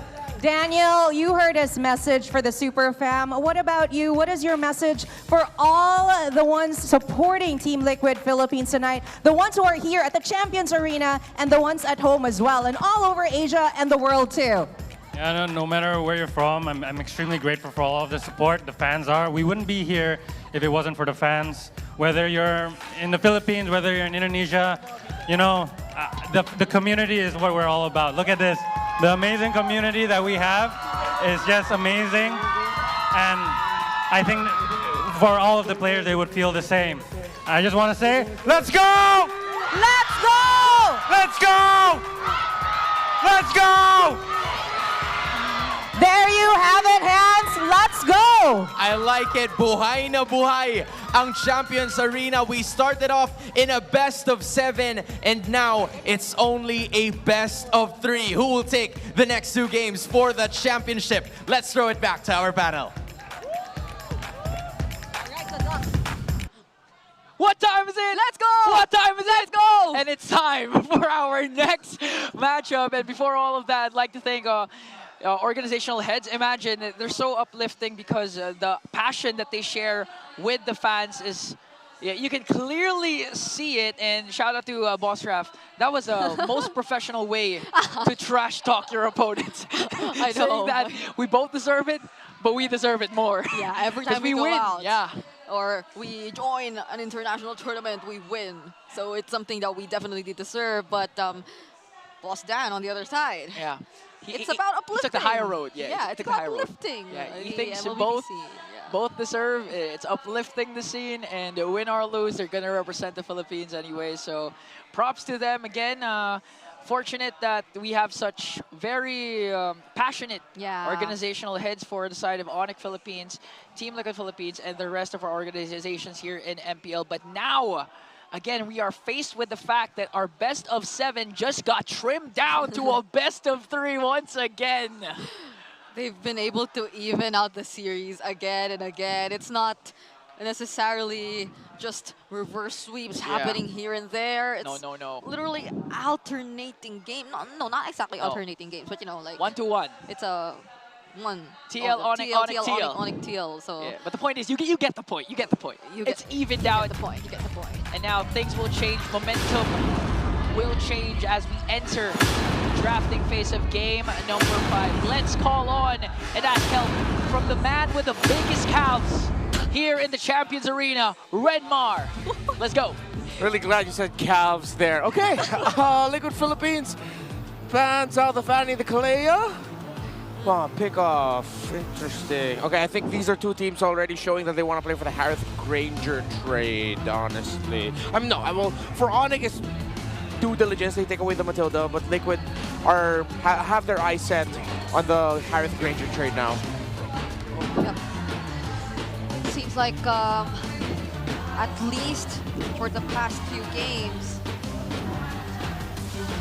Team Liquid Philippines, they will be going back to the blue side indeed. So Octoy will be taken out for their last ban here. So yeah, majority, like most of the gold laners are still available out there, and so are the previously banned heroes such as the Lucas Jushin. There are still potential options here since Onic decided to ban out the Baksha instead. Yeah, recently, one of the heroes Onic had to respect was even the chip of JP that can't pop out anytime soon, or if they want to get it for themselves, for Brusco, could still be an option. But apart from that, a lot of the first pickable heroes are still here, and they still decide to ban out the Lucas. Wow. Okay. The oh my goodness! It's his turn now. Redmar, what are the chances of TOPH doubling down with a Luyi chip pick? I've always been a believer that Luyi chip is extremely overkill. I, for one, see that TLPH are more willing to now pick up either Luyi Hayabusa or even Luyi Fredrin in the jungle. That seems like a great way. I feel like there's been a game in this series where Team Liquid Philippines felt how difficult it was to have a lineup with no hero to manage the side waves. Predixie. So there goes the Fredrin alongside the Luyi. Badang. Oh, they didn't get banned out. No. Oh, I know. Yeah, of course. They need to go to the first phase with their Granger already picked up. Going with Reach once again for the Filipino Savage. Kelra goes with the Granger, and it's the second time this series we're seeing a Luyi and Chip present for both of these teams. So final pick for Onic Philippines. Still no jungler here for King Kong. Yeah, and they can pick it later. However, because I mean, it's not like Liquid are gonna ban Ling and Lance and Hayabusa. They're gonna only ban one of those. Most likely this will end up being an assassin in the hands of King Kong. So they go for the Kimmy first. Ooh. Okay, all right. Kimmy has popped up a bit as a soft response to the tanky fighter junglers. Redrins and all that. It'll be a lot easier to complement the Kimmy with the chip too, especially with the recent adjustments made on this hero. Once you do get in, you have a way to immediately reposition and not just put yourself in danger. So these are these picks so far from Onic, they're so heavy on damage, and you can expect like a very reliable output from them heading into this game. We know that Kimmy is good paired up with Gaton Kacha, the two combos of the ultimates, but with the presence of Luyi on the side of TLPH, that might be the best option for Onic Philippines on the XP laner right now. But they do, however, take out the Arlot that can be paired up. As you mentioned, you guys have been calling this combination that can pop off if unchecked. They take out the Fabius too, although for Sanford, I believe Glue and the Turizla, there's still options that they can consider heading into the second phase, considering that there is again a chip in the lineup of Onic Philippines. It's most likely a Glue Badang trade. Considering that Onic has the chip, they might be more encouraged to pick up the Badang. Because the Badang would absolutely mess up the chip lineup. So let's see if that's going to be the case. With the ban of the Hayabusa, Lancelot is the last best jungler available for King Kong. They might pick up the Lance here, and then they'll just adjust their EXP laner depending. There you go. There! Lancelot for King Kong up against the Fredrin of Carl TZ. Major throwbacks experience here again. Whoa! Whoa! Okay. Oh, that's a big counter to the Kimmy. We played this early. Okay, pull back the curtains. We played this earlier in our ranked games. Courtesy of, I believe it was Midnight of the Lolita Rome playing it earlier, and he just kept reflecting it. Yeah, and the best part is if you're reflecting. Oh, and Leo was Glue, and it was really good. You can pull. you can reflect the traction pulse and it'll still pull the enemy. So it's like you're having a Kimmy on your side. Yeah. And Midnight actually mentioned this previously that in the backstage that players are actually exploring now the Lolita roam because of the resurgence of Kimmy in the mid or in the gold lane. Oh. And Kirk responds with a Sanford. With a Sanford? With a Sanford, Oh, yes. Kirk responds with a Turisna, I'm so sorry. Yes, BOS stands for Body of Sanford. Body of Sanford. He's been the only guy playing it so far, so I understand. I went through that too. They banned the OHEB. Yeah, banned the OHEB. So far, I think we have more than two debut picks in the playoffs here in the grand finals. The Kufra, the Lolita. Now game 5 is fast approaching. What can you say about the swerve again for the side of TOPH? I'm so excited for the Lolita, honestly. We'll finally be seeing it once again. And it's gonna counter so much. I feel like even Kellera has to be wary about the presence of the potential skills that will just come back to Onic Philippines later on whenever they do engage in a fight. But at least for King Kong, there's probably only the energy eruption that will stop him from dancing around the members of TL. Down to a best of 3 in the grand finals. We Bear Bros, you got this. Thank you very much, panel, and welcome back to the desk here. It's me, Nice Suit, Leo, and Renmar to bring you the action. So far, previously unbeatable weapons out of their arsenals have already tasted defeat. Now a new weapon enters the fray, the Lolita. Need some dominance ISIS up on board here for Onic. Actually, even for Team Liquid, there's a lot of shields going around, Spell Vamp going around the two lineups. Super Prince has Rupture, Wilderness Blessing. Okay, standard with emblem builds. Yep. Could be a difficult one for King Kong, but at the same time, I see a universe where this could actually be an okay game for him. Question is, how is it going to fare for the rest of Onic, considering, again, one of their biggest tools in the traction pulse of the Kimmy could be reflected back into them. The basic attacks of the Kimmy could be reflected back into them by the Lolita. Yeah, JP's pick here is going to be crucial for TLPH, but I will say I am rather happy about our current meta and that down in the grand finals, we're still getting debut picks. It's so wide open. Yeah. Again, there are games wherein you swore it was Badangable. Nary a shadow Badang shows. Yep. And Selena. Yep. It's such a throwback. Again, Fredrin, man. He just straight up back at this point. Even Lancelot too. Baksha too. When are the Banes and the Barristas going to come out? Ooh, don't get me tingly. I'm glad that Sanford's back, you know? Yeah. There's a reason why that penalty zone was such a game changer a couple years back. Exactly, and Body of Sanford is a fantastic passive ability. Allows him to survive. So let's see if that's going to come into play as Sanford on the glue. Is getting pressured just a bit, but no ganks. Oh, Onic are giving up this first turtle. Sanji flickered forward, smells the blood and friends. Phantom Execution, the answer by King Kong. Puncture win, and the first blood drawn. The Lone Stallion falls. JP, where's he going? They were all just playing faint because Liquid, they were working on the Lord. Turtle. Liquid gets the turtle. That was a risk that Sanji was willing to take by burning the flicker. Yeah, added to the Oxford Dictionary earlier this year, the word gigil. Now officially an English word, not just in Filipino. Search up what it means, but that's what Sanji showed there. Too much gigil, way too expensive. Costed his flicker. He forced the flicker out of Super Frizz, but they gave a kill to a hero that they did not want to give a kill to. Yeah, so going back to the whole point about King Kong, in this game, specifically on the Lancelot, getting an early kill like that, probably is going to give him a little bit of confidence and room to work with now to go ahead and scale up the way that he wants to. Early game even, and they'll have to play around it. Okay, the items. Oh, Molten Essence straight for Carl TZ, of course. So that he could farm up a little bit quicker. Brusco might get caught out. Shortcut. Carl TZ answered by the shortcut. There's his Summon Force dropped by Kelra. Appraiser's Wrath. Shutting down Brusco. In goes JP. That's a quick turnaround for Liquid. Down goes Kirk and Prince. That's one bonk and then two bonks that come through with this composition. Bonk. Oh my God! Numenon Blast. It's been a minute. It's been a while, so I guess timing fights with it isn't natural anymore. Kelra coming in 2v1. Brusco to the rescue. Liquid backing out. I will admit, I have been desperately crawling in my memory banks to remember the ultimate of the Lolita. So I'm glad that you said it. The Nyum Nyum Blast. Oh, Friends! Friends gets popped here.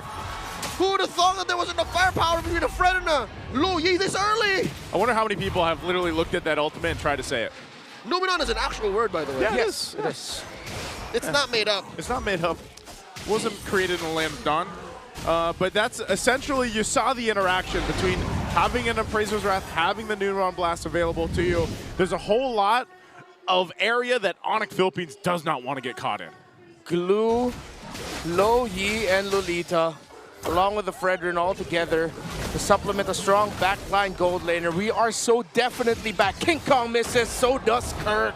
Oh man, Kirk committed the penalty zone there. And it's the same play, look at this. Liquid go for the turtle one more time for free. They don't want to go for these objectives. They're going to diversion now up top.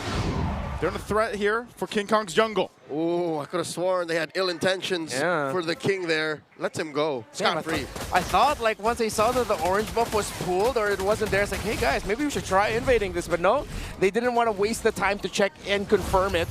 The Grand Final Pocket Pick, the last time Lolita was played in a Grand Final match, I remember this so well. Season 11 by then Echo Romer Yaoi versus Blacklist International. If I'm not mistaken, that was in game number 2. And Yaoi won. Yeah. That was the season they became champions. Yeah, and of course that Lolita for then Echo. That Lolita was what costed them the Season 10 Grand Final. So wait, King Kong. King Kong could be in trouble. Phantom Execution's on out. Carl Teasy though. Kirk looking for an entry. Carl Teasy very low. Penalty zone once again. Zaman forced by Kelra. Now goes Brusco. Straight up for Carl Teasy. 1-for-1 the exchange. Make that a 2-for-1. Kirk. Mopping the floor with the Sanford. Super Prince goes down. Oheb finds him within range. Kirk still wailing away. Glue versus Terizla. Terizla versus Glue. This could go on for days. In comes Oheb to finish the job. Kirk, where you going? Kirk, POS doing its job. Oh! Finally he bites it. Man, the body of Smith, the body of Sanford will help you, but not enough to deal with the bullets from Oheb. He took a lot of time. The Team Liquid Philippines eventually got the trade they needed to get. They will not be able to convert it into a tower. Maybe they can. Sanford with the zone out, and they do get the major trade, not just with the bodies, but with the towers as well. Liquid solidifying their lead and control in this game number 5. Oh, the diversion. They sent Kaltizi out. Just enough time to spot the purple take by King Kong. Onic are holding on this mid lane tier 1. Yeah, they're going to be able to hold on to that, but this turtle, I don't know if they're just going to give all the turtles up here. King Kong working on his orange, but this is just blitz, so that's going to be 3 for 3 in the turtles for TLPH. We'll see if Onic Philippines wants to go ahead and contest that first Lord once it's up. But right now, turret, it does go down in the bottom lane, so they at least put 1 on the board. Onic Philippines will have to go ahead and scrap around with what they can, because it seems like, again, they're just kind of at the whims of answering to this aggression that TLPH has thrown at them right now. Yeah, King Kong's been able to farm up well, but again, there's only so much a Lancelot can do in the sequences. The only time he actually got to get a kill was that early aggression by Sanji, over-aggression, which in the big picture of it all was actually just chump change they were willing to give to Onic. Now they might get this tower in mid. Coming in, penalty zone from Kirk. Counter out with the Zaman Force. Brusco pushing the rest of Liquid back. They've cut through the formation. Oheb backing out here. Numenon blast forward. Super Red gets caught. Oheb gets a kill. Down goes counter 2. 2K for kill 1. The diversion by Sanji. Covering all the bases. Liquid don't want to take no prisoners. Sanji and Kaltizi pushing King Kong out. This is a problem right now. Oheb is online, locked in, 5-0-2, and just gets the BOD. Numenon Blast in the clutch again for JP. After that error with the chip earlier in this series. Previous game, it was the Basha. This game is the Lolita. Daddy JP has been showing up for the kids. He is a man on a mission. He will not let his legacy be tainted by that chip.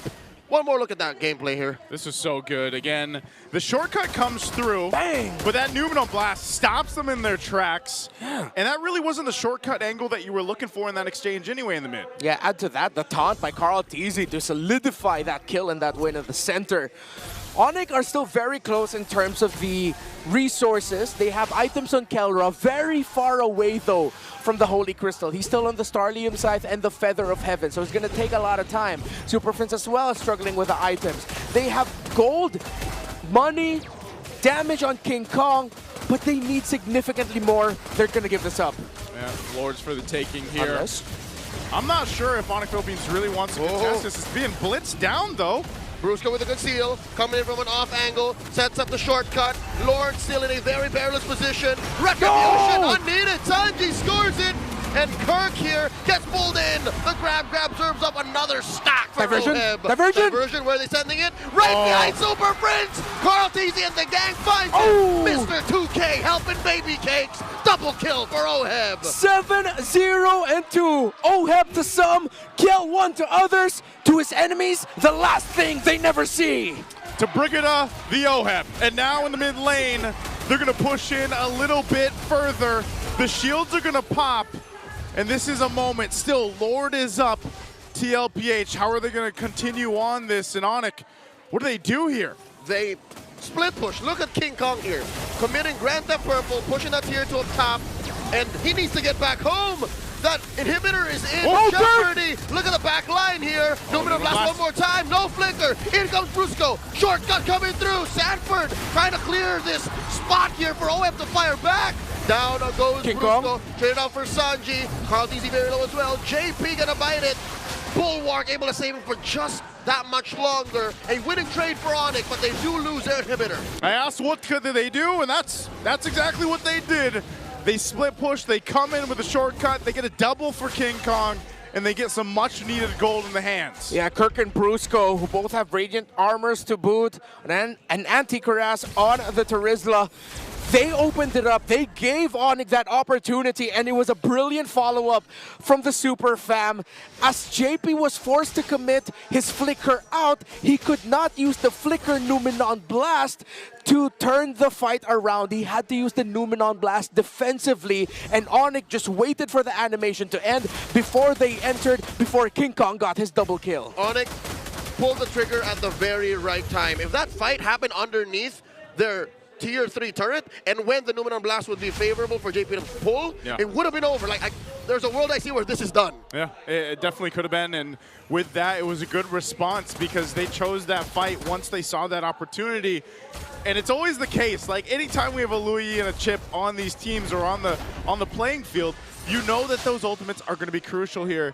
Once again, the diversion has played a part. It's even good for faking things out, but so is that shortcut where Brusco has to be a little more calculated with this. So items, are they looking pretty good for Onic now? Yep, already with the Holy Crystal on Kelra, so Team Liquid Philippines have to be more strategic with how they take their fights to ensure that they get to put pressure onto Kelra. Super Prince actually built up a Demon Hunter sword. Again, there are elements of Kimmy's kit, most importantly her abilities that also scale with physical damage as well. And of course, we know with Kimmy, the more attack speed you build onto her, she does get more magic power as well. So DHS, a winner of an item here for Super Prince, might provide that power spike they're looking for. Help them maybe contest. I don't know, man.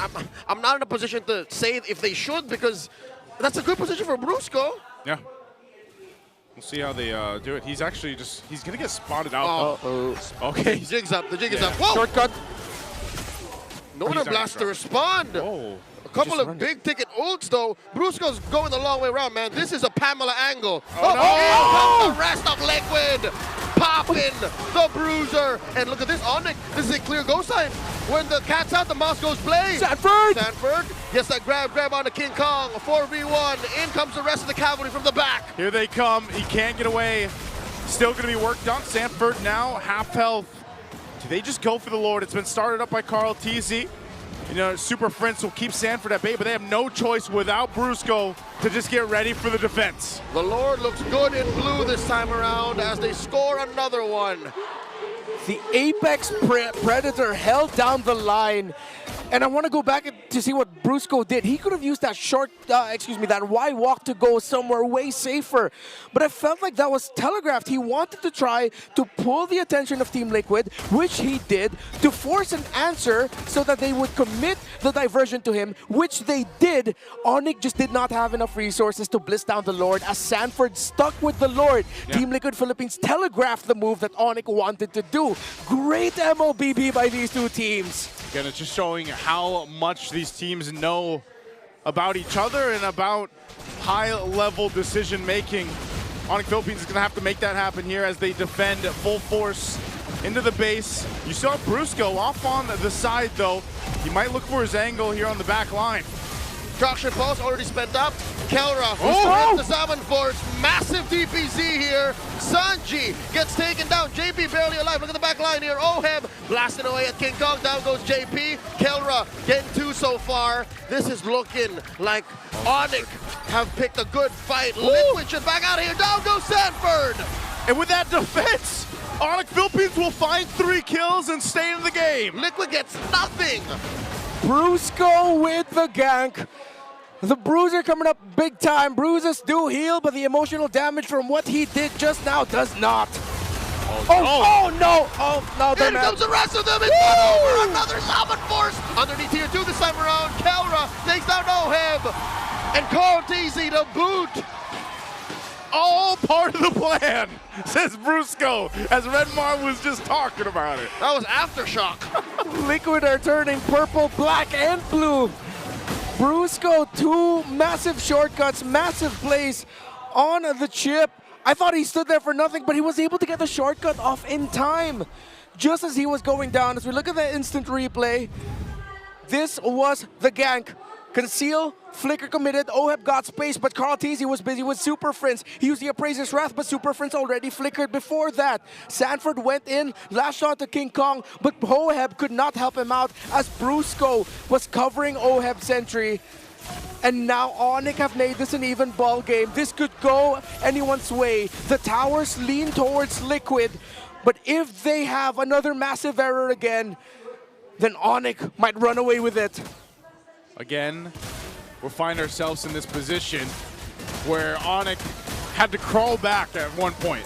They've done that, and now they have evened out the field for this Lord take here in 10. They've been so good at breaking up Liquid's formation. As soon as I saw the traction pulse not get hit by the bulwark, and Liquid just go, okay, we'll still go anyways.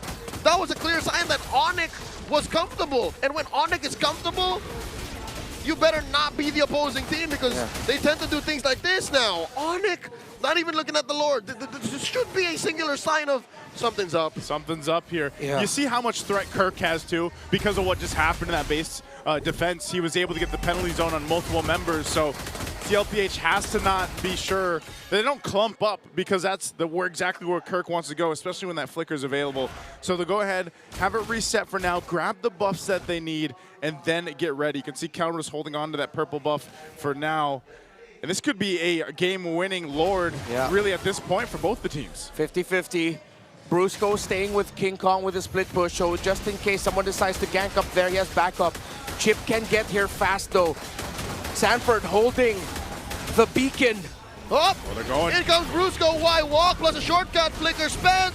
Lumen on blast underneath does not stop the Sigma jungler from taking the Lord. Black and yellow, this major objective will be.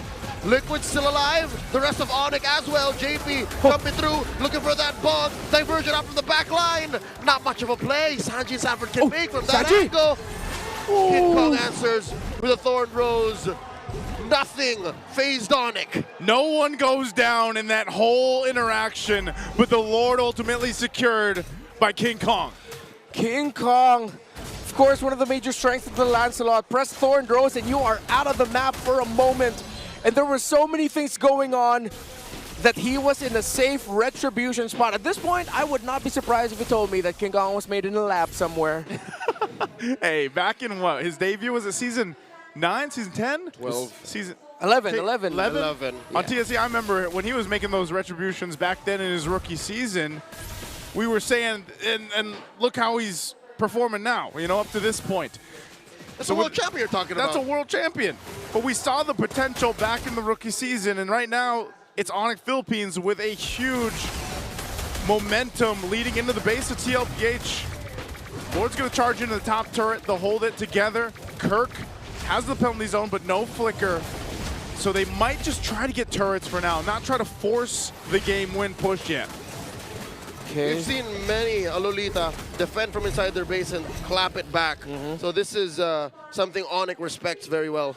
It's one massive Numenon blast versus one massive penalty zone. Kirk landed a really good one there in that last fight. Didn't lead to kills, but it gave Onic the win in the big picture. More minions coming in for them, and they continue their siege. Great, base is going to be worked on still. Waves are pushed in, but I think that's all they get. Gentlemen, this is just going to get the top turret. So this is going to be a long game. This is going to be one of the ones that goes the distance here so far in the series. Next to the next Lord, it's a minute away. But we could still see what we saw back in, game 2, when you have a Loyi and a Chip in play. They can go for a surprise factor. Are there anything that could happen here with the items? I know they're not completely locked in. Okay, so the Rose Gold Meteor from OHEB is a great item choice. Keller decided to go for full damage. No Blood Wings around here. Concentrated Energy, Divine Glaive, even the Wishing Lantern. So that Rose Gold Meteor will come in the clutch for OHEB. For how much, we'll see. JP now just built up an anti-Karash, should help with the damage output a bit of King Kong, and it even reduces a little bit of the damage output of the Kimmy, again considering that the Kimmy ability scale with physical and deal physical that will proc anti-Karash stacks on the Kimmy of Super Friends. I'm impressed that Kirk isn't building any damage items, like not even a War Axe. Yeah. Like he knows he's a penalty zone machine. He's just the guy to jump in. You know? Just a guy with a big hammer. Just a big hammer. It's just a wall. You know? You go through life sometimes. That's a burden itself. Whoa, what? Sounds too real. Are we still talking ML? Yeah. Man. Talking about Kirk here, man. Ah, yes. I like how that was great. But now I'm getting quite reflective and overthinking everything. Anyways, Onic still sticking with his formation of 2-3 with Brusco hovering around where King Kong is. Playing on the possibility that King Kong might be able to split push as the objective is up. Good control of the shrubs. Good formations from both, although Liquid Philippines cannot play the same spread as Onic. They have to play close, they have to play tight. I think if they can force a very early engagement by Onic, that should be their turnaround point. Both buffs are up here, so they'll give Kel with the purple. King Kong's going to go grab the orange, and TLPH working on theirs as well. Both roams going to be playing a crucial part here. JP too, if he can get a Numenon Blast with the flicker available, that could turn the tide of this fight, and that's why it's going to be they're going to take their time with this. And they continue to do this. We saw Onic Philippines pretty much do this all game. They'll go ahead and plant King Kong alongside Brusco up top on the long portion of the map. And I would say it's a minor advantage. You know, they have that long lane, whereas instead, Onic only lost that mid turret. Yes, and to add to that, Onyx kit, what they're threatening Liquid with is a surprise from an off angle. You can only cast Numenon Blast from a certain angle. If Brusco finds you from the behind, that's so much harder for JP to recover from. Okay. Unless he flickers backward. Yeah, it's the Euro step. The Euro step. Euro step fade away 360 Numenon Blast. Yeah, made popular by Ben Things. Yep. But again, it's easier said than done. You also have to consider that the Guardian's reflection of the Lolita does reflect the basic attack of the Harith. It counts as a projectile, so that might come into play later on. I think, again, besides the Numenon Blast, it's really the Guardian's reflection that Onic want to play around. But their damage output is so great at this point that they burn that Guardian's reflection so quickly. Right now, we'll see if they can... This Lord hurts. What is this positioning? Carl Teasy holding the shrub. I think they're going to try and set up either for a diversion or a conceal play from that middle shrub later. Yeah. They'll try something they haven't tried all game long. Yeah. All right, they put Carl Teasy in a roam-style positioning to try to get vision for his own purple buff. It's like, I'm the roam now. I think you just kind of have to. Like, you got to get... We were in this position, a couple games ago where you just got to get creative, you know? And it was, unfortunately, it was the other way around. So right now, TLPH, they'll just kind of see what they can get the information that they need here. They're flushing Brusco out. Yeah. They would rather face Brusco head-on and then force a respond with a shortcut, because so far, Onic doesn't like that. Onic doesn't like when Shortcut comes in as a reactionary ult. Yeah, they're looking for the chip first. That's why Brusco decides to back off. Onic shifted their position into something more defensive because they know that if they can find Brusco, they can use the diversion to quickly get back to the objective. Sanford can hold on for as long as he could against that. Now a shift again, a long dance around the map, not just around the objective pit at this point. The top minion wave though. Let's see if Liquid will try to find a way to leverage that, knowing that Onic knows that Liquid wants to control that. There could have been a fight breaking out. Prince threw out a traction pulse. Odd. Maybe that's just the chance. You know, like, oh, Yeah. if I grab someone with the traction pulse, then great, we can maybe start this up, but they'll start the Lord up anyway for now here. Yeah, 40 has vision. 40 knows that Onic wants to dance. Onic is beckoning Liquid to respond. Lord here, less than half health. King Kong is not in vision, so even 40's looking for him. Yeah, and Onic are very smartly holding the middle shrubs because they know if ever Liquid are on the other side of the map, that is the most likely shrub Sanji would want to enter. So they're also denying the potential of a diversion play through there, and I think Sanji's thinking the same way. Okay. Oh my goodness, fantastic macro from these two, managing the minion waves, trying to play around their big ticket transportation, teleportation ultimates. And now TLPH are trying to force a reaction. They show themselves up top, but Onic are not biting the bait. They're not going to bite the bait here, man. Sanford is just able to go ahead and plant himself and give the vision. Welcome to late 2022. Lord dances would go on this long. This is the normal tempo of a late game Lord dance.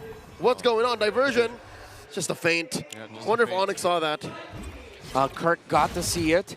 Actually, since Kirk went in there, Sanji decided to call it off. 1,156 Skypiercer stacks on this Granger. It's not a question of does O have a damage. It's more of a question of does TLPH have enough to hold on long enough, considering that the late game magic damage scaling of the Kimmy and Harith is what's making their front line crumble relatively quickly. Yeah, this is probably the most stalemate we've had. I feel like maybe in the playoffs even, but definitely in this series where neither team can really give it a go. You know, they have such big macro ultimates available to both of them that they really have to be decisive on it. And that's the thing, when you're looking at this. Oh, Brusco? Why walk? Are they? Oh no, he's trapped. Oh no, Brusco's going to be trapped. He's going to need the help. There's a retribution by Carteezy. Numen on blast. Here comes the rest of Onic. They pop Brusco's immortality. Here comes the Zaman Force. And the sling from the puncture. Down goes Carteezy. No trade so far. Liquid finding it hard. Look at the back line. Another catch. Brusco will go down. Oh, Brusco goes down. Sanford immortality going to be popping. Look at the They're main. setting up a split push. It's a base race. OM and Sanji. Rico's coming through. Here comes Kirk first. Super Prince flickers forward. And the base falls. Textbook vintage Liquid. To go back to the 7-year history of our league, Liquid vintage. And it's not just vintage, it's signature for Liquid. Oh, they came out of the stables and went with their own stampede. 3-2 right now. Let's throw it over to the panel to break down the game. I mean, look at the Champions Arena right now. What just happened? Oh my God. The DNA, Renmar has been saying this all throughout. The DNA of Team Liquid Philippines. Still in there. The split push. After, how long was that? 24, 25 minutes? 26? Imagine you had to endure a long game like that and you would lose to a team like TLPH via split push when you were already able to take down 2 members of the cavalry. It looked so good for Onic Philippines, like that entire last sequence where they could have clearly punished Team Liquid Philippines' attempt to take down Brusco, but oh my goodness. Again, it indeed wasn't a question of whether or not this guy already has damage. Yeah. And I fear it wasn't neither holding out long enough for this guy to deal out the damage. It was buying enough attention so they could utilize his damage in other areas and in other ways to close out the game. And that was through a turret crystal push in the middle lane, set up by the diversion again of Sanji. Our game MVP is the regular season MVP of S15, no other than the latest addition in the cavalry, Oheb, with an amazing game. Started out strong, even came to a point where he was at 8-0-0 before he got taken down in a crucial moment. And all throughout, you could feel that the momentum has been shifting. The pendulum kept swinging. You really didn't know who was winning. Yeah. It started out strong with TOPH with an aggressive start, despite Sanji actually getting bit by the first blood. And you can continuously see JP very active with the Lolita, not just with the Bulwark Shield, but also 2 consecutive Luminum Blast that set the tone and aggression of the Team Liquid Philippines. Yeah, and Sanji, you did mention he was the first blood, but that was an exchange of the objective. It was an exchange of the turtle that Team Liquid Philippines got earlier in the first few minutes of the game. And eventually they were just able to hold on to this lead that they had. There were so many beautiful Luminon blasts coming in from JP throughout the, I'd say up until the 10th minute mark, like this moment more or less, because this was when Onic was able to look for a way to clap back. This was when they were able to slowly gain control over the map as well and limit Team Liquid Philippines in terms of what they're able to do. And this was the play which actually maybe not just evened out the game, but put it a little more in terms of Onic, in terms of the advantage. Yeah. Onic Philippines felt that they could play things a lot more aggressively than they were able to do so in the past few minutes because of that play, but we have to look closely on how the decision came into play for TLPH. Sanford bought enough time, but just when you thought that they just walk towards the base, once you take down Sanford, you could already end the game because that's 2 Hanky members already gone for a minute. They just decided to use the diversion all the way to Onic Philippines and their base. Yeah, right straight to the goal. And if we were to hear a mic check for any of the games that we will witness today, I would surely pick this one. What were the comms? What were the comms of both TLPH and Onic? And looking at the game time, 26 minutes. Actually, the previous game was an anomaly. 14-minute game. Even came to a point where in day number 3 of the playoffs, we were already at 5-hour runtime with all the games. But it was a relatively close game, but in the end, the decision, the decisiveness of TOPH to really go for the goal, sacrifice Sanford, go for the diversion play in the middle lane, split push, resort back to their DNA and to their old tactics to beat a god like Onic. If it were, or if this game ended in maybe less than 20, less than 15, it'll be all about the Lolita. It would have been all about the Lolita. Like, we would just be talking about Luminon Blast. We would just be talking about the Guardian's Reflection and the way they're always able to deny Onic Philippines of the amount of damage that they have. But it went past that. It went way past the 20-minute mark. So this boiled down to macro. This boiled down to who was the more patient team, who made the better and the right calls in that game. And it nearly was a wrong call for Team Liquid Philippines that Onic clearly capitalized on, but they just bounced back. They just regrouped and said that there is another way out of this. Yeah, their DNA champion is still there. They're calm, composed up against a team like Onic Philippines. And if the game were to end by the 3rd Lord, one of the few standouts would be Kirk, because Kirk kept them in the game despite the 2 Lord pushes of TLPH. He also had 2 consecutive 4- or 5-man penalty zones to even out the score, and as you mentioned, give Onic a slight advantage. But again, our BPI rich guy, no matter what he says, it's still gonna be the Filipino sniper, Oheb. Yeah, the Filipino sniper who barely died in this game. I think at most 2 deaths. Yeah. On the Granger, who was just heavily protected. He always had the Lolita by his side, and there were people, there were heroes in Onic's lineup that were reliable to actually hunt down Oheb, such as the Lancelot, but King Kong had to calculate his dashes. He had to make sure that he wouldn't be put in such a dangerous position, even though he wanted to carry that out. Yeah, and I think the camera's gonna fan back out to us, but no, not us, just you. So Brigida, take the floor again. All right, it's just me now. The Next few segments will indeed be a deep dive regarding what took place and what happened in that game. And starting off once again, I feel we have to take a look at the goal difference timeline, which went through a major shift by the time we reached the 14-minute mark. Again, during the 9-minute lore, that was a lore that went into the hands of Team Liquid Philippines. That was when they were slowly and gradually able to take control of the map. But if you look closely towards the 14-minute mark, that was actually when Onic Philippines were able to pull off a team fight that were able to shift the tides in their favor. There were a couple of moments wherein it felt like there was almost nothing happening across the game, but that was just really both Onic Philippines and both Team Liquid Philippines being very patient in terms of what they wanted to do next, because this was a game which initially felt like you could just go all out in terms of the Numenor Blast, in terms of the setups, in terms of throwing out the damage, since it came in it came in early for the cores here of Team Liquid Philippines. It came in early for OHEB to dish out the necessary damage, but it was something, or it was a game that was prolonged long enough by Onic Philippines, so it didn't necessarily matter.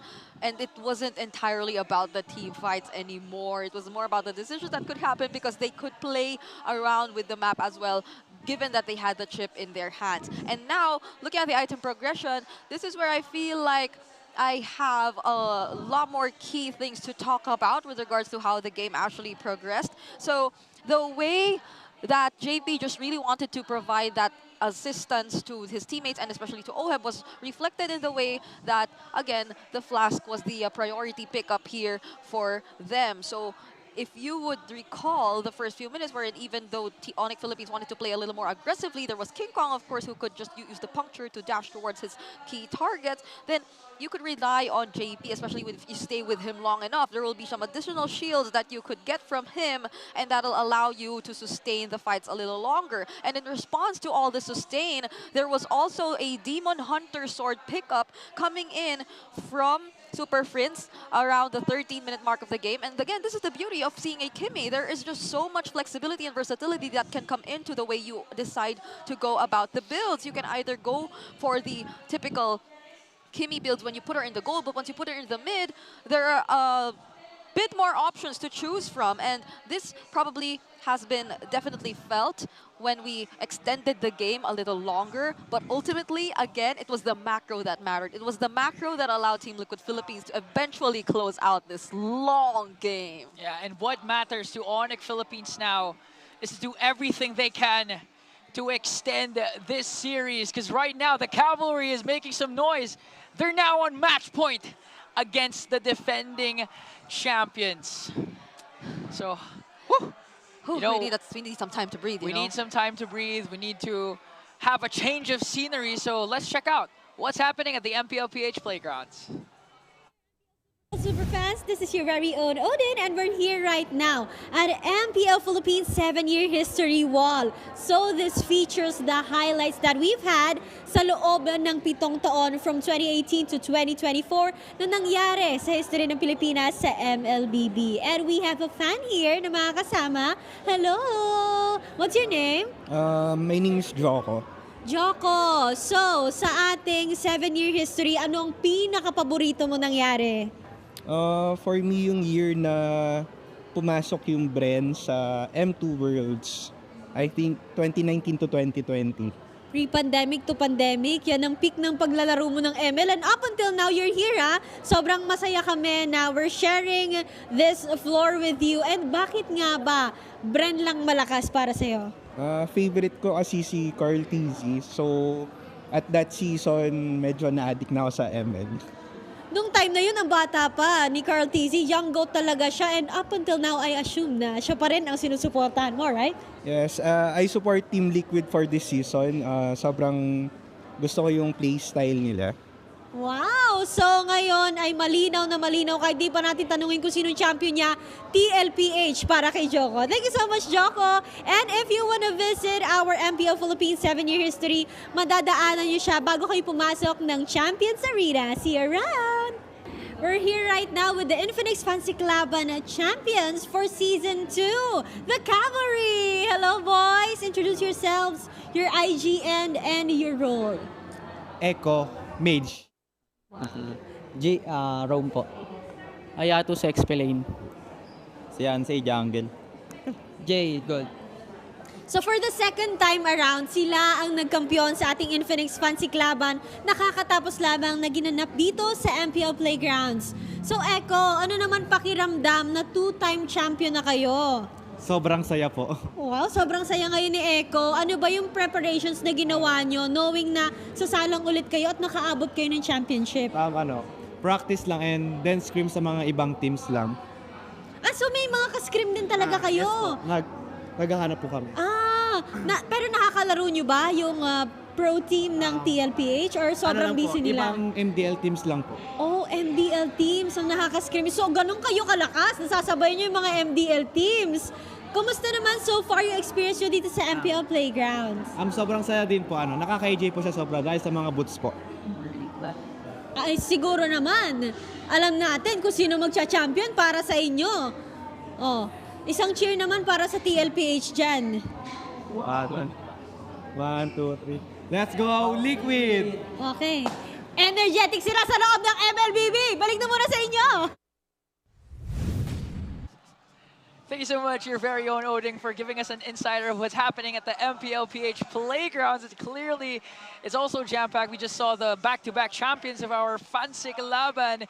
And of course, she talked also about the 7-year history of MPL. So far, what has been your favorite memory in the span of 7 years? For me, I guess it's M5. Oh, really. don't take mine. That's mine also. We can both share, had, okay. Oh, whoa, wait. Oh!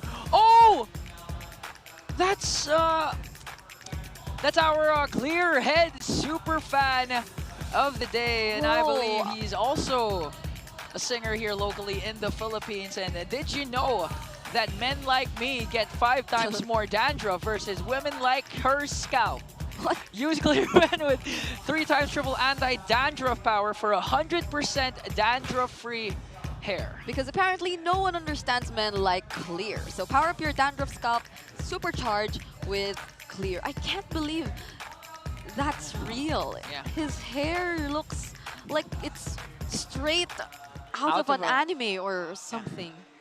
Fortunately for it's good timing that Clear's entered the picture in the MPL scene, because finally my hair has grown and I can finally use shampoo, just like our super fan there who had a luscious, very luscious hair. Oh yeah, you gotta use shampoo so you could, of course, Smell avoid good. dandruff and smell good. Like Clear has, it got your back. So I hope you guys got some freebies if you did visit us here. Yeah, but if you don't have hair and can't use Clear, you can still enjoy other stuff like Time Zone has an exclusive promo just for you. Get for 100 pesos. Power load for only 200 pesos. All you have to do is register on the Time Zone Fun app, insert the promo code TZXMPL, you're seeing it right there, and redeem the voucher at any of your favorite Time Zone venues. Don't miss out on this amazing deal. You know, I love it when we have a lot of spiels, because that means we're really, really growing, and we're still not done, because you can get a 2,000 pesos discount on your next purchase by using the TT Racing X MPL Philippines exclusive voucher code MPL2000 over at ttracing.ph. Plus, don't miss out on exciting TT Racing gaming chair giveaways during MPL Philippines. Just stay tuned for more info. Just remember, for those who dream, work, and play, TT Racing has your back. And now you really want to use that voucher code, because earlier they debuted an amazing collab with Naruto, and I have my eyes set on getting that Kakashi. And Hans earlier on interviewed that the price actually went down, and with this code you can get it at 12,999 pesos only. So that's a steal, honestly. That's for the Kakashi chair. There are other Naruto prices for the other chair, so you might want to check it out. I honestly miss sitting on a TT Racing chair, you know, but you know, it's so durable that if you bring it up here, you will fall down. What? we haven't tried, and maybe we shouldn't. We shouldn't try, because there's someone right under us. The teams, Onic Philippines. Who chose blue side? Yeah, Did they choose blue side? Their staff are right under us. I feel like it was indeed Onic Philippines who went for the blue side. Oh, and now you can see all-time MSC kills. Kelra leading by almost a landslide. Second to Second is Benny Cutie, and of course it will also increase once MSC at EWC 25 will start. But all-time M series kills on the other hand is not Kelra, not Benny, but none other than our reg season MVP. It's Oheb. So you know, I just like MPL Philippines keep showing us stats that heighten the rivalry of Oheb and Kelra that will get settled. Yeah. Now. And I saw the Baby Cakes duo there too, in terms of those standings. So they've already gotten a lot of kills throughout the M series, and they can potentially get more. But for now, how are they ending this season? How will they be able to extend their tournament life? Match point for Team Liquid Philippines. And we have to call, of course, I don't have any more intros, Redmar, so please just jump in. That in itself is an intro. I will count it. So Liquid going for the Baksha Harith to start things off. Granger's gonna end up in the hands of Onic. Onic themselves banned out the Fredrin. Smart call considering that they prioritized the Joy. The Kelra's gonna be safe. I think we're really gonna have to look at the Juicin Farsa trade, it seems like, for the two mid laners, and what roamer it will be paired with. We might see some callback to some favorites here, but considering there's an Harith on the other side, maybe Cho might not be the best bet for Brusco. The draft's happening too fast. The chip's still out there too, in case they might want to consider it, but for now they're going for the Granger. And yes, I did mention the mid laners. I feel like that is something we have to watch and pay attention to later, but it seems like it's going to be the flex for now. They're saving the mid lane matchup for the second phase. I think the last time that Carl TZ used the Hayabusa this series, it was a 14-minute game. Could it be the same result? They also secured the Baksha and the Harith, so now who will TLPH respect coming into the second banning phase? I think it has to be Brusco. They still have to consider a Kufra ban, I believe. But the lineup of Onic shows that Sanji might end up with Selena again. Yeah, there's also a Jushin that's still out there. Like, there are endless options still for the mid lane role, that it might be wise to actually go for those heroes that can just limit whatever Team Liquid Philippines can do, because they've been through that. The Hayabusa and the Harith definitely won't be having a good time if ever there's a Badang and a Kufra again in Onic Philippines lineup. Tough thing about the draft right now for Liquid is if they want to pick up the Farsa, Onic could very easily pick up a Gata Kacha in the roam for Brusco and or Kirk. Badang and the Gata Kacha both flex for both of them. So how is Liquid deciding to play and to pick 4? I'm sure they're really thinking about the Gata Kacha and or the Kufra. They might take away one more mid laner so that the best possible mid laner remains for them, as Valentina is still on the board. You have to remember that. Take away the Faramis. What are the chances that Super Prince decides to use the Selena, suggests Coach, why not go all out? Yeah, actually very possible for both. Possible for as a red 4 pick for Sanji, blue 4-5 for Onic. Wait a minute. Angela. For Liquid. But it's not going to be on a Baksha jungle if ever. It's going to be on a Baksha roam. I don't think we're going to see an Angela here. CC Glue trade in the EXP still active. There's Glue. Blue 4th pick for Sandra there. It's now Onic Philippines. What's it going to be for Super Prince? Yeah. Super Prince still has a couple of options. For Kurt, you guys mentioned the Gatot Kacha. It could be a flex for both again. Badang and... They could bring back either a Valir or a Veil for him. Valentina, not a lot of options.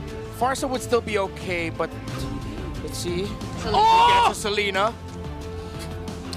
And Brusco will still go for the Cho. They're going for pick-off. They're going for the crowd control. He ended up with it as Sanji did not pick it up.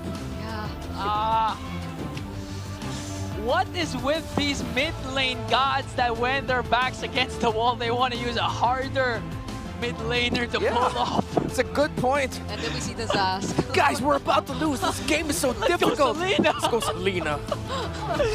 Oh my goodness. Okay. They're keeping the... Nah, it's not them who used the Kimmy earlier, but they're the ones using it this time. Whew. Kimmy. Okay. I'm honestly looking at two picks here. The Selena for Onic, the glue for Liquid. I'm thinking about how the Kimmy is gonna fare in this game. It has to worry about the Choi. It has to worry about the Badang, the Cho even. It might be forced to bring out a Purify when it comes to it. I mean, that's why they gave her a jetpack that she can fly with now. That is safer, and she deals damage along with it. So there you go. We're seeing even Oheb with the Purify. Yeah, 2 Purifies here for TLPH. Match point for them. Is it gonna be Team Liquid Philippines crawling back to the lower bracket to regain their crown? Let's see as we enter Game 6 of the Grand Finals. Casters, take it away. And once again, we jump into the land of Dawn. It's match point right now for Team Liquid Philippines. Will we see a Game 7? The golden rivalry, the pride of Lakas ng Pinas. The world is watching. This could be it. Match point, 1 win away. It's the Cavalry. Look at the emblems.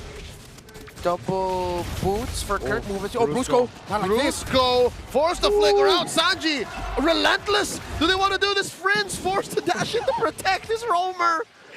That's too close for comfort, man. Yeah, way too close. Oh, Kara. Getting pressured. No shadow kill just yet for Carl Teasy. Still level 3. Brusco and Super Friends willingly took that trade. 2 flickers burned though by Onic. 1 on the Cho, 1 on the Granger. Liquid are firing off on all cylinders. Barely a minute in. That just, I mean, dealing with Kimmy like this just feels bad. Oh, JP forced to use the Revitalize.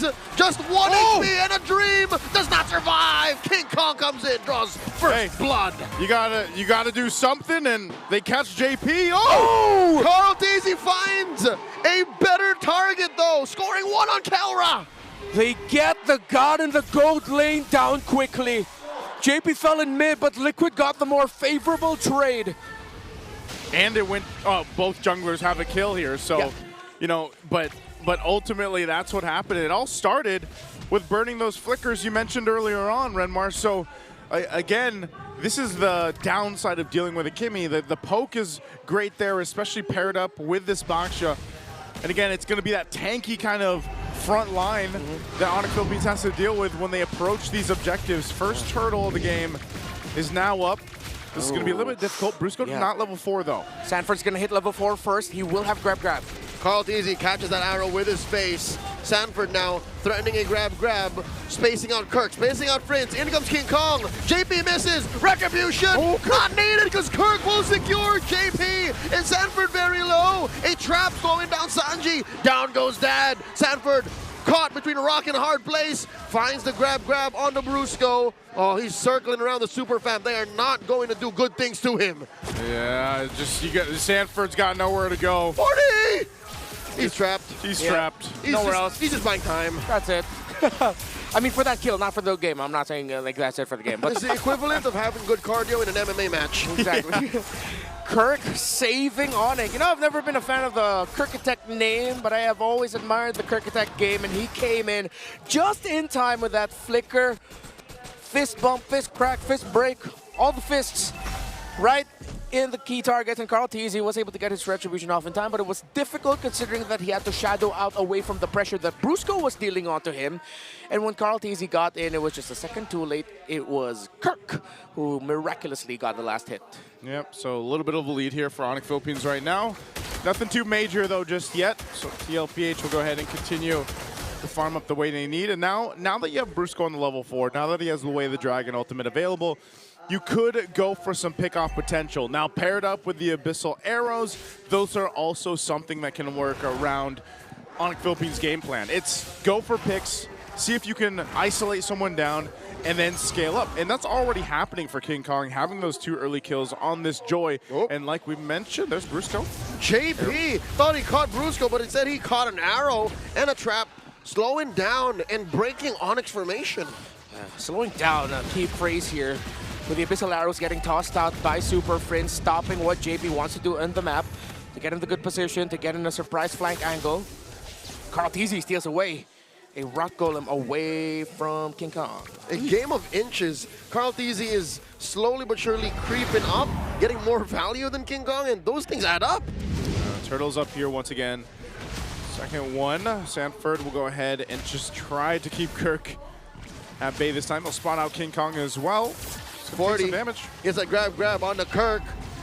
Gets him closer a little bit to Liquid. JP going hunting. Jumps one. Got one more in the tank.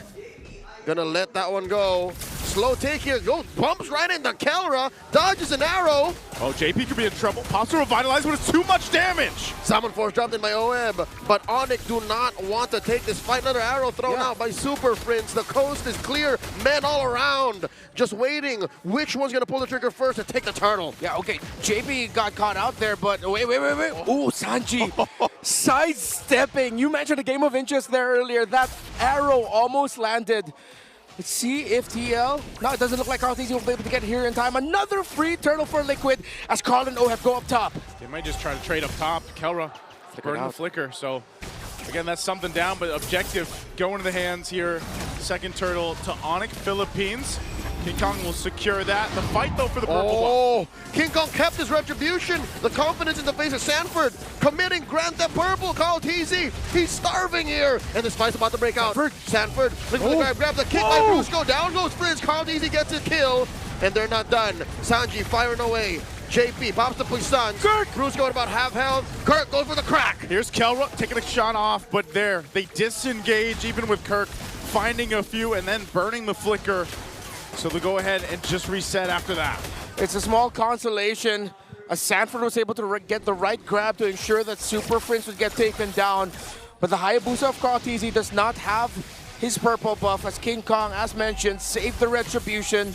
They invaded, and now Liquid have to find a way to recover. Thing is, the only way to recovery might be through brute force. It seems that way, and playing around this kind of pick-off potential, TLPH. We'll see what they can get, but also you look at across the lanes there, it's relatively even. You know, they've been doing their... Hold on, JP too. He's going to be fine, tanky enough, but they've been doing their due diligence to go ahead and maintain as much as they can, and you notice in a lot of these fights and the objectives where Kelra will go ahead and swing down quicker to join them because, you know, that Granger is going to be really important to them earlier on to have that physical damage because of this kind of lineup. Because even if you get the Badang combo off, you got to be able to have that follow-through damage. And sometime, mid lane. Super Prince got 40 on him. This is going to be enough. Kept in place by Kirk. And now underneath here, too. Up top, Kelra gets bumped by OHEB and JP. The Salmon Force still active. Brusco might regret this. Arrow thrown out. No one home. Another crack by Kirk. Down goes Brusco. OHEB is bloodthirsty. Kill one gets a triple. Kirk looking to punish. OHEB gets some shields. Synchro Fisher through. Dashing out. Picking this fight. Salmon Force still on cooldown inside the base. It just came off of cooldown. Gave over a kill to Kirk, the shutdown. The value for OHEB and the triple there. Massive play for OHEB. Lord still goes to King Kong. Carl TZ hesitated. Who was that? What? A hesitation on the retry. I don't think he saw King from the off angle, and literally King just dashed in retried, and now Carl TZ has all of the regrets. That's Grand Theft Turtle right there, man. Highway robbery. That's just... Joseph, somebody better call the cops. Somebody get somebody. Because right now they're going to get a turret off of that too. Objectives are still building up for Onic and Brusco, checking things out. So even with whatever OHEB was able to pull off there, ultimately they still have a lot of ground to cover from not letting this game and this lead slip out of their hands. A major story thread that underlines our playoffs is redemption. King Kong. Underneath here too. Down bottom. The Salmon Force not enough to keep OHEB and JP alive. Onic just ran through them. Oh, you can see the confidence building here for Onic Philippines. They want that game 7, That was a flicker? Yeah, Prince flickered. He thought he could get a quick Abyssal Arrow off the stun Carlteasy. Liquid still holding on to the third in mid. Sanford holding out, pushing back the rest of Onic, gets the grab onto Kurt. Oh, but now Kelra dashes forward, almost takes out 40. Oh, Onic getting closer and closer to forcing game number 7 to leave it to a best of 1 to defend their throne, but this game is not over yet. 3,500, Oheb's at level 10, Kelra's at level 12. Oheb doesn't have the Holy Crystal just yet. It's going to take quite some time, while Kelra already up to a Malefic Roar and I believe a Wind of Nature or Sea Halberd. Damage for Onic, much better. JP finds the angle, forces the puissance from JP. That was the point of no return. Carlteasy, shadow. Sanji gets popped by King Kong. Kelra looking to fire back. Hits Sanford. The Zaman first from Oheb, ineffective. That's a whole lot for Onic again as they continue to stack on the lead. Carlteasy still up, but Kirk and Brusco will keep him at bay as long as they can. Shadow Kill gonna be used, so Kirk is gone. Oh, Kelra looking at the Baby Cakes duo. Kelra be hungry. Forcing his up and force, stashing through that wall. That was close. Kelra is a man possessed. He just wants to keep going. I am both equally mesmerized and terrified by the god that Kelra has become in the gold lane. 5-2-0, but it's not just all Kelra. We have to credit King Kong and his efforts. Brusco, Friends, Kirk, everyone on the side of the Super Fam has showed up when their throne is at most threatened. They hold on, and they are playing one of the best games they've played all series long. The entries on point, the man marking, the pickoffs, everything. But can they finish it here? Or will Liquid somehow defend? This is like one of those moments that we saw from TLPH when they had this kind of lead. There's Brusco! Jumping in with the flicker, gets that kick on the 40. Zaman Force dropped in by Owen, not gonna be enough. He goes down, Kelra gets a double. Shadow kill by Carlteasy, fails to find anyone. Onic, scatheless. Oh, they could still go ahead, punch on in, an arrow's gonna land, but ultimately, they just want these turrets. We'll see that they still hold on to all base turrets right now. Some of the shields are popped. Super Prince will disengage. Kelra's here. We'll see if they can still cap this one out. An arrow's gonna land, but ultimately the shields keep things together. King Kong will go ahead and back off, so TLPH is okay. They are facing a huge deficit, 8,000 gold, but they stay in the game. Everything about the lineup of Onic screams instant gratification at this point. Press ultimate once or twice, burst. Too much for Team Liquid to handle. While the damage output of Team Liquid at this point, again, they're playing around the Kimmy in the mid lane. Yes, the Harith, still on the way to Holy Crystal, not quite there yet in the damage, will deal a lot of damage. It's like there's a process to it. It's more complicated to play the game that Team Liquid wants to play. Well, Onic can just toss out an Abyssal Arrow, tell King Kong go in, pop your ultimate, tell Kelra, who is so far away from the action, to just toss out the Death Sonata. It's so much easier right now for Onic, and they have an almost 10,000 gold lead. This is going to be a massive crawl for Liquid and an easy end for Onic, if ever. The damage under the turret, they're going to break down. Zaman Force dropped in already by Oheb. King Kong dives on the Sanji. Oheb does take out Brusco, but is that going to be enough? Shadow kill! Carlteasy takes down King Kong. Liquid's first win in quite a while, and it comes at the cost of their top lane inhibitor. 18 seconds before the Lord spawns, 27 until King Kong gets back. The minion waves do not look good for Liquid. As Super Friends Kelra and Kurt can hold on here. Liquid cannot blitz anything at this point. They have to play for the dance. But a chance is a chance. It looks like Liquid is willing to take it. There's not enough of a front line nor a back line damage source to threaten Oheb, to threaten Liquid. Oh, they know King Kong's not back up just yet, so they might go for the blitz here. JP up on the front side, gonna try to keep Kirk at bay. Prince still throwing out these arrows. Carlteasy got hit by one. JP goes. The retribution, the shadow kill. Carlteasy secures. Gets taken out by Kelra. Liquid PH getting on out of here. The coast is clear, but Liquid might not be able to back out. Brusco takes out Oheb. Lord spawns. Oh, Sanji's still up, but Sanford's gonna have to sacrifice himself. They might have the Lord, but they're wiped out. Ladies and gentlemen, all over the world. It is my pleasure to say we're going all the way. Game number 7 for immortality. It falls down to one last one between the gods of the game and Team Liquid. We wouldn't have it any other way. We're going to have to throw it over to the panel, Brigida and Ingan, to break down this Game 6. The race for the first one to raise the Immortal Cup. Down to one game. Oh my goodness. Again, the Selena from Super Friends. Everything just piling up for the Sonics. Whew. What's it gonna be? 4 rings, 4 championships for Carl and JP. Or the third team to go back-to-back for the Super Fam. And we have our MVP of that game.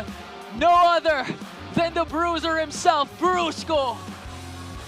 How many times have we seen the flicker Jeet Kune Do's, the flicker way of the Dragons from Brusco, which just throw off Team Liquid Philippines and all of their plans, which just suddenly force them to back away and worry about all the follow-up abyssal arrows that can also come in, the follow-up damage from King Kong that can also come in.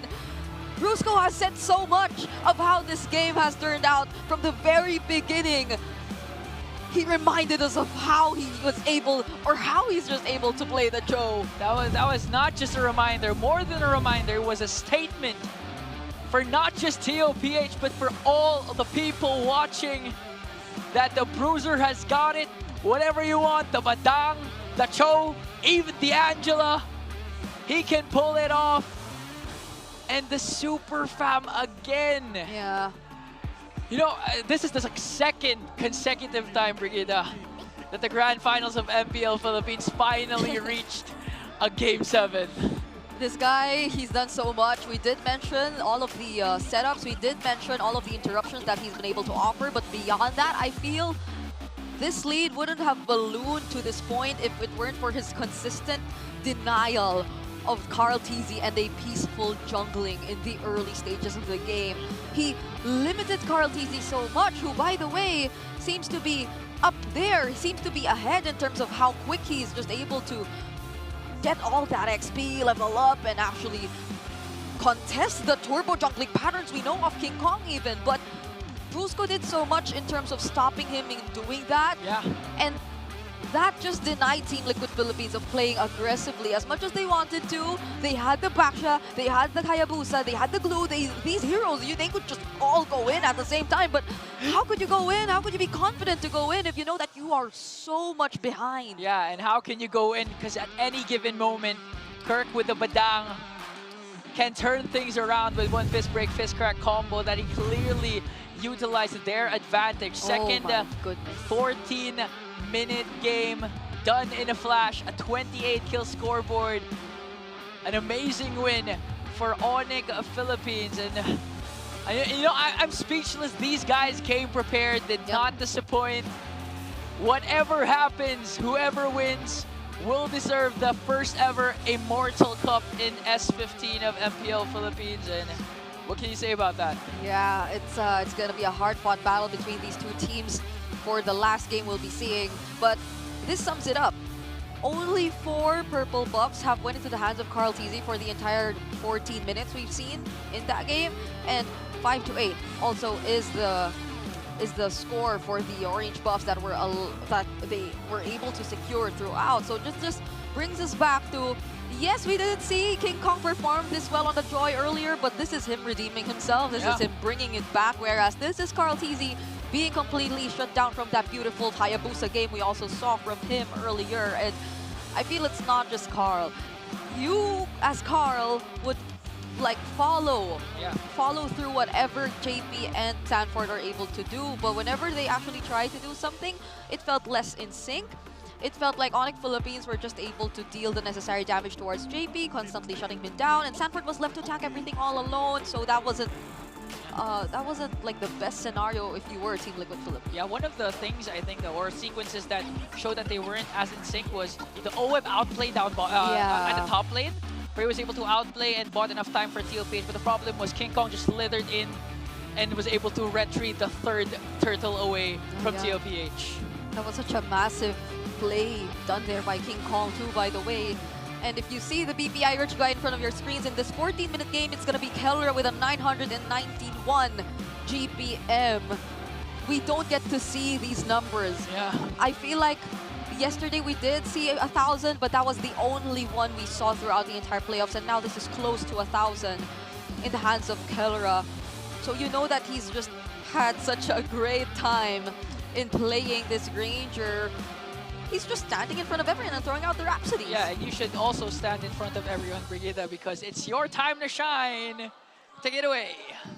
So we are indeed going all the way. So we have another game to break down for you as we head into this segment. Now we start off with the gold difference timeline. So this was the point in the game where it was, I say, slightly in favor of Team Liquid Philippines. That was around the first minute mark, and that was the only time I'd be able to say that, because this was the moment wherein they traded Kellra for JP, and that was the most favorable exchange we've seen in that game, because everything went downhill for Team Liquid Philippines from that point onwards. Again, we did mention that the pressure coming in from Brusco was just too much. They were consistent in terms of denying Carl TZ of his farming, of the way he's just able to secure his buffs freely. It almost always happens that whenever they go for the turtle, which, mind you, all went into the hands of Onic, they're just able to quickly transition towards the purple buff as well, and that greatly denies Carl TZ of whatever he wants to do. And this has been a consistent trend,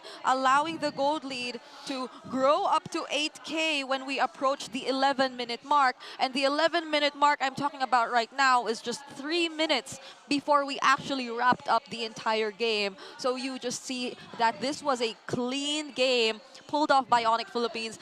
You may consider it to be another glitch because this is the second game we saw in less than 15 minutes, but these are just games that are cleanly executed by our teams, and that barely allowed for any room from Team Liquid Philippines to actually fight back. It was just 2 turrets that they were able to get away from Onic Philippines, and you couldn't do as much. You could barely operate when almost the entire map is covered, when your buffs are constantly being denied from you. And this is a Hayabusa. You definitely want to get your hands on those buffs. You definitely want the space so the Baksha could just hunt down the opponent, so he could just look for the targets, and so that Sanford as well on the glue could just provide the continuous zoning. But this wasn't the case.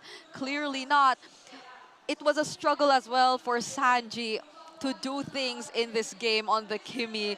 It was a Kimi game wherein he had to worry about the Selena, the Joy, and that we mentioned too before heading into this game, and it was just tough. It was rough for Sanji overall. Now, if we were to look at the item progressions for our players here in this game, all throughout, you could definitely observe how quick it was for the other members to just rack up on the necessary items. Carl TZ, he took some time before he was able to get his core items, and that was probably what limited them so much. Another key item pickup here from Brusco definitely was the early Radiant armor that they were able to secure, because majority of the damage that will come in from the side of Team Liquid Philippines, granted that they were already able to deny Carl TZ much of his farming, was gonna come in from Sanji. But Sanji prioritizing the concentrated energy, well respected too, that there is just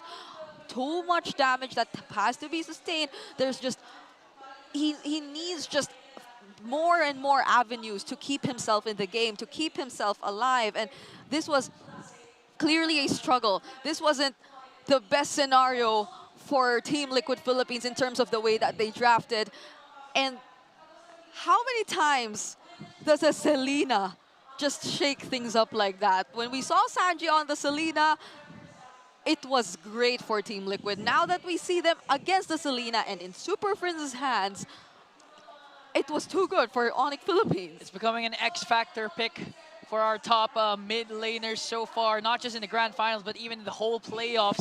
We even saw Few rock with the Selena, and it was perfect for them. And now, Brigida, best of 7. We are in game number 7.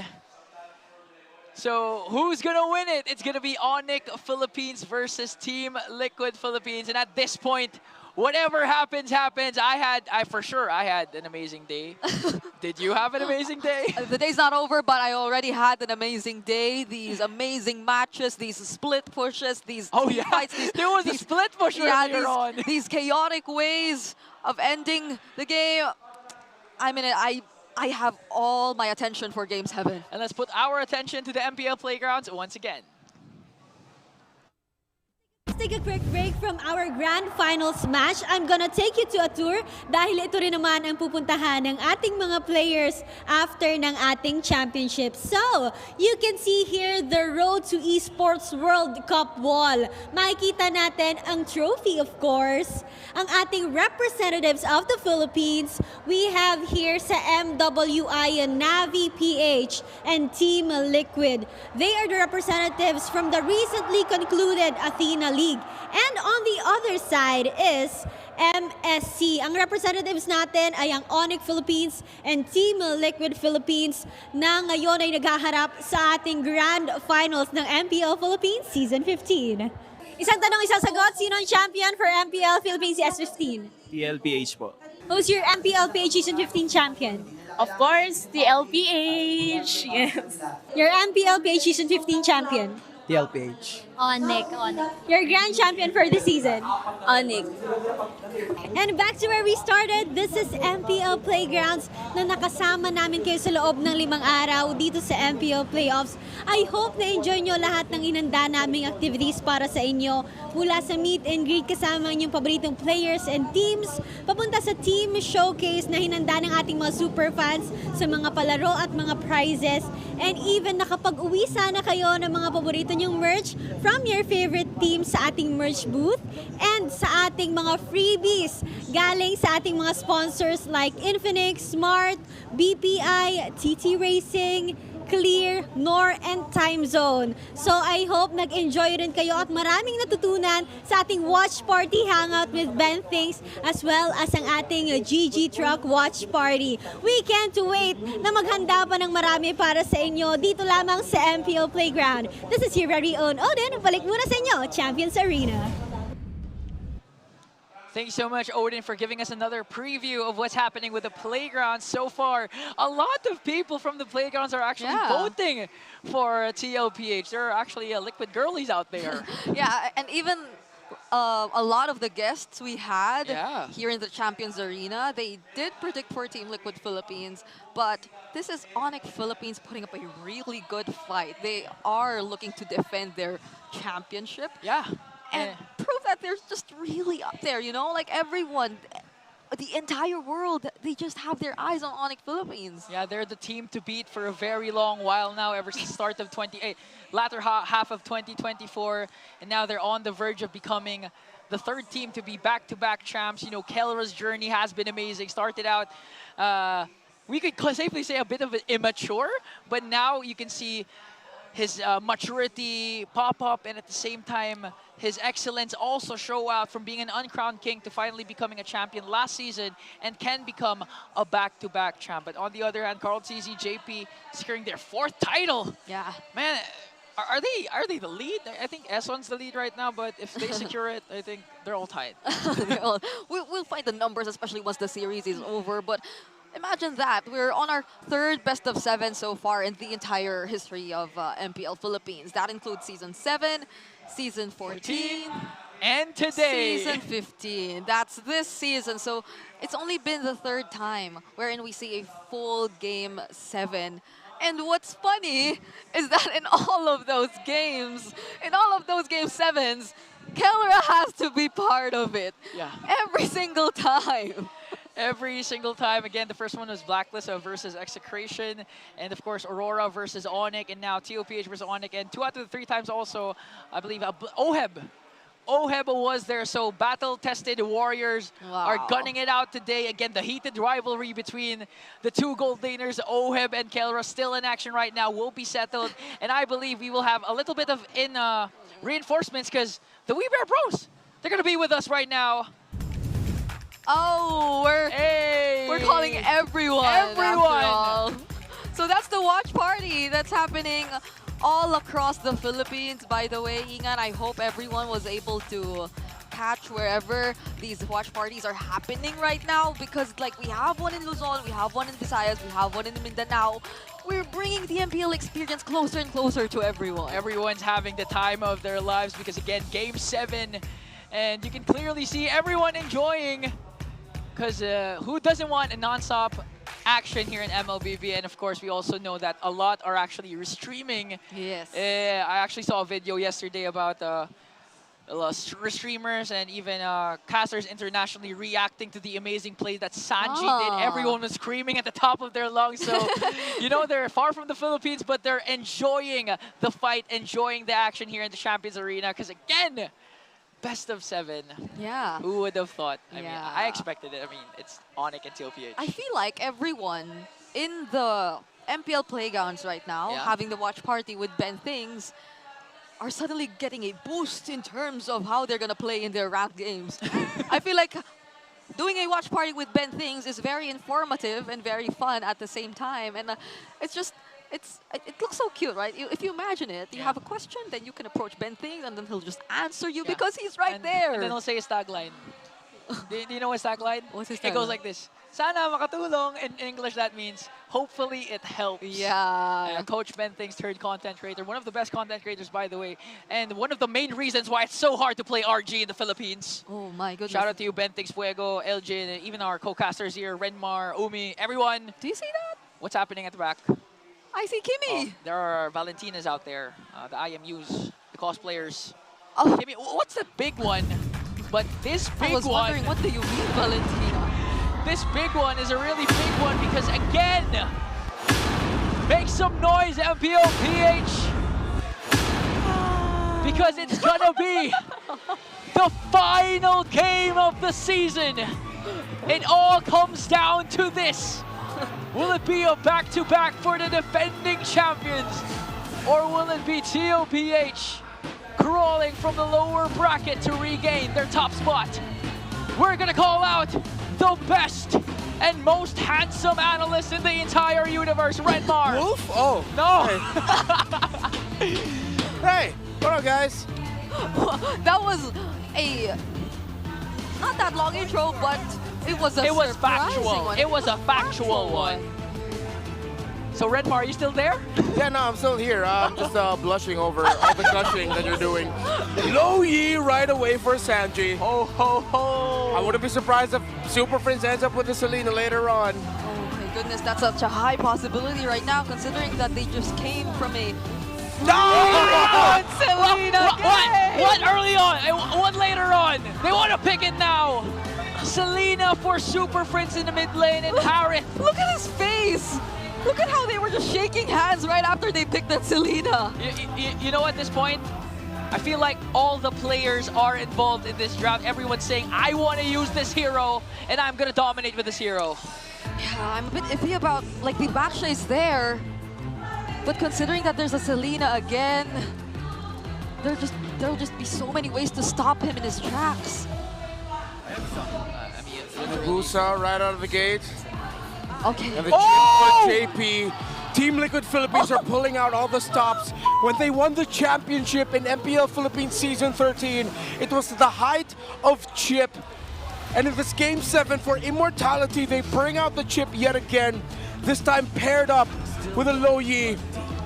Ling for King Kong. Assassin versus Assassin. The best picks on the board, but what will OHEB end up with? As Onic will most likely take the Granger out. Granger out. Does that mean the Filipino sniper will end up with the Beatrix? Oh! Callbacks after callbacks. Nice you kept mentioning Throwback Thursday. Everything's throwing it back right now. Okay. Oh. Okay. Onic, who are they going to respect this time still?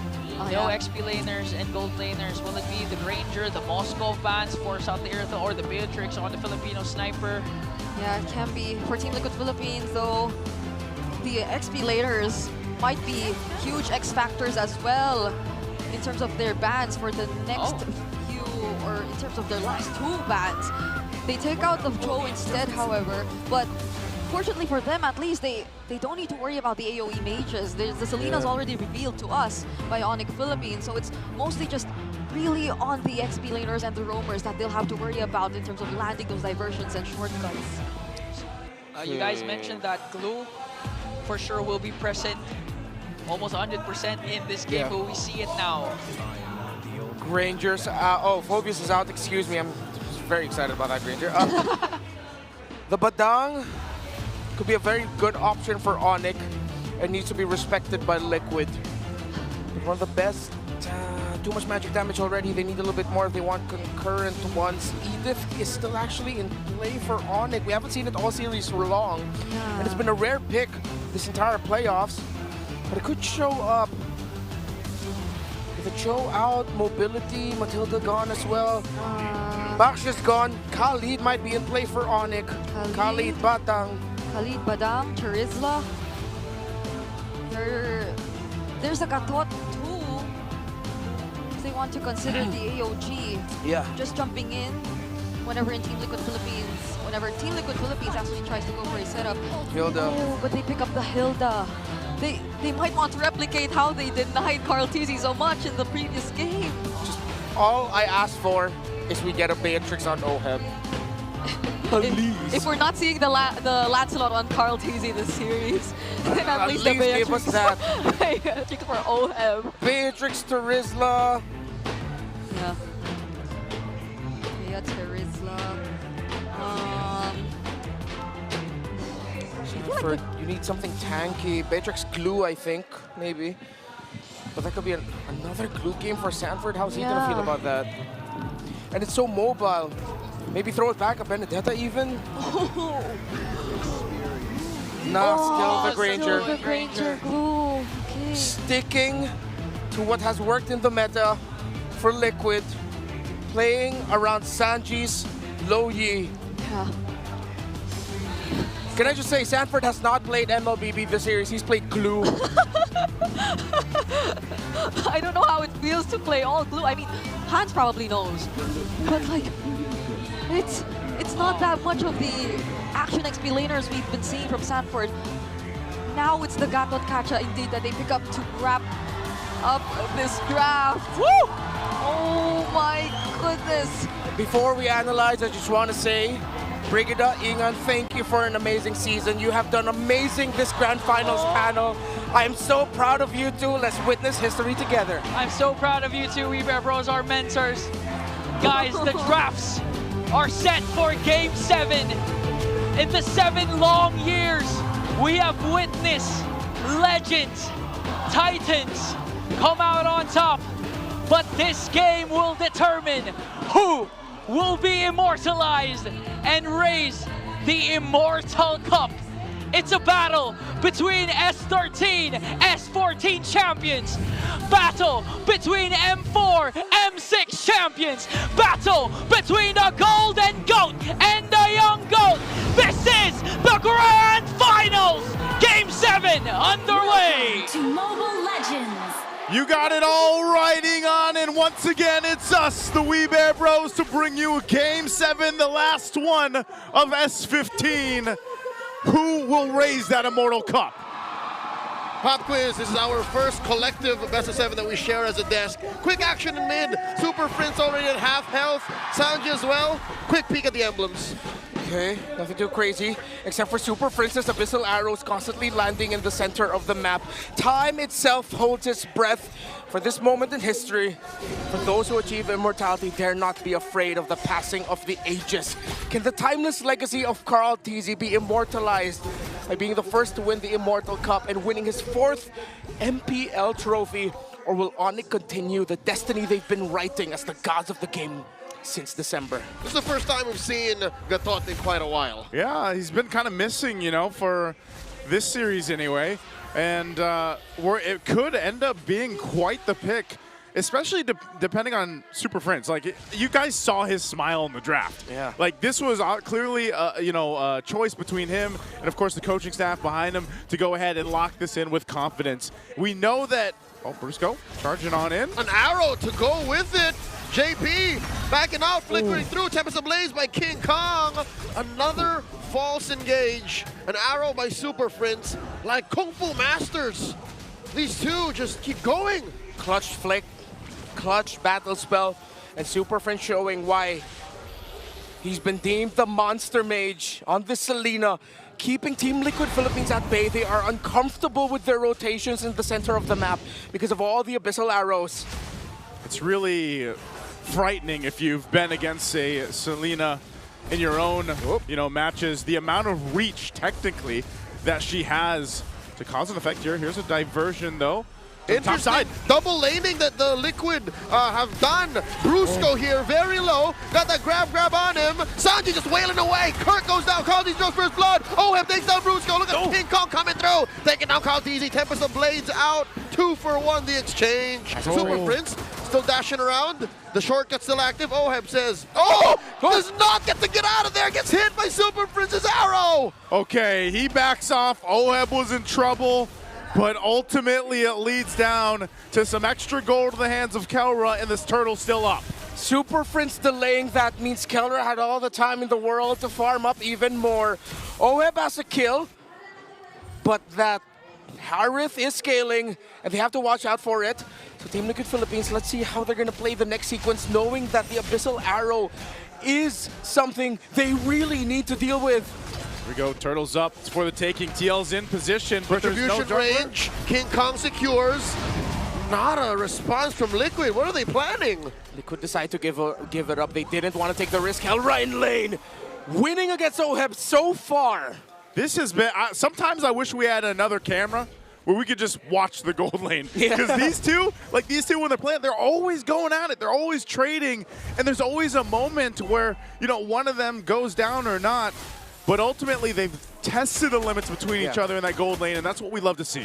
Difficult thing also playing up against a Gatot Kacha as a chip lineup is that the taunt of the Gatot works similarly to how we saw the Kufra gave headaches to JP earlier. The Tyrant's Rage, Revenge, the bouncing balls even. So, as always now, JP really needs to be on point. King Kong in the mid, sees Sanji. Items no clear advantages just yet, still very close in the gold. Okay, bringing it down to it again. Kind of a little bit of a breather here after everything we've seen. And we got to remember throughout the series how it's been relatively longer games. Aside, each team getting their own kind of dominating game throughout this.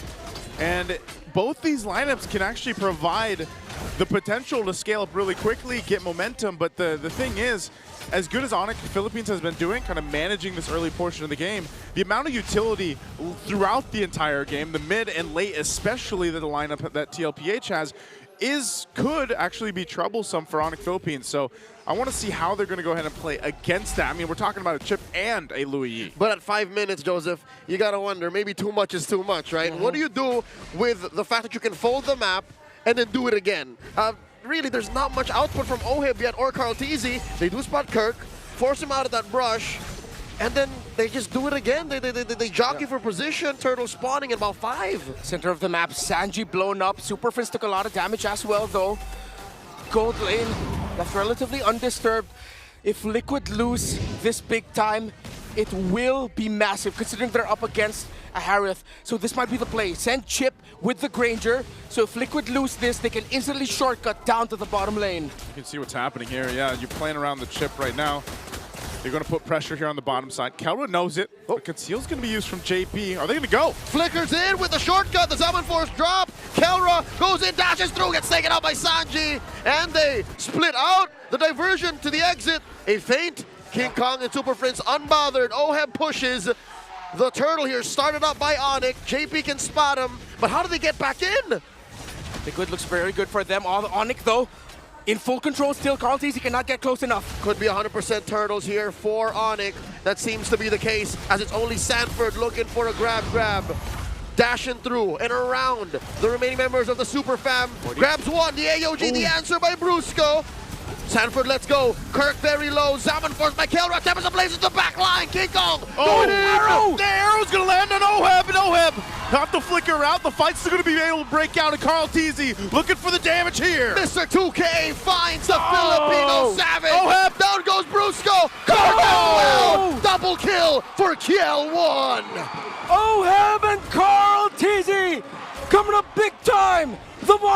stage, almost dashed the hopes of Liquid there, but Liquid held on.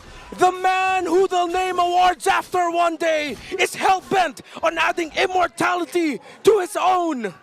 Damn straight, there's already a world champion named after him.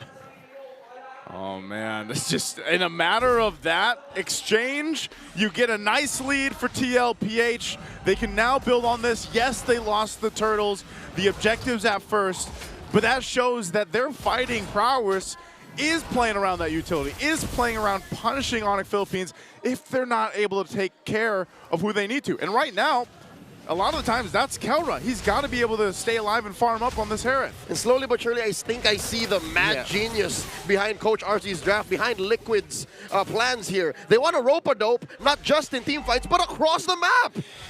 Takes 10 damn hours to fly to Riyadh from the Philippines. If you can shorten travel time within the Land of Dawn in the best of 7 grand finals, you take that. They're already thinking about the flight. We want to rotate the map, we do it quicker. They've been there too. If only we had portals in real life, you know? I wish. And shortcuts that we could just drop down. We'd still end up in the economy version though.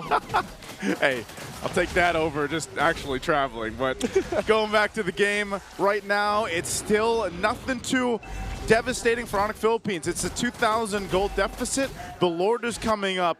They have somewhat control. I mean, at least they got the one turret down on the top side. Blitz. But it's TLPH just blitzing the Lord here. It's holding at half health. Oh, their only opens if King Kong dashes in, looking for that angle. Carl TZ with the retribution. Down goes Brusco. It's looking ugly for Onic. They know that that's the truth of the situation. They back off. King Kong was blocked by JP. The overtime and the crash course by the chip stopped him from being in retribution range. Remember the fact hanging over Onic's heads. JP has never lost to Onic Philippines in the grand finals of MPL PH. To add to that, Carl TZ, Liquid as a whole is leading in Lord takes, Lord control through the roof. And now they're gonna steal away King Kong's purple. They're taking everything here. Just in what I thought wasn't too bad of a situation for Onic Philippines based off everything that Lord and everything they're taking in the jungle. Onic Philippines is going to find themselves with their backs against the wall at this point, under the 10-minute mark already. And we've seen this earlier in the series. They're going to have to go ahead and buckle in and get ready to just buy time here. This Lord is making its way. They're going to have to deal with it. Yeah. King Kong took some of that damage. The shield's going to pop and clear out the Lord here, but they're going to lose some of the tier 2 turrets. Carl actually forced the Tempest of Blades out. Oh, entry by Brusco! Through an arrow, AOG clocked in. Down goes Brusco. A grab from Sanford. Goes off of cooldown in just a wee bit. Another holy defense pop. Costly play by Team Liquid. This means that they have a chance of actually starting to break inhibitor turrets. The window is starting to close for the gods of the game as the cavalry is inching ever closer to climbing Olympus and reclaiming what was once theirs.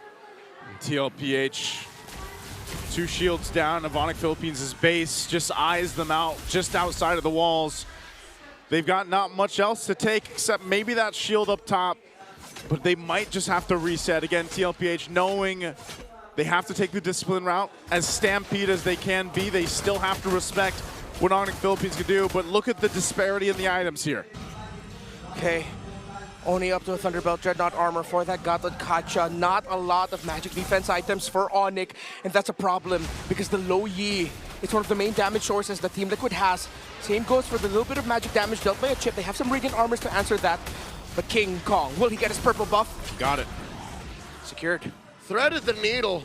That was very difficult. The rest of Onic was just ready to collapse it if ever something went wrong. That's 24 seconds gone for the retribution though. Team Liquid should know the timer, but I think it will be back. Yes, by the time the objectives are up. Lord, okay, Berserker's Fury, Haskell's Endless Battle for the Ling, 3 core items also for Carl TZ's Hayabusa. King Kong spotted out, but not in trouble. Hate to say it, there's 2,000 gold between Oheb and Kelra. It was that play in the early game, man. Yeah. It put Kelra behind. It's a mid-game snowball. Yeah. Oheb is so damn rich.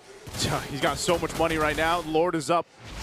Carl TZ will go ahead and start this up. Onic Philippines, they might have to pull something out of the bag here to make this work. An arrow's going to land, but you don't follow it up just yet. Now under half health. They still calculate this out here. 40 protecting starboard. They jump in on it. Kirk bites it. Lord at about half health. An arrow misses its mark. Sanford clearing the fence brush, clearing the Y brush, and Onic call it quits. They don't want none of this. Yeah, nothing they can do about that, even with Kirk down. TLPH, massive lead ahead. They'll get prepped and ready to march towards the base and possibly end it here against Onic Philippines. The Granger low-yi burst, way too much. The wave clear for Onic, difficult to pull off. 7,000 in the gold. King Kong steals a buff away from Carl Tizzy. No purple for the Hayabusa, but they have the Lords, they have the minions, and they have the lead. Will they have immortality at the end of this siege? It's a big push for them. Full force for Onic Philippines. The arrow is going to be thrown out. There's a conceal, though, coming in for the base here. JP setting it up. Look at the angle Brusco. by Brusco, charging up that taunt right in the middle. Smackdown on Liquid. Down goes Oheb. King Kong finds him. Tempest Ablaze up into the skies. The diversion. The exit. Down goes Sanji. Liquid forced to back off. That was not how they saw it coming. King Kong gets shadow kill on him. Instead it's on Prince. He flickers out another AOG. They want to take out Brusco. Not enough firepower between the remaining members of Liquid. They stay calm, they stay collected, and Onic Philippines will stay in the game. Brusco had an MVP performance earlier, and he just pulled off an MVP save. He got Oheb in the taunt. We talked about the unbreakable. Perfect target by the Bruiser and a perfect follow-up by King Kong. Liquid, though, are still definitely in the lead and in the game, but Onic are beginning to see the light of hope beyond the clouds. Half a second of that trunch, half a second of the diversion could have saved Sanji, could have saved Liquid from much more pain, but this does shrink their gold lead and cutting it in half. Holy Crystal built already for Kelra. Roam boots blessings all around for both Onic and Liquid so that their lowest gold earner can catch up in the EXP and the gold. Right now, it's both roamers for both sides. Onic Philippines bought themselves the time that they needed, but the question is, was it enough? Or do they still need more? The fight for the purple buff for now. And TLPH on this side of the jungle, they know they still have a lead. They gotta calculate this though too. Carl Tizzy will go ahead and get in there. King Kong wants the purple buff to set things up for the next objective, but he'll get it.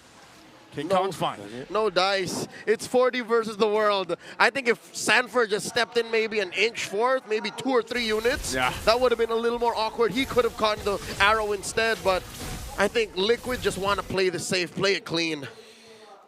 We're at this point where Onic is within reach and Liquid now has to be so darn careful with everything they have to do now. Kirk can only do so much, but the little bit of control in the burst coming in from the Hilda might become a difference maker. Again, especially if they could get either the Low Yi or the Granger, get one or the other down, and Onic increases their chances of lifting up the Immortal Cup. Liquid, they have to play the best dance, best game they've played in a while if they want to end this before the 20-minute mark. This is so tough. Again, a lot of this relying on Kirk. Kirk can't get caught out here and taken down or dragged out. Brusco popping the conceal again. Little unbreakable charge, but it's just Sanford that they spot out.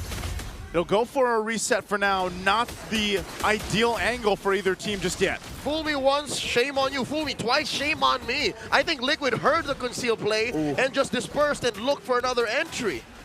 You have 2 ways to potentially end it if you're Liquid. Lord brute force or do it again. A portal. Can they? Not sure if they can here. Again, look at this. Look at the placements for JP. Under half health. And there you go, the retribution by Mr. 2K. Tempest Ablaze knocks up Sanford. Kelra takes him down. It's a man out for the cavalry. JP catches an arrow, but still, the surgical approach. Liquid gets a diversion in. The off angle. Onic, they anticipated this AOG just to make sure Brusco can close the gap. They knew they couldn't risk it. JP will have his shortcut available to bring Sanford back faster into the game. Minion waves crashing in. Enhanced they are. 16 minutes in Liquid. This looks good for them to end. But can they avoid another Onic clapback? Carl Tizzy almost forced to respond there. The Lord is inside the base. He counters the choke, almost gone! Carl Daisy finds him, shadow kill, Kirk follows up, and that's just 3 members left for the Super Fam. King Kong doing his darndest to clear the waves. The Lord gets taken down. Cavalry, Super Fam, we're about to witness a new age in MLBB. Brusco goes down, Tempest ablaze in the skies, but it's too late. The Cavalry reclaim the throne, stampeding through. Stallions, now immortals. Team Liquid Philippines will get the job done in Game 7. Changed the name, but the spark always remained. Their aura never waned. Their legacy will now echo as Team Liquid are immortals!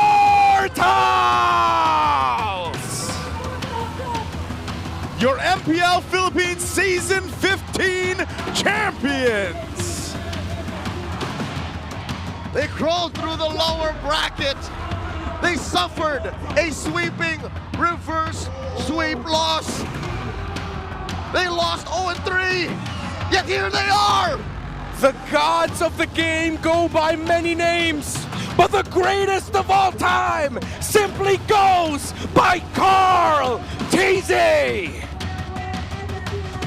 Again, sportsmanship all around. We just witnessed one of the best grand finals and playoffs overall that we've seen here in the MPL Philippines. Just absolute peak MLBB. Hats off to our players here. GG, well played to the Super Fam.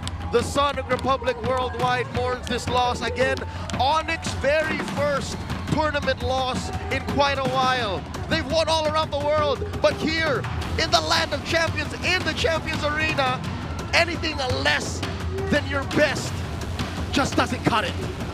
They are still flying out and will contest for MSC. Again, thank you so much for joining us on the English desk. It's me, Naisu, Leo, and Renmar. We're checking out for today. We're going to throw it over to the hosts and the stage and for our winners. Oh, you better believe it! Cavalry, did you like what you see? Gentlemen, you have done it. And as of this moment, I am sure Jamie, they went from the lower bracket to reach this point, and now they have claimed victory.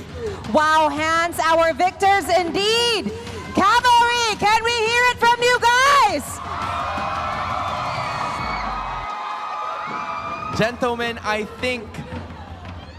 believe for the first time in MPL history, someone will now be racing the Immortal Cup. Carl Daisy and the rest of Team Liquid Philippines, you may now approach the trophy that is rightfully yours. Team Liquid Philippines, please step forward to claim what is rightfully yours. Get ready to lift the Immortal Cup in 3, 2, 1! Your champions, Team Liquid Philippines! Proudly carry the pride of ascending from legends to immortals. They have cemented themselves. Legacy once more, created by people who were already champions in the first place. And I think, with that being said, I'm sure that it felt good. And it is now time for us to present our medals and prize. So with that being said, I would like to call on stage the project manager of the Philippine Esports organization, Mr. Victor Tan Kabuay, to award Team Liquid Philippines.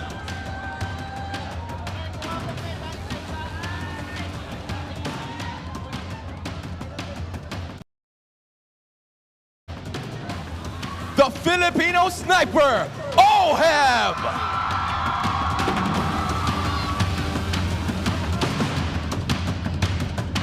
The young goat, Carl Daisy! It's the chef himself, Sanji!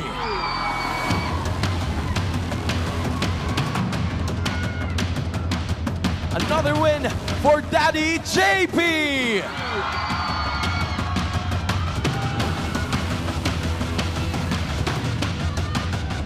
And Team Liquid's very own Sanford! Also joining them is Perks!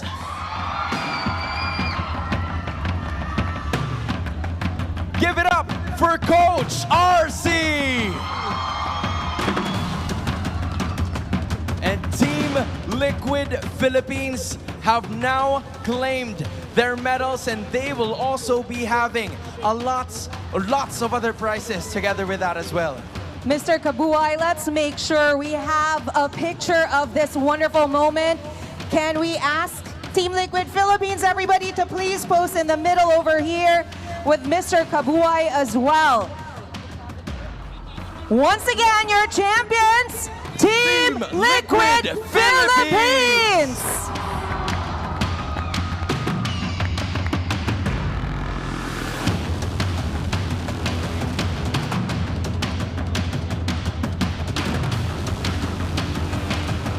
Jamie, I believe now is another opportunity for us to give another award to our winners. Yes, once again, everybody, can you give our winners a big round of applause? Rightfully, there's the spotlight. Mr. Kabuay, a big thank you for joining us here in the middle.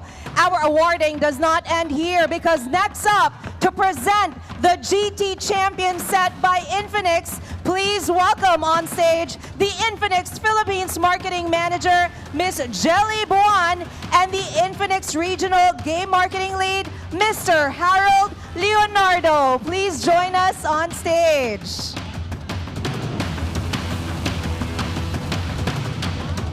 Yes, here we have the GT Champion set by Infinix. We have jackets, AI rings, and of course, in a bit, we'll see the highlight of this champion set. With that being said, thank you so much to Harry and to Jelly. I think we also need another photo op. And with that being said, gentlemen, you now have your rings with you as well. Congratulations once more to the Cavalry for such an outstanding performance. Really well deserved. And as you can see, there is another prize being brought up here. Again, courtesy of Infinix to complete the GT Champion set. We also have the GT30 Pro.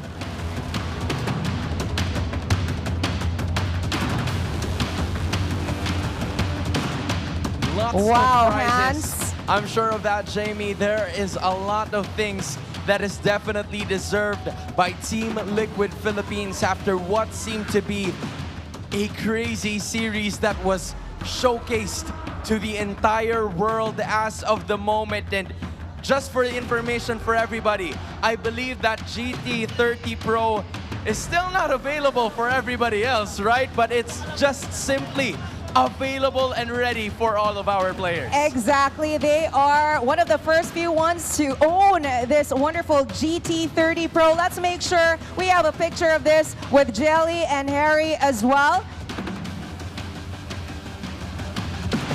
Once again, they have their AI rings, their GT30 Pro, and of course their fabulous jackets from Infinix. Jelly, Harry, a big thank you. Can we give Infinix a big round of applause as well?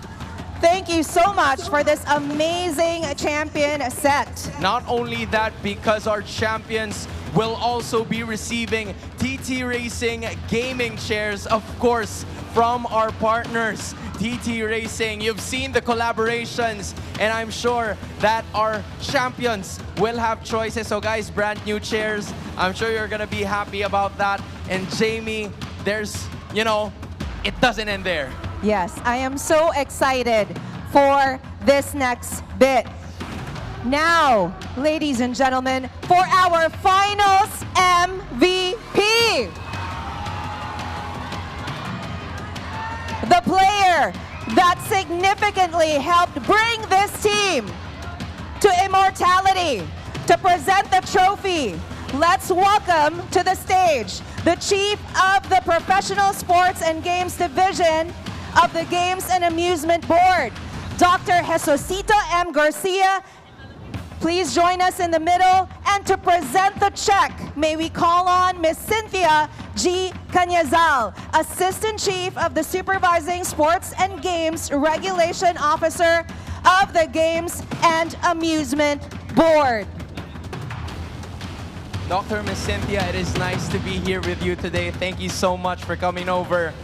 And with that being said, this player refused to give up, rose from being legendary. I just want to know from the Champions Arena, sino ang inyong finals MVP?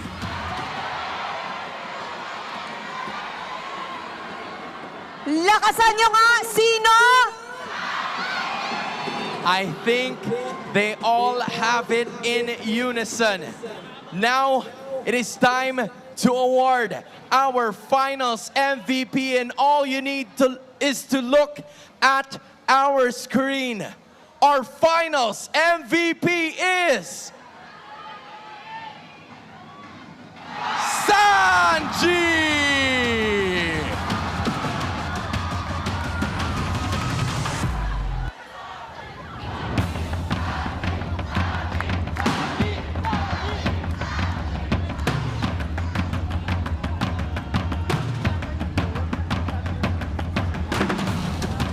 Hands, I think the crowd agrees. They definitely agree. Loud and Doctor, clear. Please go ahead and take a photo together with our finals MVP.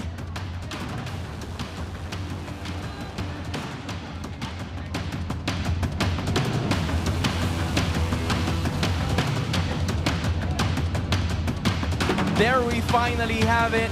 Dr. Miss Cynthia, maraming salamat po for being with us today. And I think it's only right for us to talk to our finals MVP, Sanji. Ako nang bahala magawa kasi again, you have a lot. And, you know, we've witnessed the struggles of this team right from the start of the season. But then you were dominant to end it all. Gusto kong malaman kung anong masasabi mo sa lahat ng sumusuporta sa inyong lahat. Nasaan ang cavalry as of the moment?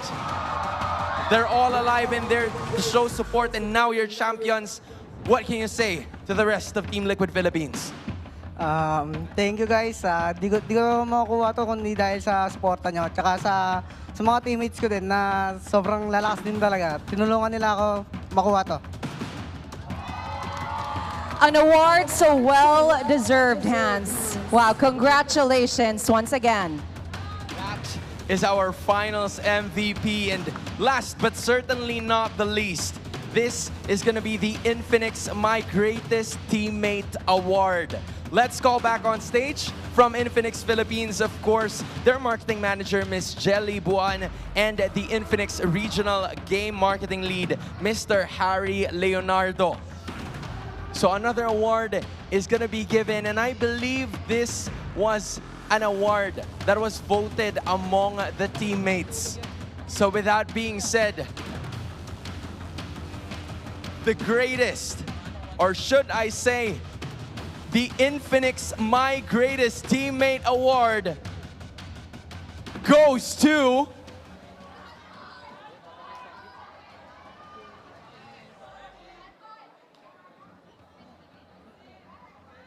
there's a lot of suspense, and I think it is time for me to just say it. It's Sanji once again!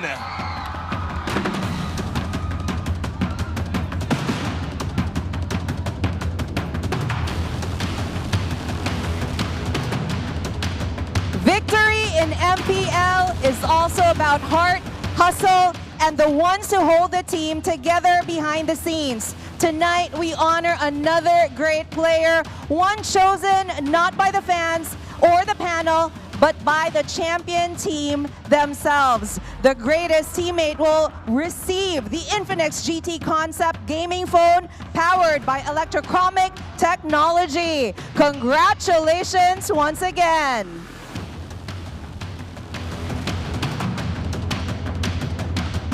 Sanji with Jelly and Harry there. Thank you once again for joining us on stage, and congratulations. I'm gonna say it again, Hans, very well deserved. Wow. I think this is, I know you guys are holding a lot of prizes, but I want you to raise that trophy one more time. This is another chance for you to do it. It is all yours. Yep, you can definitely leave all of your prizes and just come back for it later. But now, go ahead, walk on the aisle of victory, the aisle of glory. From legends to immortals, the cavalry is now legendary. And is everyone from the Champions Arena ready for this? And I assume they are. We'll be doing it. Team Liquid Philippines in 3, 2, 1. Your champions of MPL Philippines Season 15, Team Liquid Philippines!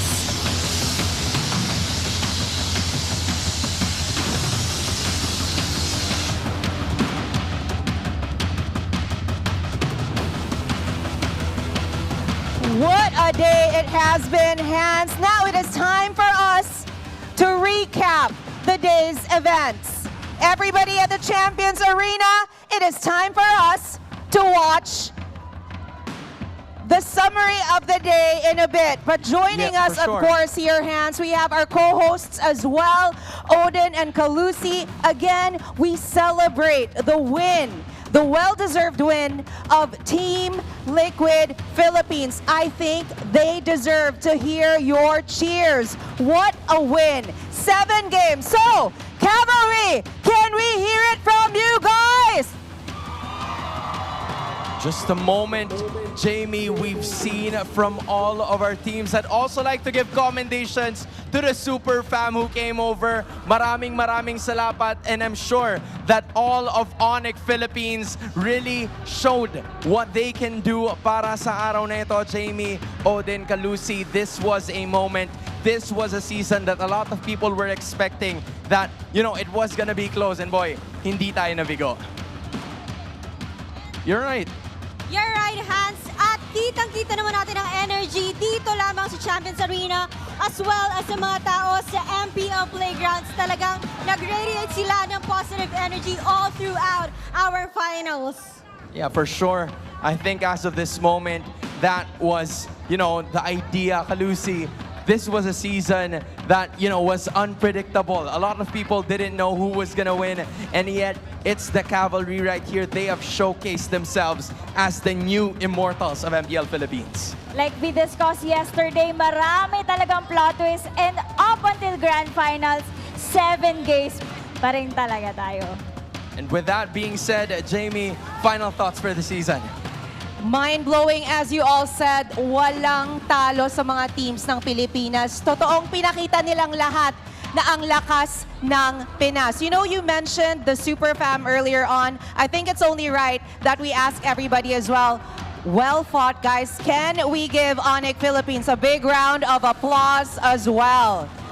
Just a solid moment from all of the things that we've witnessed this season. And I believe that that is it. In behalf of all of the casters, the production, for everybody else who made it happen, Kalusi, Odin, and Jamie, my name is Hans Galeria, and this has been MPL Philippines Season 15. We'll see you at MSC!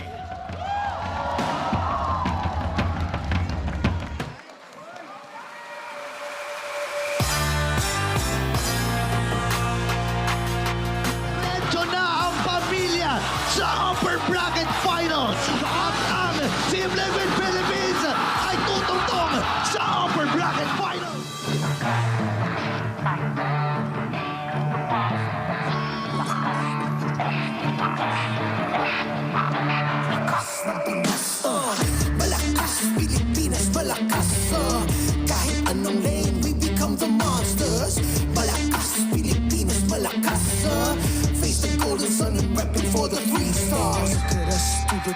Hello guys, welcome to the Grand Finals. Grabe ang mga Antolid fan. Shout sa inyong lahat guys. Thank you so much sa pagpunta at pagsuporta sa both teams. Kaya lang natin yung laro natin, pre. Kailangan gumana tayong lahat. Basta enjoy nyo lang laro. Hayaan yung laro yung, yung mag-flow sa atin naturally. Okay? Champions Arena. This is their final quest for glory. Welcome to MPL Philippines Season 15 Grand Final! Tayo'y malakas para sa Pinas. Medyo U-turn dito ang ibang mga members ng Onic, pero Mama Chai Lord na dadala na Team Liquid! Aray! Kung napakababaka ka na buhay ni Super Blade, ngayon papasok din si Kirk. Kalahati na niya buhay, Bruce kayo matas na rin. Habang si King Kong pinipilit niya abutin si OM at si Sanji. Hindi na maabot si Sanji at si OM. At makakadalawa na si OM. King Kong as well ay tutumba. At ang cover niya kukuha na Game 1. A great start para sa Cavalry, taking that first game win for Grand Imagine Finals. what we can achieve. Tagging every beat, no surrender, no retreat. Giving 100 on my all, cause we just cannot be defeated. We are unstoppable and you. Lahat na pinagbibenta, lahat na pinagbibili. Pero ang Onic Philippines, diretso lang ang kanilang misyon, kundi tapusin ang game number 2 at kunin ito. Susundan ko ang wakas, kasama pataas, tagumpay natin to dahil tayo'y malakas para sa Pinas. Nasa amin ang alas, hindi dito atas, kinikilala sa taas kasi kami ang malakas para sa Pinas. Nasa amin ang alas, hindi dito atas, kinikilala sa taas, ganito kami sa Pinas. It's official! We're going on a game number 7! Face the golden sun and reckon for the freestyle. At diretso na ang Team Liquid Philippines. At makikita na nga ata natin ang bagong kakatawan sa lakas ng Pinas. Ang kampiyon ng MPL Philippines Season 15, Team Liquid Philippines! Get ready to lift the Immortal Cup in 3, 2, 1! Your champions, Team Liquid Philippines!